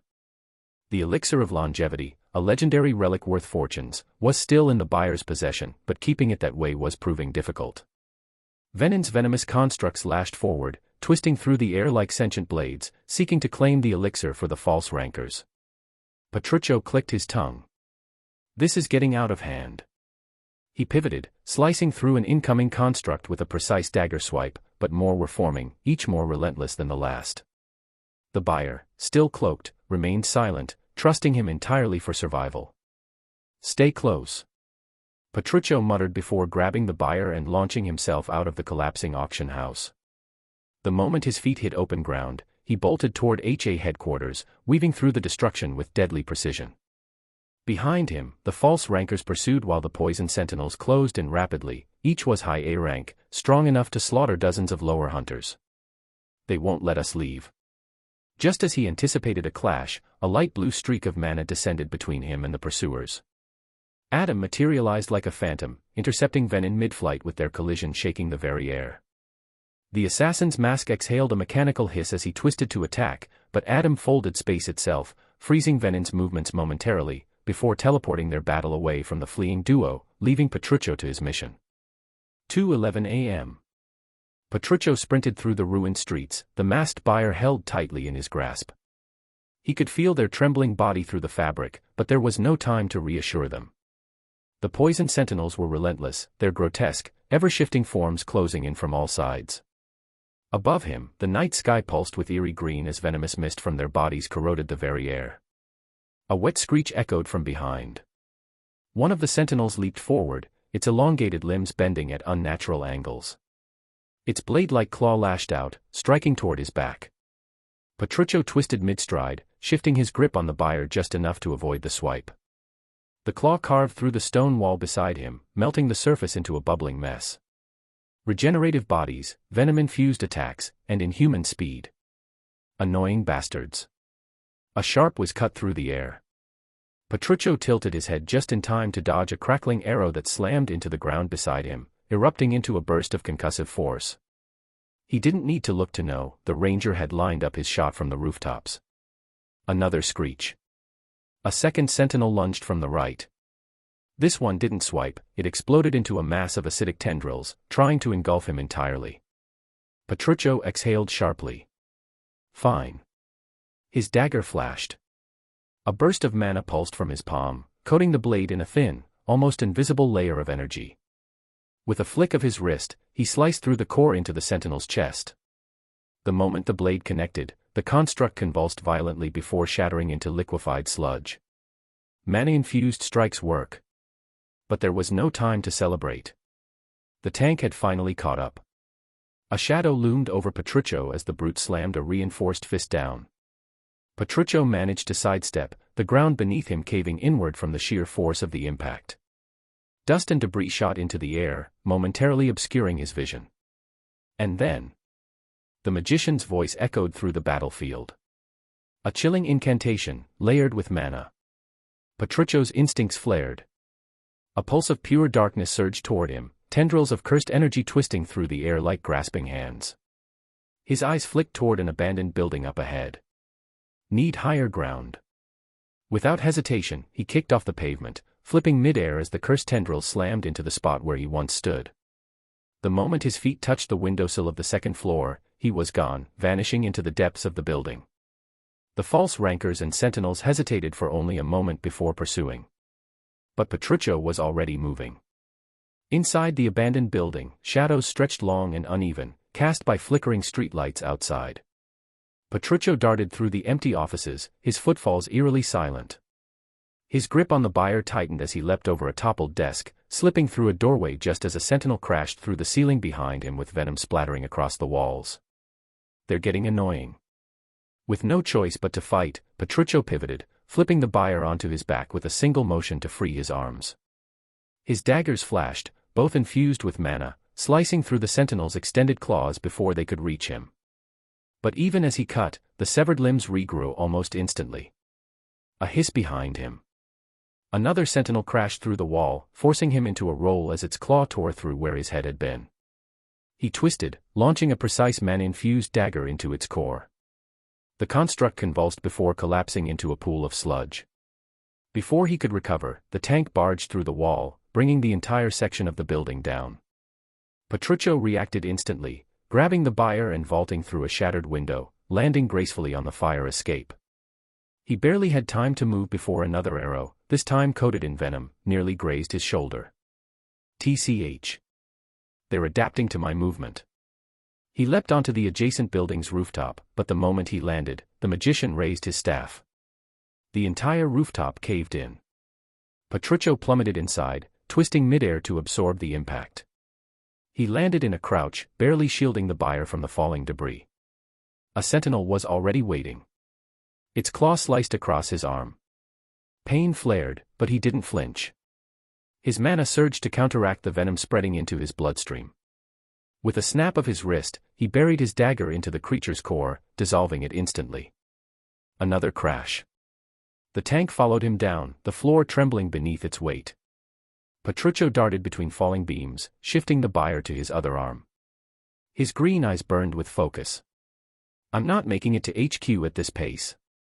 They were forcing him into corners, limiting his movement. The sentinels were hurting him, keeping him trapped. The magician loomed above the hole in the ceiling, a dark orb of energy gathering in his palm. The ranger knocked another arrow, the tip glowing with stored energy. Petruccio exhaled. They wanted to pin him down. Time to end this. He darted forward, straight at the tank. The brute swung, but Petruccio slid beneath the strike, kicking off the floor and flipping up to land on the creature's shoulders. Before the tank could react, Petruccio drove both daggers into the back of its helmet, sending a concentrated pulse of mana directly into its skull. The force melted the membrane. Then the magician's spell fired. Petruccio pushed off the dead tank at the last second, landing and flipping away as the spell obliterated the ground where he once stood. He rebounded off the crumbling wall, closing the distance to the magician in a single instant. Before burying the dagger into the mage's heart, the ranger loosed an arrow. Petruccio caught it midair, snapping it in half before disappearing and rushing towards him. Chapter 31, Broken. Hey everyone. I just want to take a moment to thank you all for your feedback. Your suggestions and corrections help me grow as a writer, and I truly appreciate them. I also want to give a huge thanks for all the stones you've been consistently sending my way. To show my appreciation, I've decided to offer a one-day discount on all Patreon tiers. If you've been on the fence about joining, now's the perfect time. But that's not all, I'm also dropping a bonus chapter today as a little extra thank you. Your support means a lot to me. Discount code 55680. Sunday, June 16, 2026, 2:12 a.m. Petruccio's eyes snapped upward, locking onto the ranger, who was already repositioning across the rooftops. The archer had lost the high ground advantage the moment his allies fell, and now, without backup, he was as good as dead. The ranger knew it too. He abandoned patience, firing arrows in rapid succession, each one glowing with mana-infused lethality. Explosive tips, piercing projectiles, even scatter shots meant to cover his retreat. But Petruccio moved like a spectre. A twist, a sidestep, a sudden leap, his body weaved between the projectiles with inhuman precision. His phantom steps left after images, making it impossible to predict where he'd be next. Then, in the blink of an eye, he was gone. The ranger barely had time to process it before a blade pressed against his throat. Petruccio's voice was calm, almost amused. Checkmate. A single flick of his wrist. The ranger's body crumpled, lifeless before it hit the ground. Petruccio exhaled slowly, rolling his shoulders. 3 down, no more interruptions. The HA headquarters loomed in the distance. Without hesitation, he bolted forward, carrying the buyer toward safety. But the real danger had come. Boris Mikhailov, now towering at 4 meters tall, had turned his attention away from his wounded prey, Mattia, and toward Petruccio. With a roar of drunken fury, he grabbed the massive auction podium, its reinforced steel and marble frame cracking under his grip. Without hesitation, he hurled it across the battlefield like a missile. Petruccio narrowed his eyes and reacted. He twisted at the last second, narrowly avoiding the impact as the podium exploded behind him, sending shards of metal and stone flying in every direction. The force sent him skidding with his grip tightening around the buyer. Damn it. Too close. But there was no time to breathe. The poison sentinels surged forward. Their toxic bodies left a corrosive mist in their wake, their cold weapons dripping with venom that could melt through mana barriers. Petruccio was outnumbered, and his priority wasn't himself, it was the buyer. If it was him alone the matter would be different, but now he needed to move carefully to not injure the frail buyer. Each dodge became harder, each deflection cost him ground. The sheer numbers were overwhelming. Then, the earth trembled. A heavy presence charged forward, Boris, running on all fours like a rabid bear. His massive maw, lined with jagged teeth, gaped open as he lunged, intent on devouring Petruccio whole. For the first time that night, Petruccio felt genuine danger. Just before impact, a crimson blur flashed before his eyes. Mattia. No longer wielding his broken sword, he now held something entirely different, a new greatsword, its blade gleaming with an ancient, indomitable strength. Titan's Resolve. The S-rank sword sold at the auction that Adam just threw him. As Boris lunged, Mattia's entire form shifted. His body hardened, his muscles encased in an armored exoskeleton formed from the same Titan bone alloy as his weapon. The once battle-worn swordsman now stood transformed with his very presence radiating raw power. This was Mattia's special ability, he is able to form an armor in base to the weapon he is wielding. Boris never saw it coming. With one foot stomp, Mattia drove Boris's head into the ground. The street beneath them cratered from the impact, the sheer force sending shockwaves outward. A deafening boom echoed across the battlefield as cracks split through the concrete like a shattered mirror. Mattia's crimson eyes glowed with contained rage as he pressed his boot deeper into Boris's skull. You're done playing games, Mikhailov. It's time I slay a traitor. Boris growled, his clawed fingers twitching against the ground as he tried to rise. But Mattia's strength, amplified by Titan's resolve, held him in place like an unmovable force of nature. TCH. Boris grunted, voice muffled by the earth. Fine then, let's make this fun. 2:13 a.m. With Venin now fully sealed, Adam exhaled with his eyes shifting toward the ongoing chaos. His gaze locked onto the battlefield, but his focus was drawn to the three S ranks. Among them, his eyes landed on the frail, masked buyer, the one holding the elixir of longevity. With a flick of his wrist, a cocoon of blue mana enveloped the buyer, lifting them gently into the air and moving them away from the danger. His voice resonated across the battlefield, reaching both Mattia and Petruccio. I'll safeguard the buyer. Focus on the fight. Petruccio, locked in combat, gave a brief nod before lunging at Boris. The Russian, now enraged, let out a guttural roar with his form swelling further. His bones cracked, his skin darkened with thick fur, and his body stretched as his muscles bulged grotesquely. Full shift. Boris bellowed, his voice shaking the very foundations of the ruined cityscape. A true bear now stood where the brute once had. Towering over them all, he crushed what remained of the pavement beneath his massive paws. Adam, momentarily observing the transformation, shifted his attention back to the buyer. The blue mana faded, revealing a young girl, no older than 14, landing on the rooftop. She clutched the ornate box containing the elixir tightly, her hands trembling as she stared up at him with wide, fearful eyes. Adam's expression remained calm, though his glowing gaze softened slightly. He gave her a single nod. You're safe now. Stay close. The girl hesitated but stepped closer, clearly recognizing that amidst all the chaos, he was the safest place to be. But Adam's task was far from complete. His attention turned outward, scanning the hundreds of thousands of civilians who still littered the surrounding city. The destruction had already displaced thousands, and though he had managed to teleport and shield many, there were still too many left in harm's way. 2:14 a.m. Adam stood on the rooftop, his glowing blue eyes calmly observing the battlefield below. The chaotic destruction, the roars of battle, the sheer weight of mana saturating the air, it was a scene that would have broken lesser hunters. But for Adam, this was simply data. His gaze first drifted to Venin, still locked in his spatial prison, his poison-laced body struggling against chains that refused to break. The assassin was strong. His affinity alone made him an S rank at the highest level, and had Adam not sealed him first, Venin's toxins would have spread like wildfire, killing thousands in minutes. Awa, what's your analysis? Venin is a national-level prospect. Adam's brow furrowed slightly. That's a bold statement. Not really. His poison affinity is pretty good, but his biggest weakness is his fragile body, but his combat style mitigates that. If he had a sturdier physique, he could already be at that rank. Adam's eyes flickered toward Boris and Mattia, their battle shaking the entire street. The vodka bear, fully transformed, stood over 6 meters tall, his muscles coiled with raw destruction. Mattia, armored in Titan bone alloy, stood firm, his massive greatsword glowing with condensed mana. Boris is overpowering him. Yes. In his full shift, Boris is a lot stronger than Petruccio and slightly above Mattia, even with his armor. His sheer size, regenerative ability, and endurance put him near the top of physical-type hunters. And Petruccio? Against a brute like Boris? Not a chance.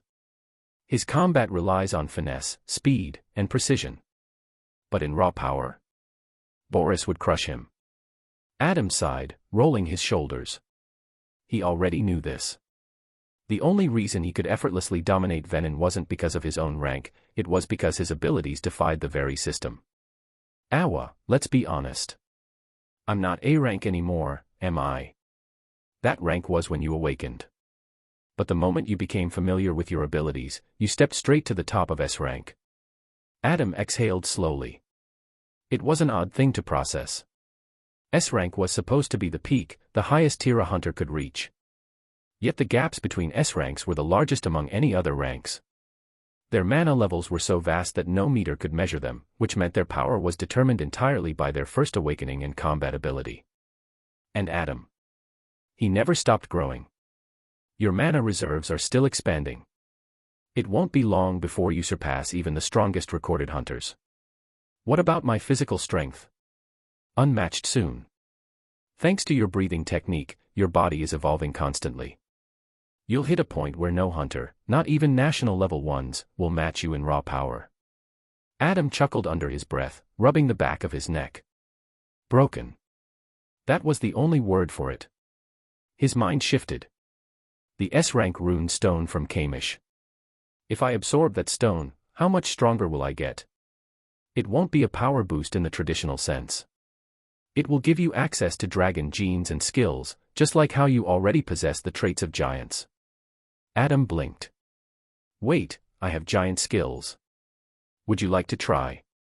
A slow grin spread across his face. Hell yeah. Chapter 32, Strength.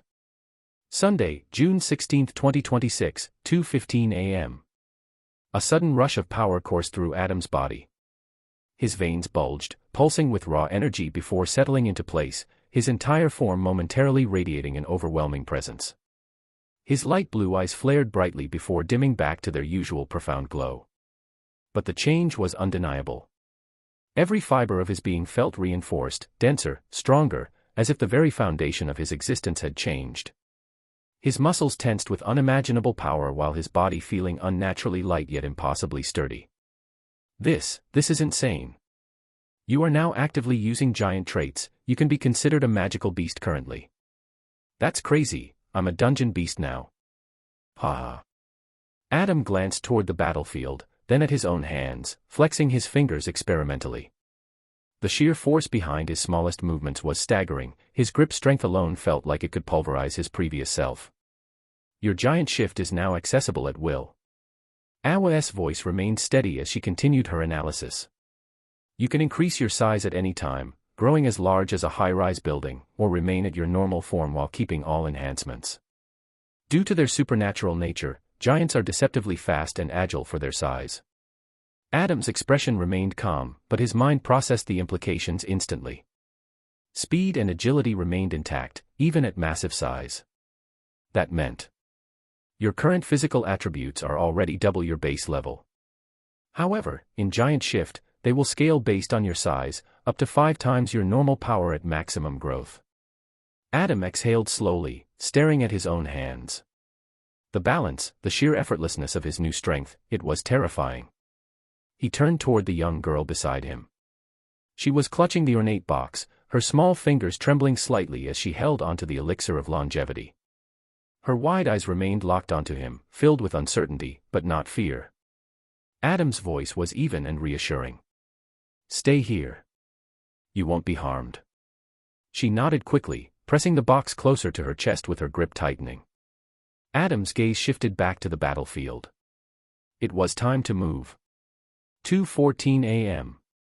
The battlefield trembled under the weight of their battle. Boris, now in full shift, loomed over them like a living calamity. His thick, fur-covered body radiated heat, his breathing heavy but measured, each exhale releasing mist into the cold night air. Despite his enormous size, his speed was unnatural, every charge, every swing of his claws, came with terrifying force and precision. Mattia and Petruccio fought in unison, but Boris wasn't faltering. Mattia's armored body moved with calculated aggression, his titan bone plating absorbing impact after impact. Every swing of Titan's resolve carried devastating force, the greatsword's kinetic absorption allowing him to return blows with increased weight. Boris took every strike head-on, but even with his tough hide, the accumulated power of Mattia's attacks forced him back. Petruccio, however, struggled. His speed allowed him to weave between Boris's massive swipes, but every attempt to pierce Boris's hide with his daggers failed.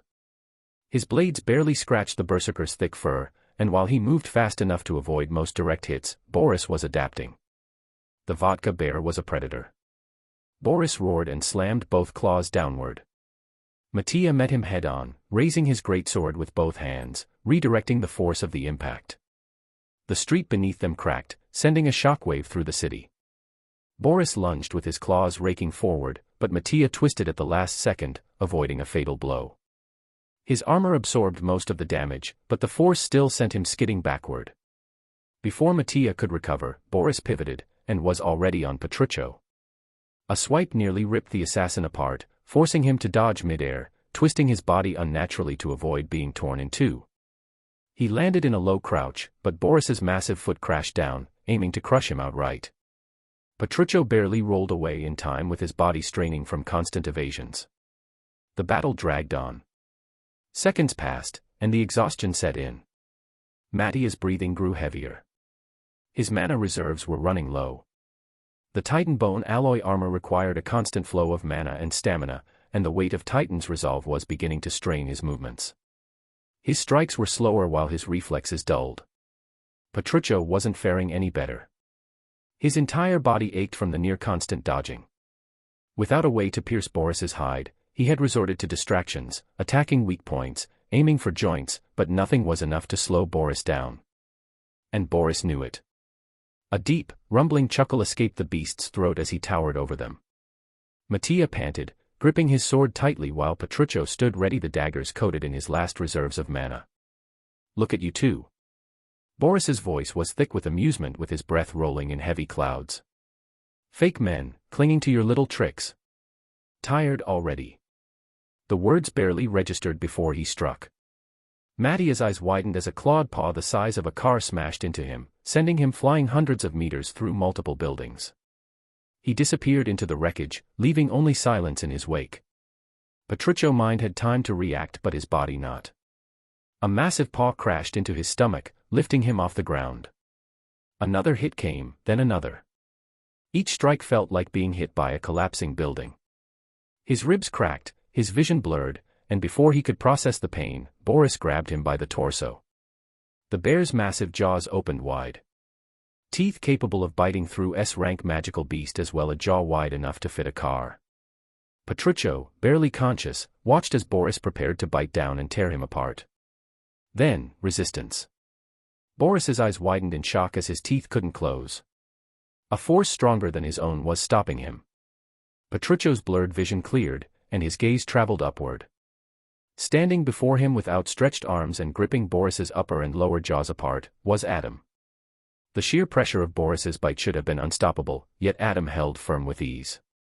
A golden glow enveloped Petruccio's broken body as his wounds closed instantly, his shattered bones mended in seconds. His stamina returned along with his mana that surged back.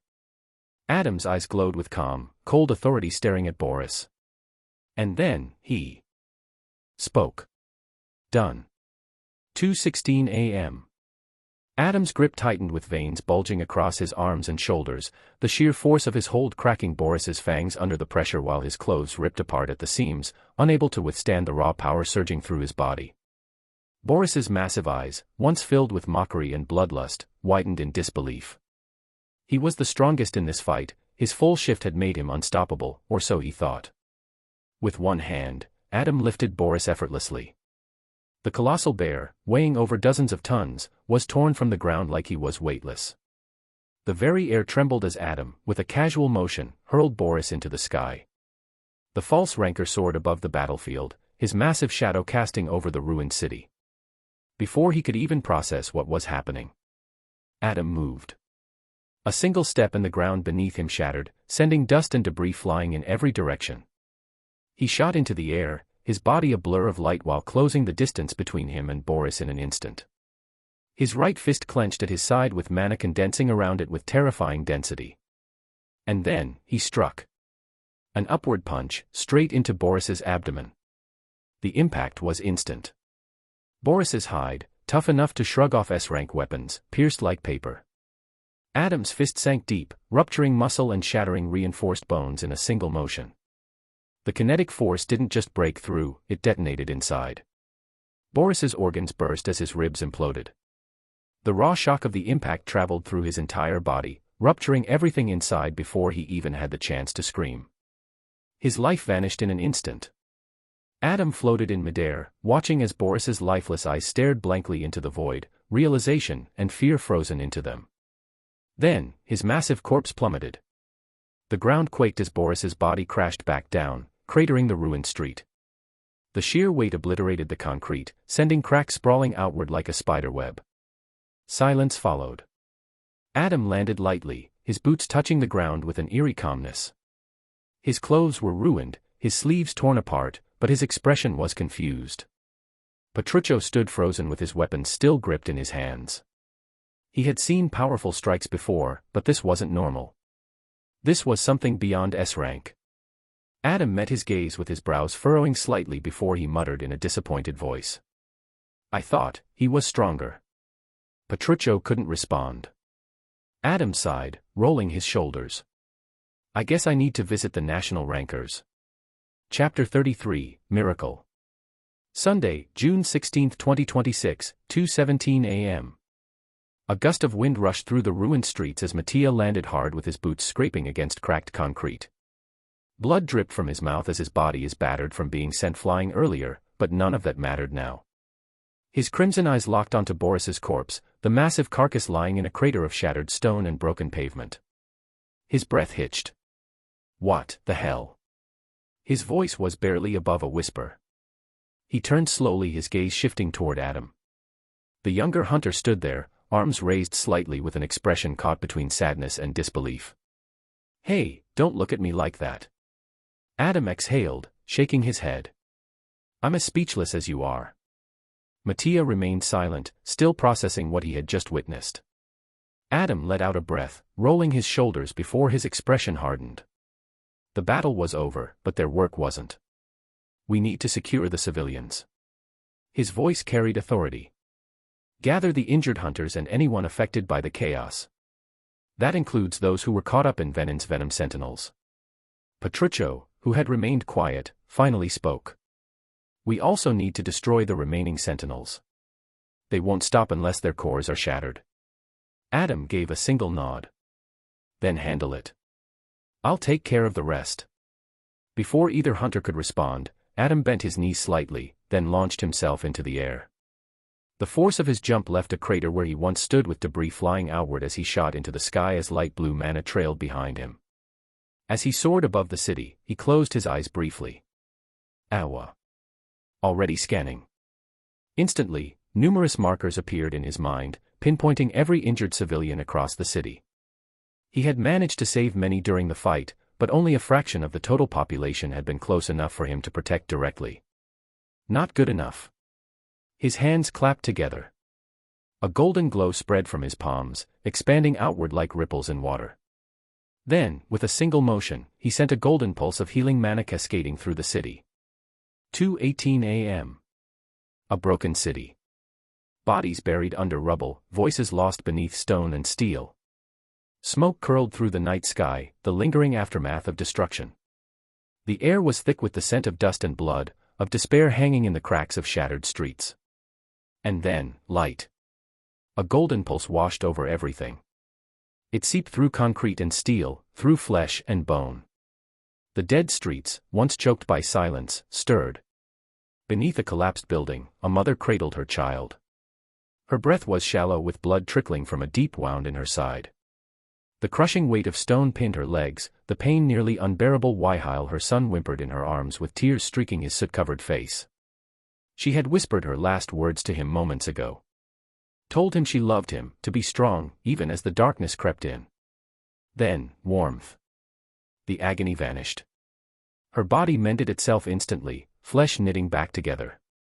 The crushing weight of debris no longer pressed against her. Her son gasped as he felt it too, his wounds gone along with his bruises fading. A soft blue glow enveloped them, lifting them gently into the air. They rose from the wreckage, untouched, whole. The mother wept. Not from pain. Not from fear. From pure, incomprehensible relief. An elderly man lay in the streets as his eyes stared blankly at the sky. He had been crushed when the first explosion hit. He had felt his ribs cave in, the life leaving his body long before the dust had settled. But now, his chest expanded with breath. His heart beat again. He sat up, gasping as his hands trembled while they touched his face, his body, his legs. There was no pain. No injuries. He was alive. He wasn't the only one. All around him, people who had once lain still, unmoving, now gasped for air, clutching their chests in shock. The once lifeless bodies, men and women who had died minutes ago, now stood, confused, afraid. They were supposed to be dead. Yet they weren't. A young man stood near the remnants of what had been a marketplace. He had survived the battle, but at a cost. His arm had been severed days ago, long before this chaos, taken from him by a dungeon raid gone wrong. He had learned to live with it. The phantom pain, the awkwardness of trying to adjust to a life forever changed. And then, his missing limb returned. A full, functioning arm. His skin tingled as he stared in disbelief, flexing his fingers, feeling the strength return as if it had never left. Tears fell from his eyes as he clenched his fists. It wasn't just wounds that had been healed. Even old injuries, diseases, afflictions that had once been permanent, were erased. The hunters still fighting the poison sentinels felt it next. They had been on the verge of collapse with their mana nearly drained, their bodies worn from battle. They had expected death at any moment. Then, power surged through them. Their stamina returned, their mana reserves filled to the brim. The exhaustion, the fatigue, it was gone. Their bodies felt new, as if they just had the best chicken in the world. Even those who had already fallen in battle with corpses cold and still, stood once more. The battlefield shifted. The weak were no longer weak. The dying no longer died. A miracle had unfolded across the entire city.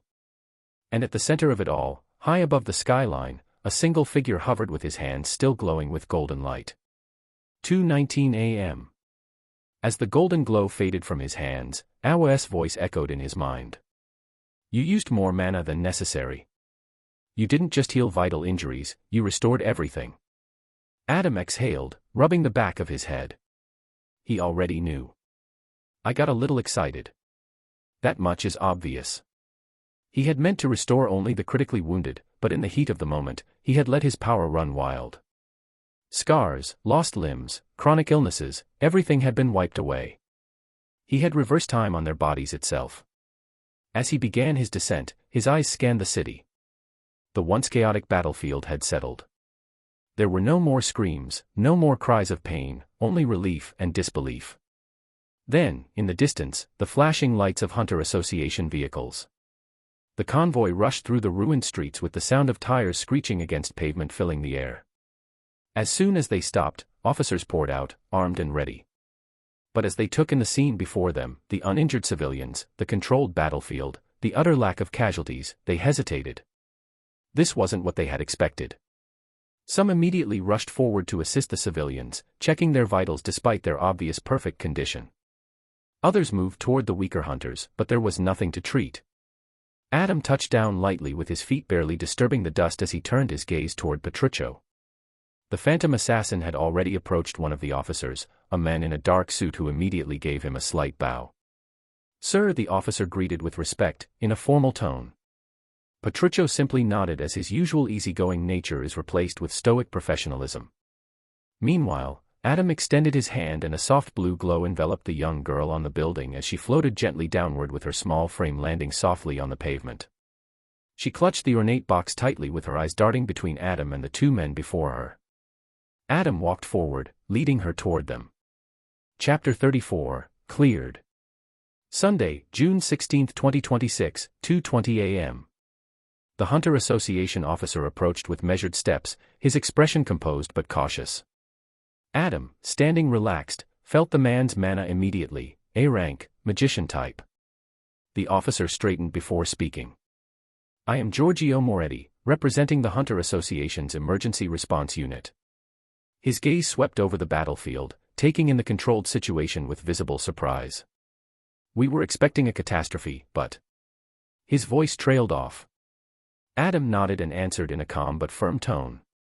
The civilians are already safe. You don't need to worry about casualties. But his light blue eyes sharpened slightly. The government only needs to rebuild the infrastructure and compensate material losses. Giorgio exhaled as relief washed over his features. Understood. Thank you for your efforts. He gave a respectful nod before hesitating. And, may I ask for your name? Adam met his gaze evenly. Adam Sr. Before Giorgio could react, Petruccio smirked, placing a hand in his pocket. The Saint. Giorgio's brows lifted slightly in recognition. The rumors had already begun to spread. Before anyone could say more, heavy footsteps approached. Mattia strode forward with blood still visible on his body. His crimson eyes locked onto Adam's glowing blue ones, staring deeply. Then, with a small yet deliberate motion, Mattia bowed his head slightly. Thank you. His voice was warm, carrying the weight of sincerity. If it wasn't for you, we could have died. And the casualties would have been countless. Adam, despite standing slightly shorter at 186 centimeters compared to Mattia's 192 centimeters, patted the taller man's shoulder. "You both fought well," he said in a genuine tone. Mattia exhaled with a small smirk tugging at the corner of his lips before nodding. But then, Adam's gaze shifted. Across the battlefield, a Hunter Association cleanup crew was moving toward Boris's corpse, now returned to his human form. Adam's eyes narrowed. "Oi." His voice rang out offended and annoyed. The workers froze as Adam's mana flared subtly. "That body is mine. No one touches it." Giorgio visibly sweated. As an A rank, he knew when he had no authority in a situation. "Understood." He sighed, rubbing his forehead. Mattia, Petruccio, and Giorgio then turned their attention toward Venin. Still chained midair, the S-rank assassin weakly struggled with his limbs twitching. Though his body barely moved, the mechanical breathing from his mask remained constant. He was likely muttering curses behind it. Giorgio pointed at him. "That must be the other false ranker." Petruccio sighed, rolling his neck. "Yeah." And Adam took care of him easily. He lazily pointed at Adam, who was currently scolding some HA workers with their heads bobbing rapidly in embarrassed agreement. Mattia crossed his arms, staring at Venin's restrained form. "So, what do we do with him?" The moment Mattia finished his question, Adam appeared beside him with the air subtly distorting as space folded as he teleported. "I'll take Venin into custody," Adam said casually. "I'll interrogate him myself." Mattia raised a brow at the certainty in his tone, but before he could respond, Petruccio stepped forward. "Or," the phantom assassin said with his usual grin tugging at the corner of his lips, "we could work together. The Hunter Association has the personnel and the tools to get the most out of him." He extended a hand toward Adam. "We can share the results, and you'll also receive official payment for your work tonight." Adam studied the offered hand for a moment before shaking his head. "I can handle it myself," he said. Then, after a short pause, he added, "But I do need to get evaluated for a rank." Petruccio's expression shifted to understanding as he pulled back his hand. "Makes sense. I forgot that you awakened tonight. What a monster." Petruccio thought to himself. Mattia, who had been observing silently, suddenly spoke with intelligence. "It happened when you touched that stone, didn't it?" Adam turned his gaze toward him before giving a small nod. "It did. The stone was the trigger. But beyond that, it's not something I'll disclose." Mattia didn't press further. He simply nodded. "That's fair." With that, he turned around and walked toward Titan's resolve, which was still embedded in the ground from their earlier battle. With a firm grip, he yanked it free, now the heavy greatsword resting on his shoulder. "Thanks for lending me this," he said, glancing at Adam. "Who was the buyer, anyway?" Adam shrugged. "No idea nor I care. Just keep it." Petruccio rubbed his temple, shaking his head slightly. "A hunter like Adam is going to cause a lot of chaos." Mattia exhaled a short chuckle. "Well, I'll be heading back now." As if on cue, his guild members arrived as their expressions are a mixture of concern and respect as they surrounded him. Without another word, Mattia walked away with his subordinates following close behind. 2:22 a.m. As Mattia and his guild members walked away, Adam's gaze lingered on his back. "Wait. I didn't heal him." He had healed everyone, revived the dead, restored lost limbs, cured diseases, yet Mattia, who had fought one of the hardest battles tonight, had slipped past his focus. Without hesitation, he raised a hand. A golden glow surrounded Mattia, flowing over his body like liquid light. The fatigue in his movements vanished, his wounds sealed instantly, and his stamina and mana restored to peak condition. Mattia paused mid-step, feeling the sudden rush of energy. He turned his head slightly with his eyes locking onto Adam before offering a small wave of thanks. Adam nodded once, then turned toward the little girl still holding the elixir. He gave her a small smile. "You caused a lot of trouble, you know." The girl's eyes widened slightly in alarm before Adam let out a short laugh. "Relax. I'm joking." A small, timid smile formed on her lips before she clutched the ornate box closer to her chest. "Thank you, with this, my grandfather will feel better." Adam nodded. That's good. Then, tilting his head slightly, he added, but you should be thanking Patricio instead. He's the one who protected you the most tonight. The girl blinked, then turned toward Patricio, who raised an eyebrow at Adam before exhaling with a smirk. As he left the trio behind, Adam's expression shifted back to cold focus. He walked toward Boris's corpse and without breaking stride, he lifted a hand, forming a transparent gray cube around the body. The mana structure flickered for a second before the cube compressed into nothingness, sending Boris's remains into Adam's personal space dimension. Then, his gaze shifted upward. Venin. He was still floating in the air, suspended in unbreakable chains, but his body was weaker now, unmoving, drained of mana and on the verge of collapse. The mechanical hiss of his mask was labored, but his eyes still burned with hatred. Adam lifted his hand again. With a flick of his fingers, Venin's body was yanked from midair, straight into another cube. The moment it closed, the assassin disappeared. The battlefield was finally cleared. Chapter 35, Aftermath. Sunday, June 16, 2026, 2:24 a.m. As Adam dismissed the last of his spatial cubes, Patricio approached with his usual smirk present but with a more serious air than before. So, should we schedule your rank evaluation for next week? Adam gave a small nod. That's fine with me. Without another word, he opened his palm and a faint ripple in space formed before his phone materialized out of thin air. Casually, he handed it to Patricio, already displaying his contact number and bank account information. Don't forget the money. His tone was calm, but there was a clear weight behind it. Patricio let out a short chuckle before taking the phone and inputting the necessary details. As he did, Adam's gaze shifted slightly with his mind running calculations. He sent over a detailed list: materials, specialized components, unique resources. With these, I can start building my base. Awa had already scanned an immense amount of data, enough for him to experiment with different energy sources and expand his knowledge further. He also had other priorities. I should take some time to relax, too. Patricio glanced at the list but didn't comment, simply nodding in acknowledgement. Adam extended his hand, and Patricio shook it firmly before stepping back. Turning his attention to the little girl, Adam offered a warm wave with his previously serious demeanor softening slightly. The girl clutched the elixir close, giving him a small, grateful smile in return. With one final glance, Adam nodded toward Giorgio. The HA officer straightened instinctively, still unsure how to handle the presence before him.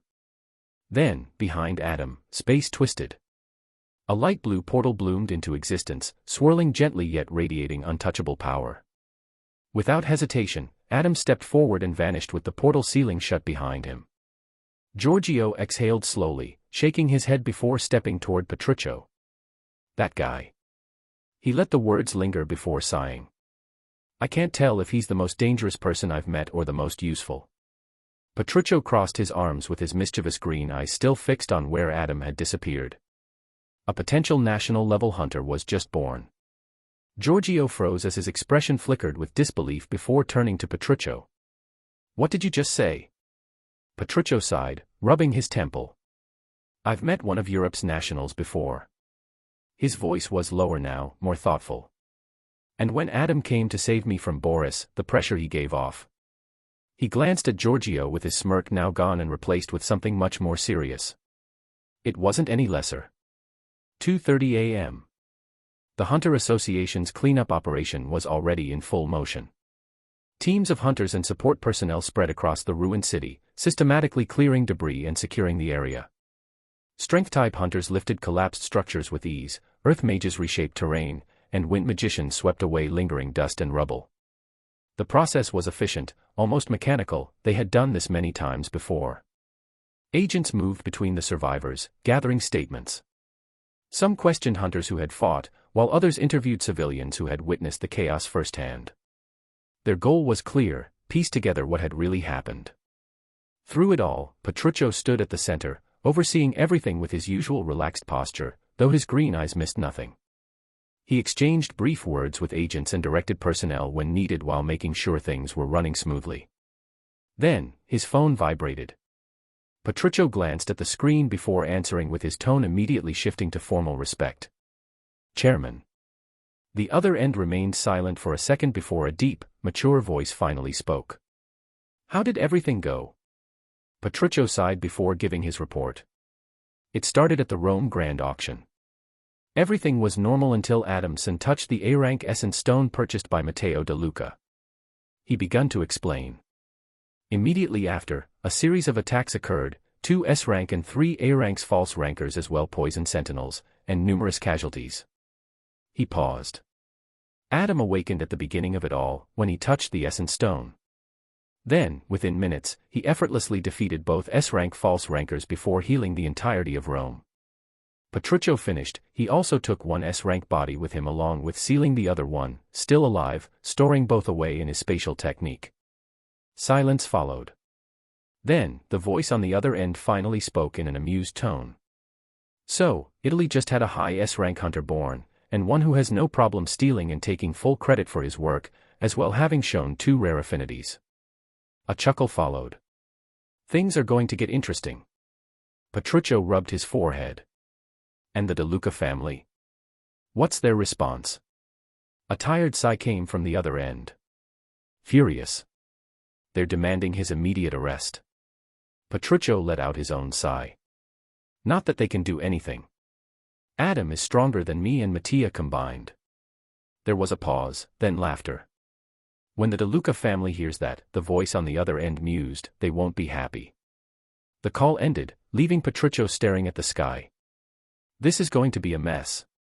Before he could even gather his thoughts, a female HA officer approached with clipboard in hand. Sir, we need your signature on the cleanup reports and the official incident documentation. Petruccio's shoulders slumped. His expression darkened as he took the clipboard with visible reluctance. Fucking paperwork. 1:17 p.m. A sharp vibration echoed through the quiet room. Adam stirred slightly, blinking against the midday light filtering through the curtains. His body felt completely refreshed, as if the previous night's chaos had barely left a mark. Awa. You slept for exactly 11 hours and 1 minute. Your body has fully optimized its recovery cycle long ago, but it seems sleep feels good. Adam yawned, stretching lazily before grabbing his phone from the nightstand. Marie. He stared at the screen for a moment before answering. The moment he did, a deafening voice exploded from the speaker. Adam, what the hell happened last night? Adam winced, pulling the phone slightly away from his ear. Why are you all over the news as a potential S-rank hunter? Marie's voice was somewhere between shock, frustration, and complete disbelief. I wake up, check the reports, and suddenly Italy has a new monster, and it's you. Adam let out a short chuckle, rubbing his neck. Relax, Marie. I just awakened and decided to have a little fun. His lips curled into a small smirk. Gained some direct experience with traitors. A deep sigh came from the other end of the call. You're impossible. Marie's tone, though exasperated, had softened slightly. Tell me exactly what you did at the auction. The reports say you fought 2 S-rank false rankers and took them down. Is that true? Adam leaned back against the headboard with his smile widening slightly. Come over. I'll tell you in person. There was a pause, then, in the background, he heard the unmistakable sound of a car engine roaring to life. The car door slammed shut. The call ended. Adam chuckled. She didn't even hesitate. Chapter 36, Payment. Sunday, June 16, 2026, 1:23 p.m. Adam pushed himself off the bed, rolling his shoulders as he stretched. Still feels surreal, but I've already accepted it. That's an understatement. Awa chimed in. Adam chuckled to himself before heading to the bathroom. He let the hot water run over him, washing away the last remnants of sleep before going through his usual routine. By the time he stepped out, towel-drying his hair and slipping into a fresh set of clothes, he heard the familiar sound of a car pulling up outside. Right on time. Without needing to check, he knew Marie was here. He moved toward the door, unlocking both the building entrance and the apartment door. Seconds later, footsteps echoed through the hall, followed by the door swinging open. Marie stepped in, arms crossed with her expression still carrying traces of disbelief. You really have some nerve, you know that. Image. Adam smirked as he walked past her, heading toward the kitchen. You want to complain, or you want to help cook? Marie rolled her eyes but followed him. What are we making? Thibadian. Adam replied, setting out the ingredients. She let out a low whistle. Senegalese-style rice and fish, huh? All right, I'll bite. The two worked in comfortable rhythm, chopping, seasoning, and stirring. As they moved around the kitchen, Adam recounted the events of last night, from arriving at the auction, watching the bids, securing the essence stone, and the sudden chaos that followed. He left out specifics about Awa and his deeper abilities, but everything else, his clash with the false rankers, sealing Venin, killing Boris, healing the entire city, he told her plainly. Marie listened with her expression shifting between shock, exasperation, and reluctant amusement. She glanced at him while flipping the fish in the pan. So let me get this straight. You awakened, beat two S-rank false rankers, healed an entire city, and now you're just here making lunch. Adam chuckled. Pretty much. Marie sighed, shaking her head. You're unreal. Most hunters take years to get used to their powers, and you're acting like it's just another day. I accepted my situation hours ago. He set the plates on the table. There's no point overthinking it. Marie studied him for a moment before leaning against the counter. All right, genius. What's next? You joining the HA officially? Adam shook his head. No. I have other plans. She raised a brow. Oh. I'm going into business. I'll start my own guild. And eventually. His eyes gleamed with certainty. I'll become a national-level hunter. Marie let out a short laugh. Not everyone can just decide that, you know. But as the words left her mouth, she hesitated. Because if anyone could, it was Adam. 2:46 p.m. The TV flickered on, filling the quiet space with the hum of the news. Marie took a seat across from Adam, eyeing the small apartment as she scooped up a bite of rice. You know, she said between bites, you really need to move out of this place. It's too small. Adam, still chewing, simply raised an eyebrow. I plan to build my initial base here in Alessandria.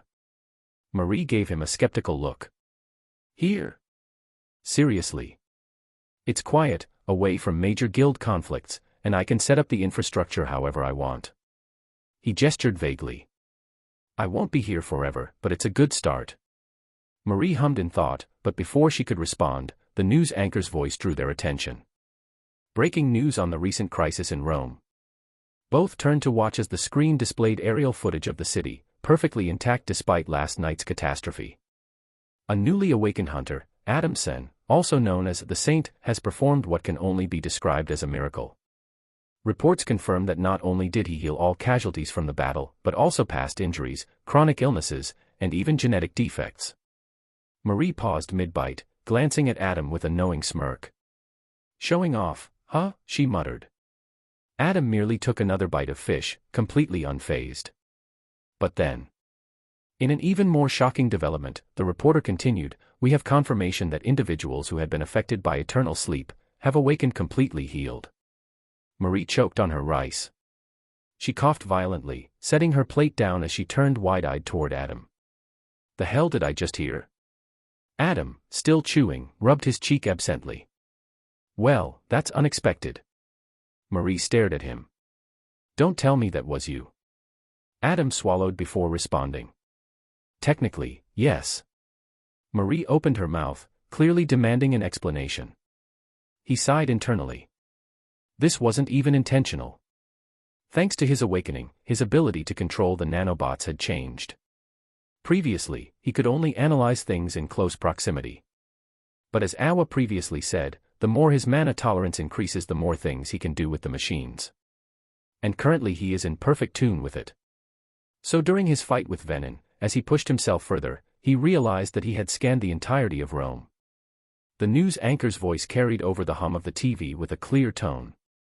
In response to these unprecedented events, the Hunter Association headquarters has officially scheduled a formal rank evaluation for Adam Senator. The evaluation will take place exactly 1 week from today, on Sunday, June 23rd, at 10 a.m. Marie leaned back in her chair, arms crossed as she processed the announcement. It wasn't surprising. After everything Adam had done, there was no way the HA would leave him unranked for long. She glanced at him with her lips quirking up slightly. So, you'll be spending the week building your base? Adam nodded, setting his utensils down. Yeah, but first, I'm taking a day or two to just enjoy myself. Marie raised a brow at that with her expression shifting to curiosity.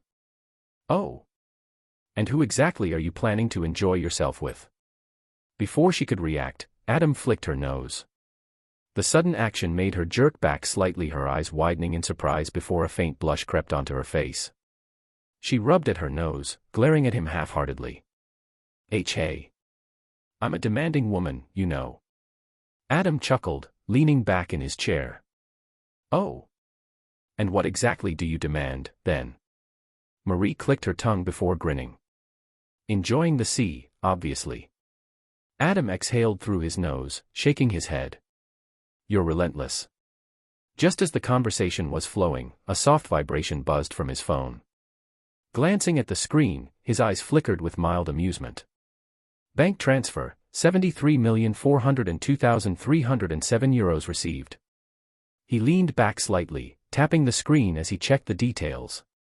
That must be the remaining balance after purchasing the materials from the HA. Petruccio had handled it last night, as promised. The amount was more than enough to fund his initial plans. Marie, noticing the shift in his expression, leaned forward slightly. What's got you looking so happy? Without a word, Adam turned the screen toward her.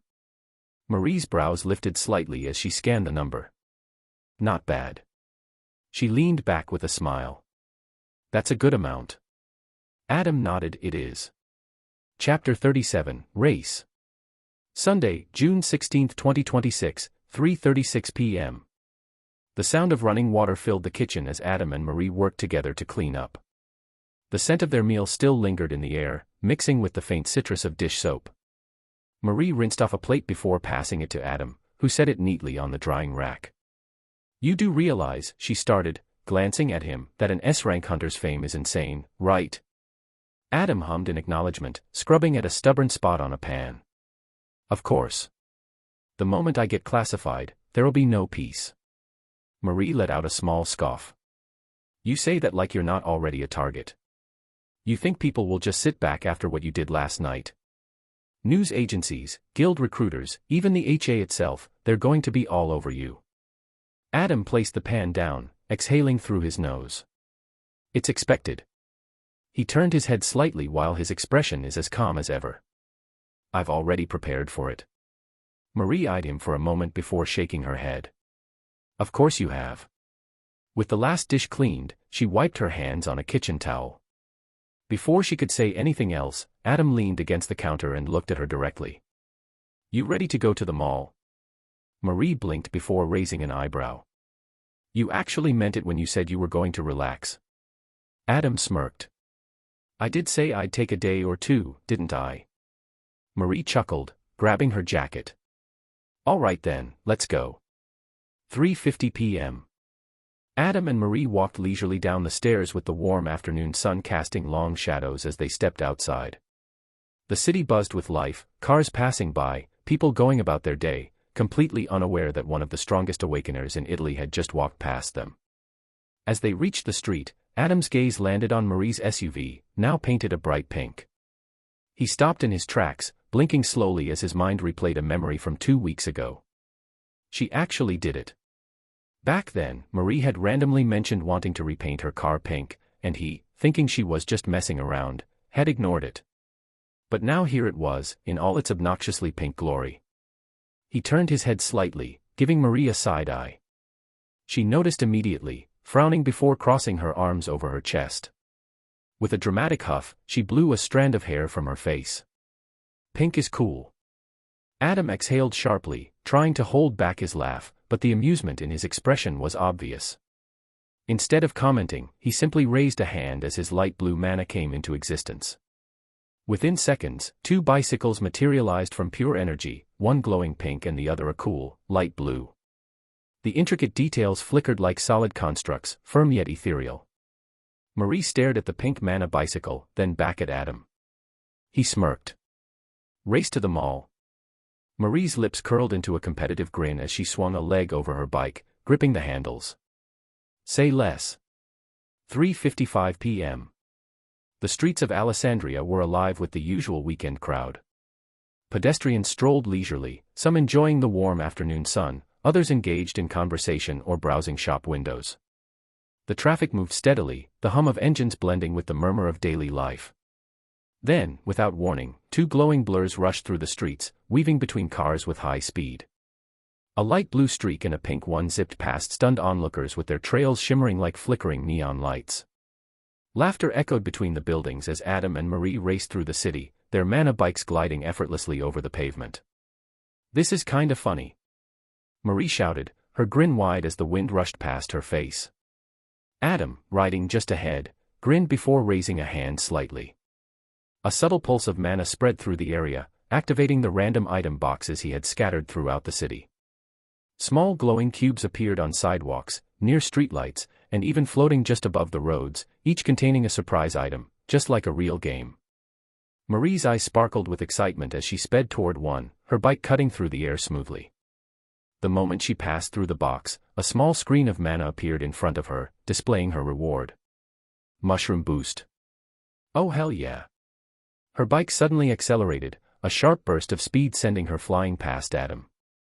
She let out a triumphant laugh, glancing over her shoulder. Later, loser. Adam exhaled through his nose amused. He leaned slightly to the side, cutting through an alley as another glowing box materialized in his path. His bike shot through it, and the screen blinked with his new item. A banana. A big smile spread across his face. Without hesitation, he flicked his wrist, sending the mana-formed banana flying straight toward Marie's path. She reacted just in time, swerving to the side with a sharp maneuver.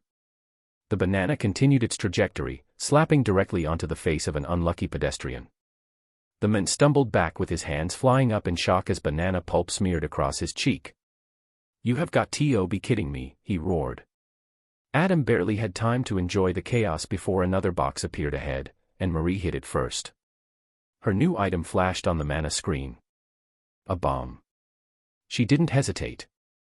With a mischievous grin, she grabbed the small pink sphere of condensed energy and hurled it behind her, right at Adam. The explosion of mana sent him skidding with his bike wobbling slightly before he regained control. He clicked his tongue, shaking his head. "Oh, so that's how we're playing." Marie let out another laugh, already racing ahead. Adam narrowed his eyes, tapping into his mana as another box materialized in his path. If she wanted a real race, he'd give her one. 4:07 p.m. The mana bikes came to a smooth stop in front of the mall entrance, fading into streams of light as Adam and Marie stepped onto the pavement. The race had been intense, but the results were painfully clear. Marie, untouched, flipped her braids over her shoulder with a smug grin. Meanwhile, Adam stood beside her, his face and hair covered in black dust from the countless bombs she had landed on him. She folded her arms with her laughter bubbling out as she took in his state. "Oh wow, you look great, Adam. Really embracing that charcoal aesthetic, huh?" Adam clicked his tongue, brushing off the dust with an annoyed huff. "TCH, damn bombs." Marie only laughed harder, clearly enjoying her victory. As they approached the mall doors, Adam gave one final shake of his head as his appearance shifted back to normal. His mana surged subtly with dust particles lifting off his clothes as if they had never been there. His locks retied themselves into a loose bun with two strands falling naturally in front of his face. Marie eyed him, mildly impressed. "Convenient." Adam smiled. "Always." She ran her fingers through her braids, ensuring they were still perfectly in place, not that they ever weren't. With that, the two stepped inside with the cool air of the mall washing over them. Chapter 38, Socials, Sunday, June 16, 2026, 4:09 p.m. Adam and Marie walked leisurely into the mall, the cool air a welcome contrast to the warm afternoon outside. The moment they stepped past the entrance, the familiar scent of food courts, fresh clothing, and polished floors filled the space. But it barely took a few seconds before the inevitable happened. A woman near the entrance gasped loudly with her phone nearly slipping from her fingers. "Oh my God, it's him." Heads snapped toward Adam, and within moments, the quiet murmur of shoppers turned into excited chatter. "Is that the saint?" He's even taller in person.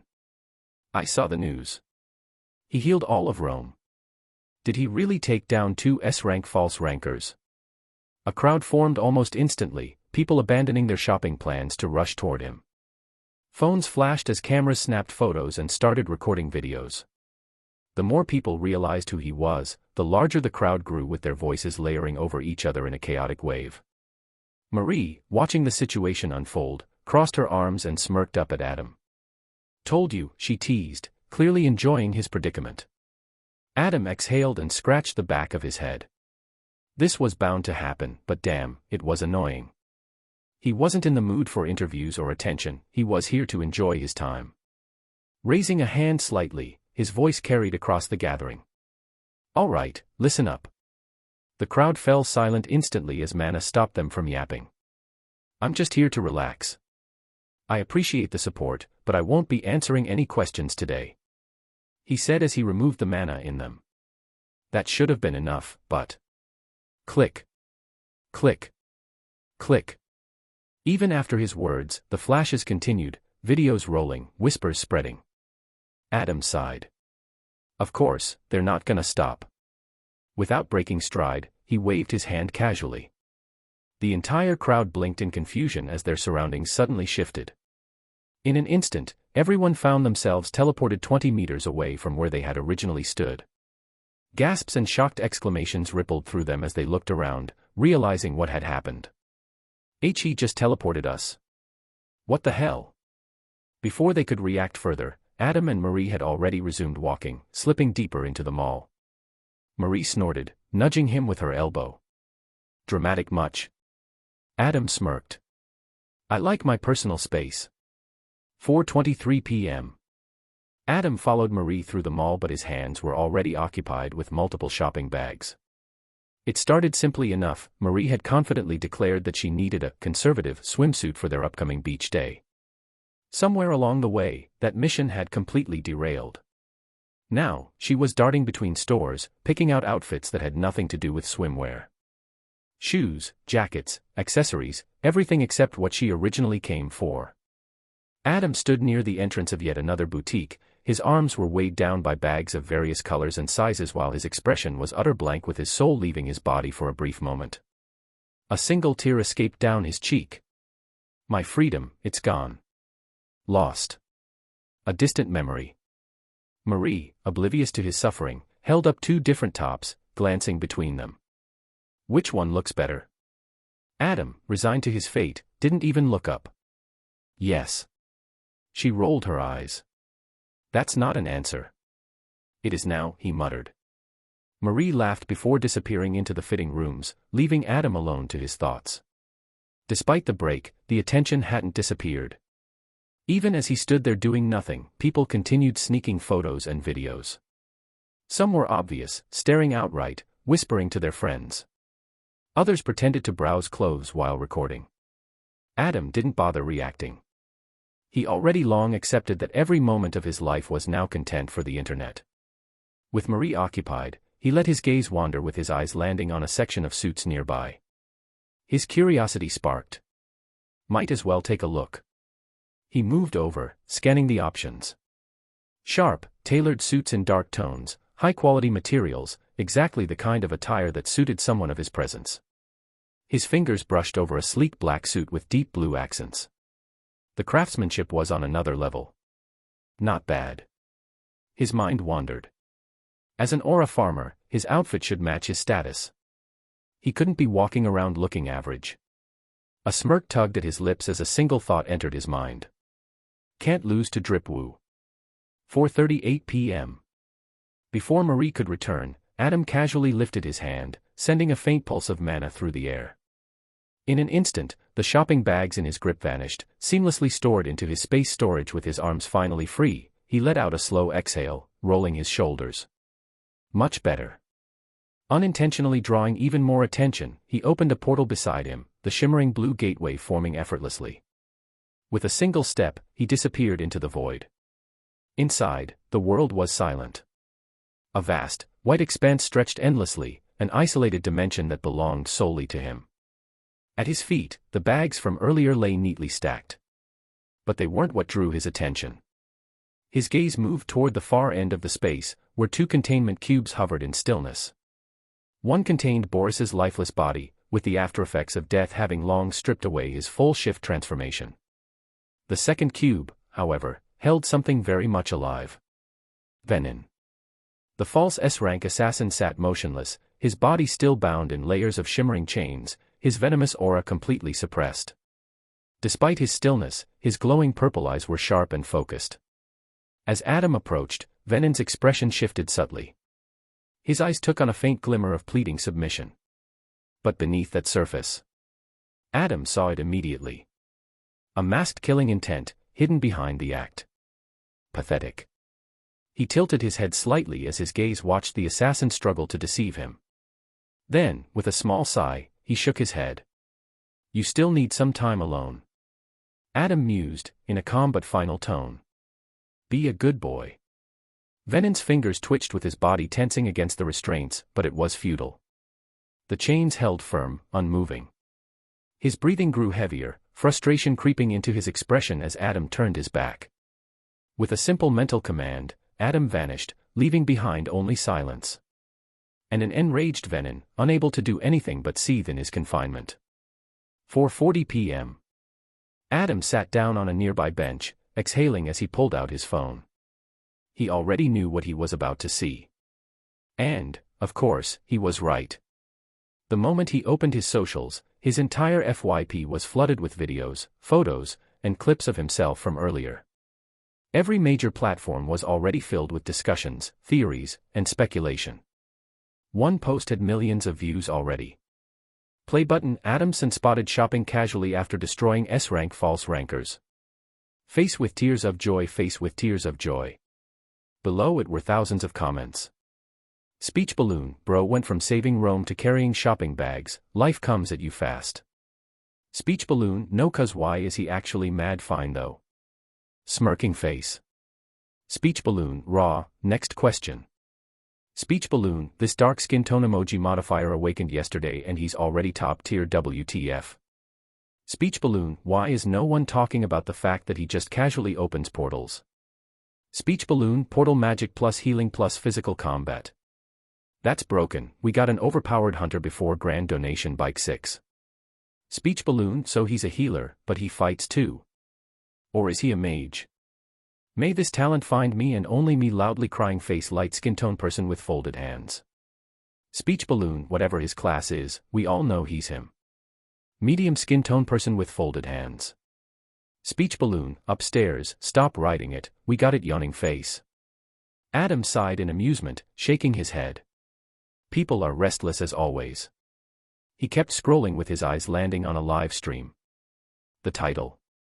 Play button. Live. Adamson is literally sitting right now. WTF. Loudly crying face. Without even one glance at his surroundings, his perception easily caught the guy responsible. A young man, half hidden behind a clothing rack, was holding his phone at an angle, trying to act casual while streaming Adam in real time. Adam clicked his tongue with his lips twitching. No shame at all, huh? Meanwhile, the live chat was going crazy. Speech balloon. Bro is literally just sitting there. Skull and TF is wrong with the comments. Go and get a job. Speech balloon. And we are watching history. Light skin tone emoji modifier. Weary face. Speech balloon. Look at how he breathes. That's an S-rank breath. Speech balloon. That girl gotta be his girl, right? No way, they're just friends. May this love never finds all of you. Dark skin tone person with folded hands. Speech balloon. Ain't no way this dark skin tone emoji modifier is single. If he is, call me. Smirking face. Speech balloon. Upstairs, have some decency. Speech balloon. How did he heal everyone in Rome? Explain. Speech balloon. Someone ask him how it feels to be that handsome. Adam locked his phone and rubbed his temple. Yeah. I need to move out soon. Chapter 39, Worldwide Emergency. The story reached 1 mil views. Haha, who knew I would reach this point? So if you have been hesitating to do something, just do it. Unless it's illegal, Anyway, did y'all see the Steam sale? Chuff. I might have spent close to €300 in games. And the crazy thing is that I don't even have a PC skull. Please don't judge me, as I will build one soon, as I've been saving up. Those games are an investment since I don't want to pirate things. I can't have a virus on my new PC. Loudly crying face. But I don't know what's better, No Man's Sky or Star Citizen. Any suggestions? I do not plan to pay again and again for new things in the game, so what game will give me the best experience with the base content? Or do you know other good space games? Sunday, June 16, 2026, 4:55 p.m. Marie finally emerged from the fitting rooms with her arms filled with clothes that had nothing to do with swimwear. Adam simply raised an eyebrow but didn't say anything. He had already accepted his fate. Without a word, he took the bags from her hands and started walking toward the register, leading her to the checkout counter. The cashier, a young woman with wide, excited eyes, barely contained her shock as she scanned the items. Her hands trembled slightly as she snuck glances at Adam. After bagging the last item, she hesitated before speaking, in cue slightly nervous voice. Mr. Sen, can I take a photo with you? Adam, already expecting this, nodded. Yeah, sure. The girl's face lit up with excitement as she quickly stepped around the counter. Adam leaned in slightly for the photo, offering a relaxed but composed expression. Thank you so much, she beamed, clutching her phone like a prized possession. Marie, standing to the side, shook her head in amusement. Your life is really like this now, huh? Adam chuckled. Apparently. With the purchases finally made, the two of them exited the store, Marie swinging a bag over her shoulder while Adam carried the rest effortlessly. As they walked through the mall, Adam spoke, in a casual but knowing tone. The HA is probably gonna try to use your connection to me, you know that, right? Marie clicked her tongue, rolling her eyes. TCH. Like I care. Let them try. Adam smirked. Just saying. Don't be surprised when they start acting real friendly. Marie crossed her arms. As long as they don't ask me for a favor, we're good. They walked toward a small food stand, the smell of fresh pastries and fried snacks filling the air. Without hesitation, Marie grabbed a bag of churros while Adam opted for some roasted nuts. They ate casually, enjoying the peaceful moment. As they reached the mall exit, Marie suddenly grinned with her energy shifting. Tomorrow morning, we're going to the sea, she declared, her voice was loud and filled with excitement. Adam chuckled, nodding with a small smile. Got it. While giving her the bags. With a final laugh, Marie waved as they parted ways, heading toward her car. Adam watched her leave before turning with his light blue mana flickering briefly as a portal formed. With a single step, he disappeared, already at home. 5:30 p.m. Adam materialized inside his room, stretching his arms before settling in front of his computer. He let out a slow exhale as his fingers moved across the keyboard, booting up one of his favorite games. Despite his new reality, there was something refreshing about unwinding with something simple. No battles, no mana, no false rancors. Just strategy, reflexes, and competition. 29 minutes later, just as he was about to finish a match, his phone buzzed. He answered without looking. Yeah. Petrucci's voice came through the other end. The HA has prepared everything you requested. It's all at headquarters, ready for pickup. Adam nodded to himself, shutting off his screen. All right. I'll be there in a sec. He didn't need to ask for directions. Closing his eyes, he spread his perception outward, flooding it with mana. Instantly, his awareness expanded like an unseen wave, sweeping across the city and beyond, traveling kilometers, searching and locking in. There. He found Petrucci's mana signature immediately. The HA officer was standing near a middle-aged man, the two of them were alone and waiting. Adam smiled and with a single thought, he was gone. Rome. Hunter Association Headquarters, Warehouse Sector. Petrucci's phone nearly flew out of his hand when Adam soundlessly appeared beside him. His entire body jolted with his mana flaring on instinct before he barely caught himself. SH. He snapped his head toward Adam, clutching his chest. Damn it, at least give me a warning before you do that. Adam chuckled. You're an S rank. Why are you acting like a rookie? Petruccio clicked his tongue, muttering, "Teleporting onto someone's shoulder isn't normal, jackass." With a chuckle, Adam turned his attention to the other men. The middle-aged figure stood calmly, watching him with quiet curiosity. His naturally orange hair had faint traces of gray, yet his posture remained firm, composed. His light blue eyes carried a weight of experience, but behind them, Adam sensed a calculating mind at work. Without hesitation, Adam extended his hand firmly. "I assume you're the chairman." The man nodded, his grip equally firm. "Fernando Alighieri." His voice was deep, steady, the kind of tone that commanded attention without needing to raise it. Adam subtly scanned his mana. B rank. Not a powerhouse, but that doesn't mean he's weak in other areas. Adam never underestimates anyone. Only fools do that. Fernando held his gaze, studying him before speaking again.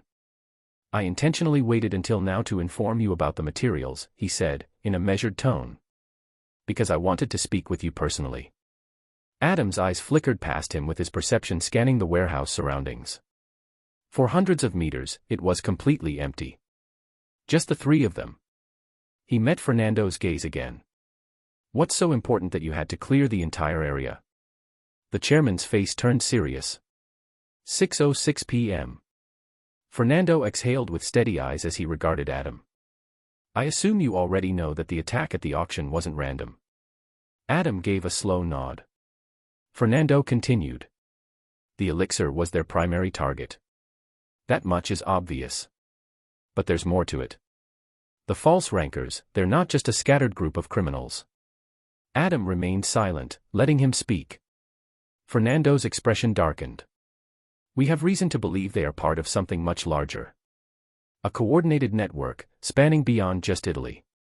Every attack involving false rankers, whether in China, Russia, or even America, they all share patterns. Their tactics, their timing, someone is controlling them." Petruccio crossed his arms, in furrowed brows. "We've tried investigating as much as possible, but we've found almost nothing. Whoever's behind them is covering their tracks too well." Adam wasn't surprised. He had already come to similar conclusions after seeing Venin and Boris. Still, what Fernando said confirmed that this wasn't just a regional issue. Adam exhaled through his nose. "I already analyzed the two hunters during the battle." Both Fernando and Petruccio turned to him with their focused depening. They were artificially awakened. The words hit like a thunderclap. Fernando's posture stiffened with his fingers curling slightly while Petruccio's pupils dilated in shock. "What?" Fernando's voice was slow, deliberate, as if needing to process what he just heard. Adam continued. "Their abilities aren't natural. Their bodies didn't awaken on their own, they were forced into it." The silence that followed was heavy. It was common knowledge that there was only one way to awaken, naturally. A person's body had to react positively to mana. That reaction was entirely out of human control. Once awakened, your power was set. You couldn't increase your rank. You could refine your mana control, gain better experience, become more skilled, but your raw strength and mana reserves will not change. There was also double awakening, but that was rare and still a natural phenomenon. But now, artificial awakening. If that was possible, if those people could be forcefully turned into hunters. It's a worldwide emergency. Petruccio muttered, voicing what everyone was thinking. Fernando's jaw tightened. If this is true, then whoever's behind it has the power to completely rewrite the world's balance. He looked straight at Adam. "What do you plan to do?" Adam's response was instant. "I'll deal with them." Fernando narrowed his eyes.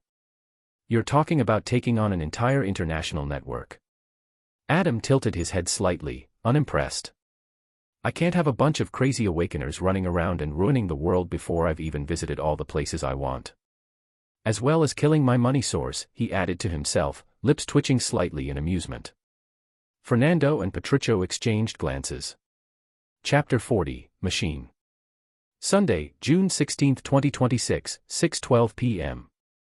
Fernando exhaled, his serious expression lingering a moment longer before finally relaxing his shoulders. "Then, we'll leave it in your hands for now. But be careful." Adam simply nodded, unbothered. Petruccio smirked, rubbing the back of his head.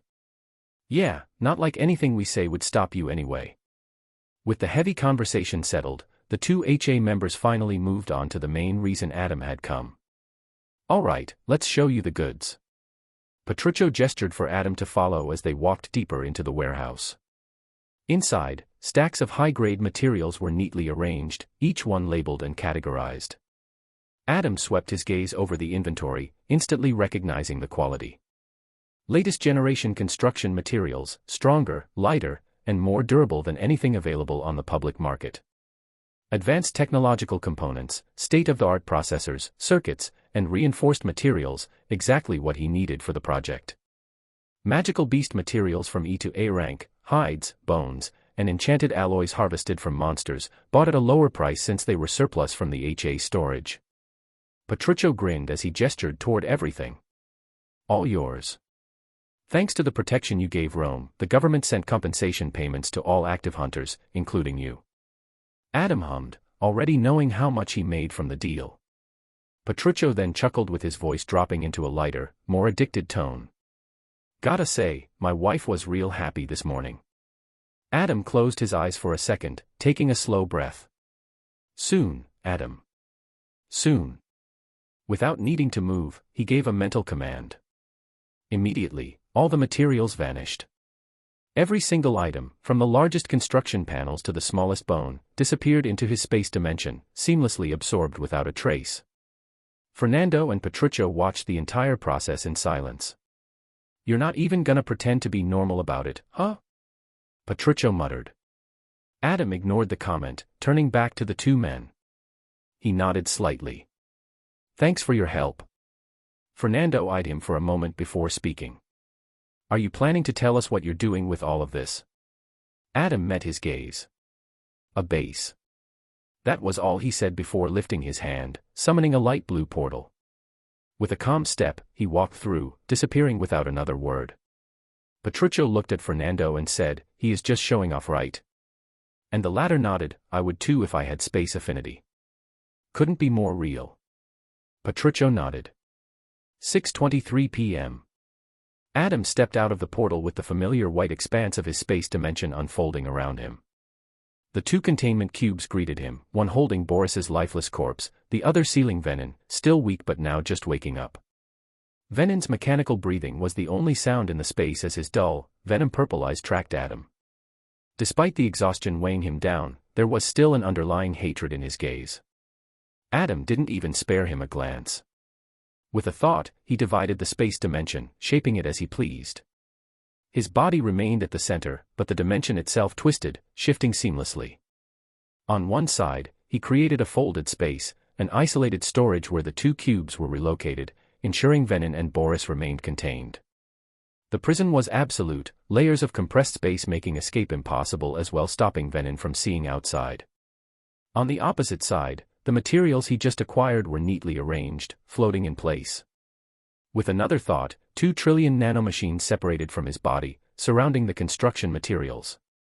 Adam's mind was in constant motion with his thoughts processing at a level beyond his previous capability. Ever since his awakening, his brain operated at peak efficiency, enhanced by both mana and nanotechnology. Every calculation was instant. Pattern recognition was absolute. Adaptive learning occurred in real time. He could dissect, analyze, and optimize any system, whether it was human psychology, combat strategies, or technological constructs. Even his perception of time had shifted. Each moment stretched, granting him more time to react, think, and plan while in reality, mere microseconds passed. And thanks to his healing factor, his mind never tired, never faltered. His focus returned to the materials. This will be my foundation. The plot of land he purchased on Thursday, June 13th, was finally going to be put to use. At 320 square meters, located 5 kilometers from Alessandria's city center, the land was in a quiet yet accessible area. It was legally zoned for residential or light industrial use, making it perfect for his plans. Adam had bought the land for 3 reasons. 1. Independence. He needed his own energy source, free from reliance on the city's grid, eliminating vulnerabilities. 2. Space. His apartment was too small, too limiting. His work required scale and privacy. 3. Business. This would be the foundation for what he intended to build. Of course, he wasn't naive.